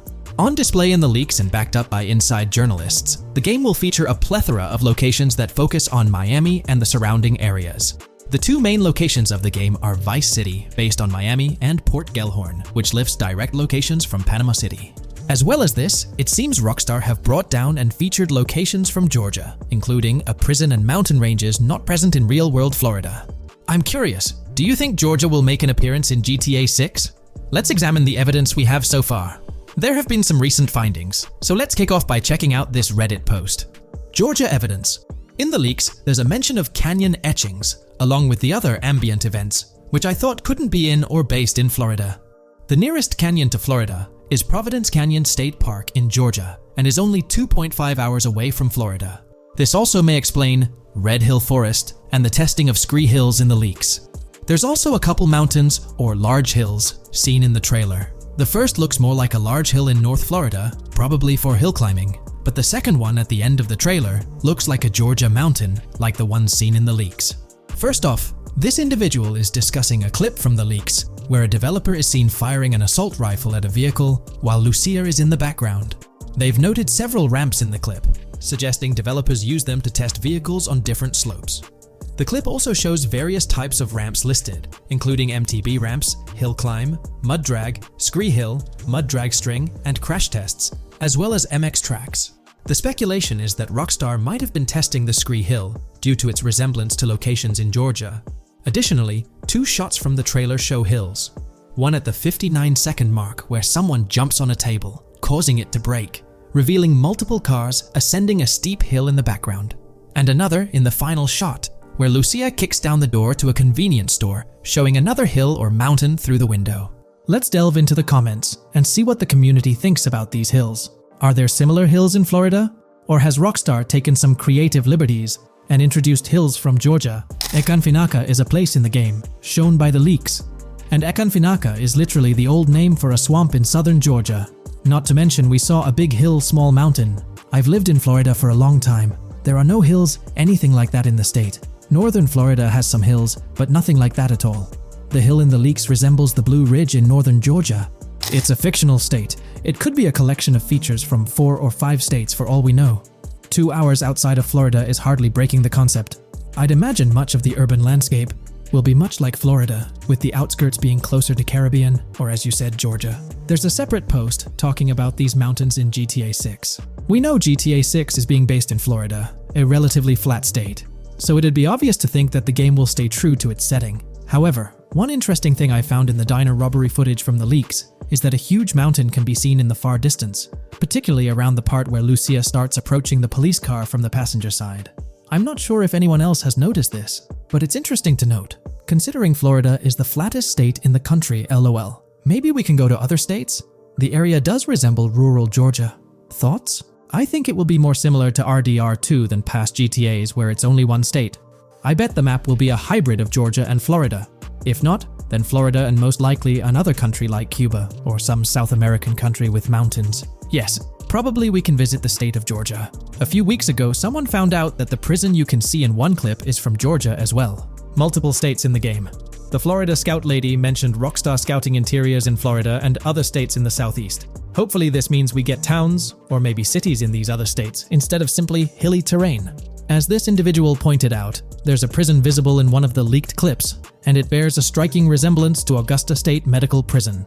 Situated in Grovetown on the county lines of Columbia County and Richmond County in Georgia, United States, this facility houses primarily male inmates with occasional female inmates and has a capacity of 1326. Built in 1982 and operational since 1983, it operates as a close security prison. Augusta State Medical Prison was one of the 7 prisons involved in the 2010 Georgia prison strike. With such solid evidence pointing towards Georgia, or at least a portion of it being featured in the GTA 6 map, it's worth noting that Rockstar has done similar things before. In GTA San Andreas, for instance, they created the state of San Andreas, which is a blend of California and Nevada, with Las Venturas mirroring Las Vegas. Feel free to share your thoughts on everything discussed in today's video in the comments section below. Taking a deeper dive into GTA 6, we find out new info around the highly anticipated Trailer 2, highly probable predictions, and the projected timelines associated with this game. Post the unveiling of Trailer 1 on December 5th, 2023, providing enthusiasts with a tantalizing glimpse into the world of the forthcoming GTA installment. Rockstar has maintained a notable silence. Despite the absence of official announcements, the internet has been abuzz with articles and claims, including a recent piece highlighting details allegedly leaked by a Twitter user.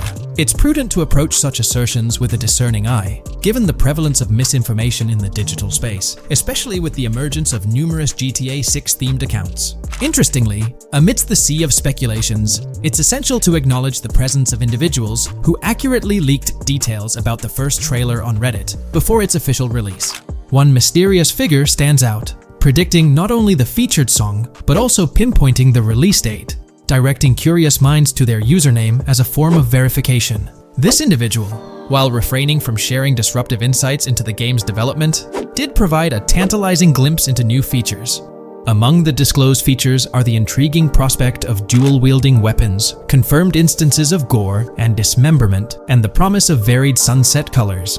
A unique addition to the GTA universe includes a Miami-themed 3v3 basketball element, with a connection drawn to a hypothetical collaboration between Rockstar and LeBron James. The figure behind these leaks, having created their account on November 19, 2023, mysteriously vanished shortly after sharing these details, leaving behind a trail of speculative wonder. As we navigate through these uncharted waters of gaming anticipation, the veil of mystery surrounding GTA 6 continues to captivate and enthrall gaming enthusiasts worldwide. Diving deeper into the intricacies surrounding the leaked gameplay footage, it's important to clarify that what we witnessed is not a true representation of the final product. The showcased gameplay is derived from an older build, and the developers have assured the gaming community that the game will undergo significant visual enhancements. This preliminary look is merely a glimpse, offering little resemblance to the expansive and refined map that will unfold when the game is officially released. In evaluating the validity of information, it's pertinent to underscore that Jamie King's perspectives on GTA 6 hold little value, and the credibility of the Reddit leak stands stronger. As is customary in the gaming landscape, a level of skepticism is warranted, particularly given the prevalence of misinformation circulating through various GTA 6 related accounts.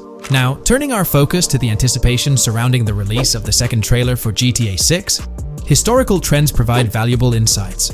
Examining the timelines of previous releases, such as GTA 5 and Red Dead Redemption 2, reveals a consistent pattern. The second trailer typically arrives approximately a year after the debut of the first one. This established rhythm aligns with expectations for GTA 6. Considering the guidance from Rockstar and its parent company, Take-Two Interactive, which envisions the game's release in fiscal year 2025, ending on March 31st, the stage is set for an eagerly awaited gaming experience. The projected revenue of $8 billion underscores the ambitious plans to deliver groundbreaking titles, with GTA 6 at the forefront. The confirmation of the 2025 release through the first official trailer adds another layer of certainty to the equation. With the prospective release of GTA 6 in the first quarter of 2025, the logical assumption is that the second trailer will make its debut sometime in 2024. Speculations within the gaming community have surfaced, with one user dissecting the first trailer and estimating an August or October release for Trailer 2, followed by a potential final trailer in January. The sentiment resonates with the idea of maintaining momentum and sustaining excitement among fans.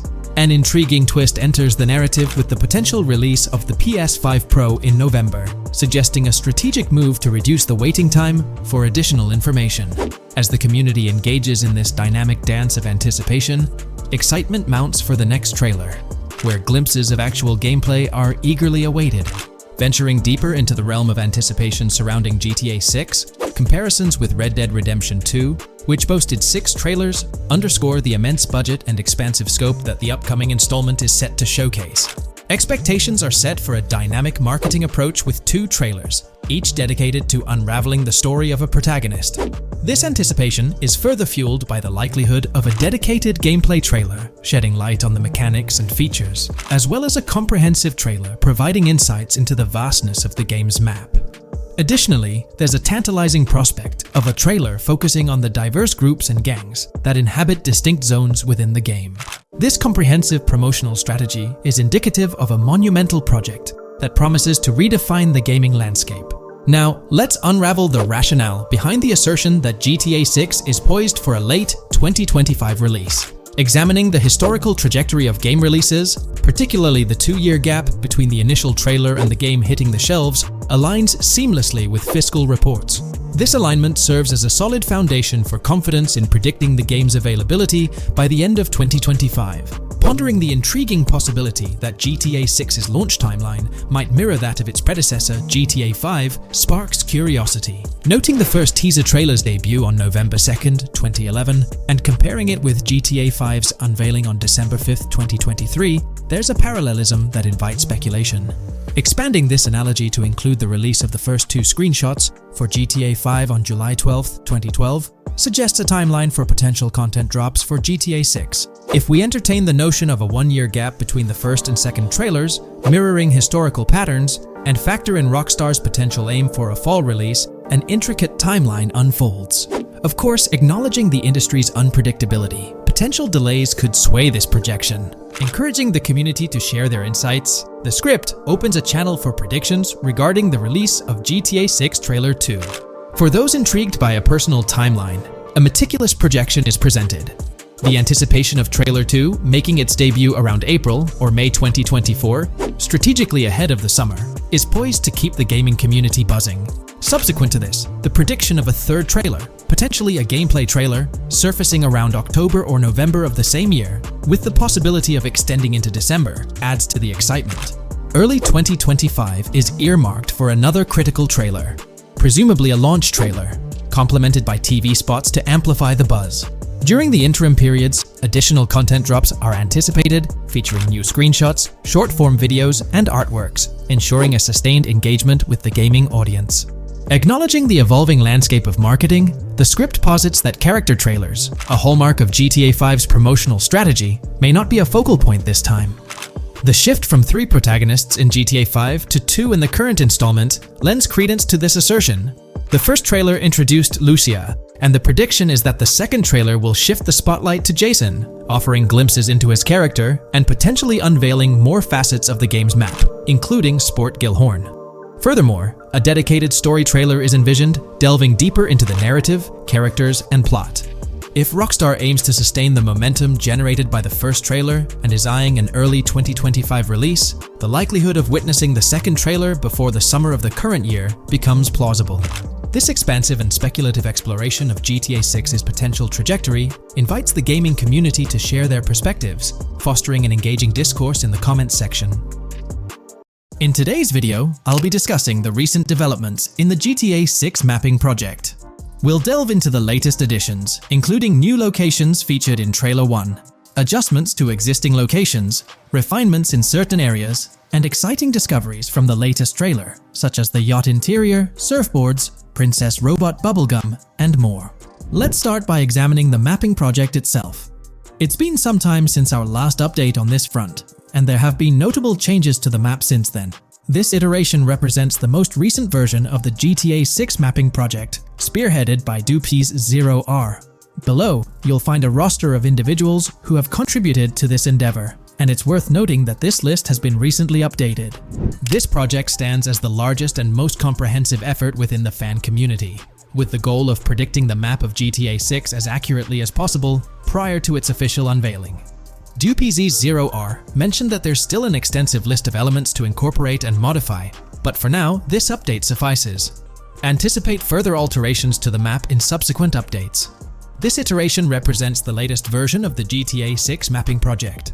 Notable adjustments have been made to the legend and the manner in which various elements are annotated on the map. All markers now include viewing cones to indicate their general viewing direction. However, it's important to note that the angle of these cones is merely symbolic. Additionally, speculative location markers have been updated with red outlines to differentiate them from non-location markers. Furthermore, coordinate markers now display their corresponding clip names for easier identification. Changes have also been made to the naming conventions in the key section. For instance, you'll notice that the markers now include the names of the clips they are derived from. Let's delve into the alterations specific to Vice City. The angles of Rock Ridge and Stockyard have been tweaked to align with calculations/evidence and to better match the coordinates. By observing the outlines, you can see that both the Rock Ridge and Stockyard areas have been subtly adjusted, ensuring a more cohesive layout. There's a noticeable improvement in alignment. A notable update to the map is this section here. Previously, absent features have been incorporated from the edges of one of Rock Ridge's mini-maps, and adjustments have been made to the water's edge in that vicinity, now depicted in dark green to indicate the genuine boundaries of this section of the Vice River. Additionally, several buildings in the Rock Ridge area have been identified, including the Rock Ridge Community Research Center, Miami Police Department, Venture Apartments, Orange and Pink, 7071 Warren Thacker Manor, inspired by Martin Fine Villa, Palace Cafe and Diary, all sourced from leaks. Furthermore, there are 2 speculative markers outlined in red, representing locations from the trailer. One in Rock Ridge is speculated to be the Hammer Hamlet Ladies location, while the other marks the high roller scene from the trailer. You can find the timestamps for both scenes on the map. Updates have been made to the route of the I-404, incorporating new evidence.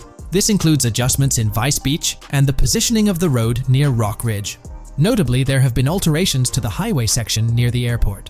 Additionally, speculative terrain and building positions in Washington Beach have been revised to align more closely with the evidence. Changes have been made to the shapes and locations of the Ritz-Carlton Bal Harbour, Akoya condos, and Jade Ocean condos. Furthermore, alongside the speculative road and landmass in the Bayfront Heights area, the Y Vice City and Gate/Continental hotels have been included in the Vice Beach vicinity. Additionally, several minor adjustments and fixes have been implemented.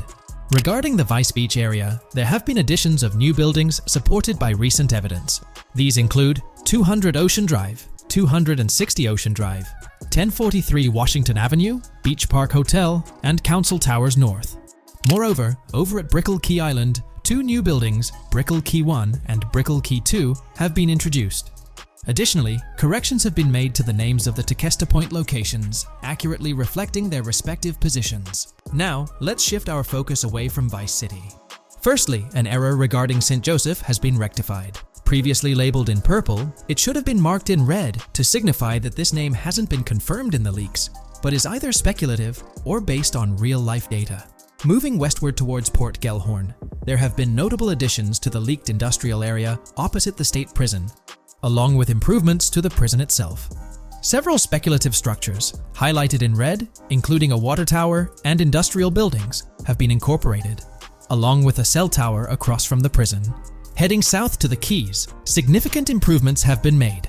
Adjustments to the landmass near the camera location, where the shot with the Dodal seaplane occurs, have been made based on speculative evidence. An airbase/runway has been added, along with guard booth and barriers visible in the trailer. Additionally, 2 speculative buildings marked in red, as well as the speculative Naval Area Station, have been included. That wraps up all the updates to the GTA 6 mapping project. Share your thoughts in the comments below. There have been some significant changes with this update. But now, let's shift our attention to the discoveries made in the trailer. I also wanted to touch on these findings in this video. This marks the initial Reddit post. In the GTA 6 trailer, you can see through the yacht windows and see the interior even though it's very far away. However, in GTA 5, you can't at all see the interior even from close-up. We will probably get inside the yacht and maybe even houses, or at least see inside it. In the shot of the Venetian island, it's evident that there will be a high density of yachts. It seems that the boats will be easily accessible, and based on the leaked shot featuring Jason on a boat from 2022, it's probable that players will have the freedom to enter, drive, and explore yachts like the catamaran seen in the opening scene of the trailer. Now, on to the next discovery, surfboards. Know a lot of people been talking about surfing, and while there's still nothing indicating it being an interactive minigame, surfboards are in-game and seen in the trailer. Surfboards were in 5, but only on the tops of certain cars, and a few static ones at the beach. What do you all think? Will surfboards act as decorations like they were in 5? Or will it be a fully fledged minigame? Personally, I'm not fully convinced yet, but if NPCs do have actual schedules/lives, I can't see things like surfboards just being static, especially at the beach. My guess is we'll see NPCs bring their own items to and from the beach, including surfboards, but the interactiveness is still in question. From the leaks, there hasn't been any information indicating that surfing will be an interactive activity in the game. Nonetheless, there have been numerous articles discussing this possibility, like the one mentioned here. Major GTA 6 leak allegedly hints at surfing to debut in series. The upcoming GTA 6, officially untitled, leaks are becoming more frequent and interesting, with a recent one revealing that the upcoming title will include new water sports, such as surfing. According to a report by the Dexerto gaming website, a leaker named Alix Venturas revealed on Twitter that Rockstar Games plans to improve the water physics in Grand Theft Auto 6 and will introduce several water-based activities. While the gaming studio has not officially commented on the leak, players are convinced, given that Grand Theft Auto 6 will almost certainly feature Vice City, a fictional version of Miami, Florida, known for its beaches and water activities. However, it's important to note that these rumors haven't been confirmed by either the official leaks or the trailer. It remains to be seen whether these surfboards will merely serve as decorations. Now, on to the next and final discovery I'd like to highlight in this video, which might just be your favorite. Princess Robot Bubblegum is confirmed to be in GTA 6. Just like the Righteous Slaughter game series, Princess Robot Bubblegum is seen on a shirt, and will most likely return with more episodes. The series originally appeared in The Ballad of Gay Tony, and again with more episodes in GTA 5, making this the third appearance. Alright, so in the GTA 6 trailer, there's this moment where this girl in a white bikini gets everyone talking, debating whether she's Lucia or not. She's chilling near this pool, taking in the Vice City skyline, and then she turns around. And let me tell you, there's a bunch of stuff to unpack there. Her hair moves all natural-like, swinging around as she turns. She's got these big hoop earrings, cool purple sunglasses, rocking a purple lipstick, and check out those nails, French tips. Oh, and there's this bracelet on her left wrist that catches the eye too. Now, here's the deal. Some folks are saying, nah, there is absolutely no way that is Lucia, or it just doesn't cross anyone's mind. Their argument? She looks different from how Lucia appeared in other shots, especially in that jumpsuit and during the whole crime spree with Jason. But hold up, there's a good chance that in GTA Online, customization's gonna be off the charts. Need a different haircut? No biggie, just swing by the in-game salon. Problem solved. So, who knows? This bikini girl might just be a customized version of Lucia with a whole new look and vibe. By the way, I'm holding a monthly giveaway for a PlayStation 5.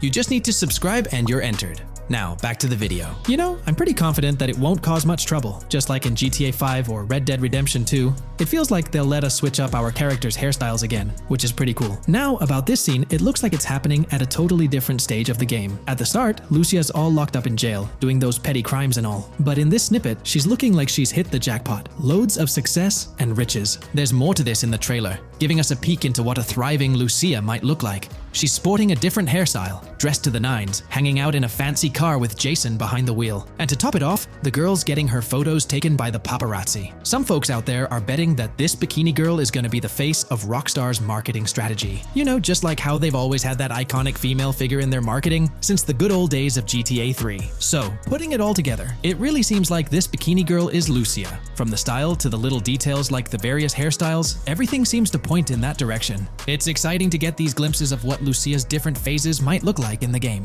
Rockstar's been doing this thing with the promo girls for ages, from the early days of GTA 3 to the more recent GTA 5. You might remember them. The girl in the bikini holding the martini glass, or the San Andreas girl leaning over at the Vinewood sign with those shades. They've always had these distinctive figures for their marketing. A bunch of people are pointing fingers at this bikini girl, saying she's the new Rockstar promo face. But I've got my money on Lucia. Take a look at those birthmarks and accessories, those little marks on her face and arm. They're pretty similar to what the bikini girl's got. Sure, some aren't super clear, but makeup or sun exposure could easily cover them up. And those earrings and bracelets, they match up pretty well with all the girls who look like Lucia. Even if some shots might leave room for doubt, like the one where she's driving that fancy car. I'm pretty convinced it's Lucia. Jason's checking her out. The accessories are a close match, and her facial structure lines up. Not to mention, her body shape, facial features, skin tone, hair length, and color, pretty much all of it lines up perfectly. In that scene, the way the bikini girl moves seems a bit forced, like she's intentionally flipping her hair or something. So maybe it's part of a mission, Lucia trying to blend in at some event to gather info, or pull off a heist. Or perhaps it's one of those moments where she's at the top of her game, all successful and loaded. Oh, and that bikini she's wearing? It's from the Santino brand, which first showed up in GTA 5. So, in GTA Online, we've got this whole range of clothing options, right? There are jackets, shoes, and some of them even parody luxury brands like Louis Vuitton, which is a real high-end clothing and accessories label.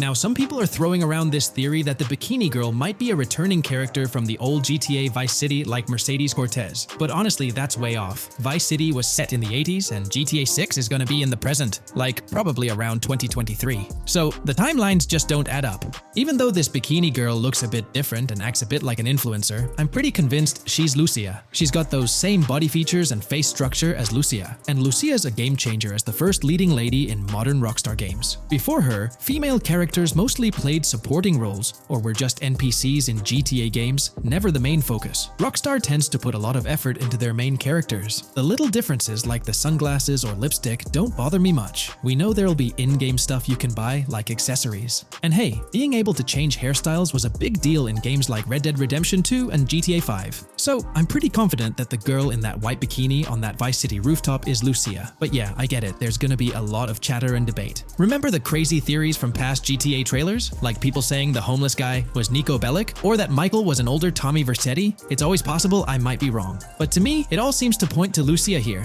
Let me know what you think about Lucia in the comments below. Is she really the white bikini shiny girl or not? I'd love to hear your thoughts down there. If you enjoyed this video, a thumbs up would be cool. And hey, if you're new here and want to stay updated on all things GTA and Rockstar games, consider hitting the subscribe button. Also, click that notification bell, because sometimes YouTube acts up, and the bell helps you stay in the loop with new videos. Anyway, thanks for watching, folks. Take care and catch you in the next video.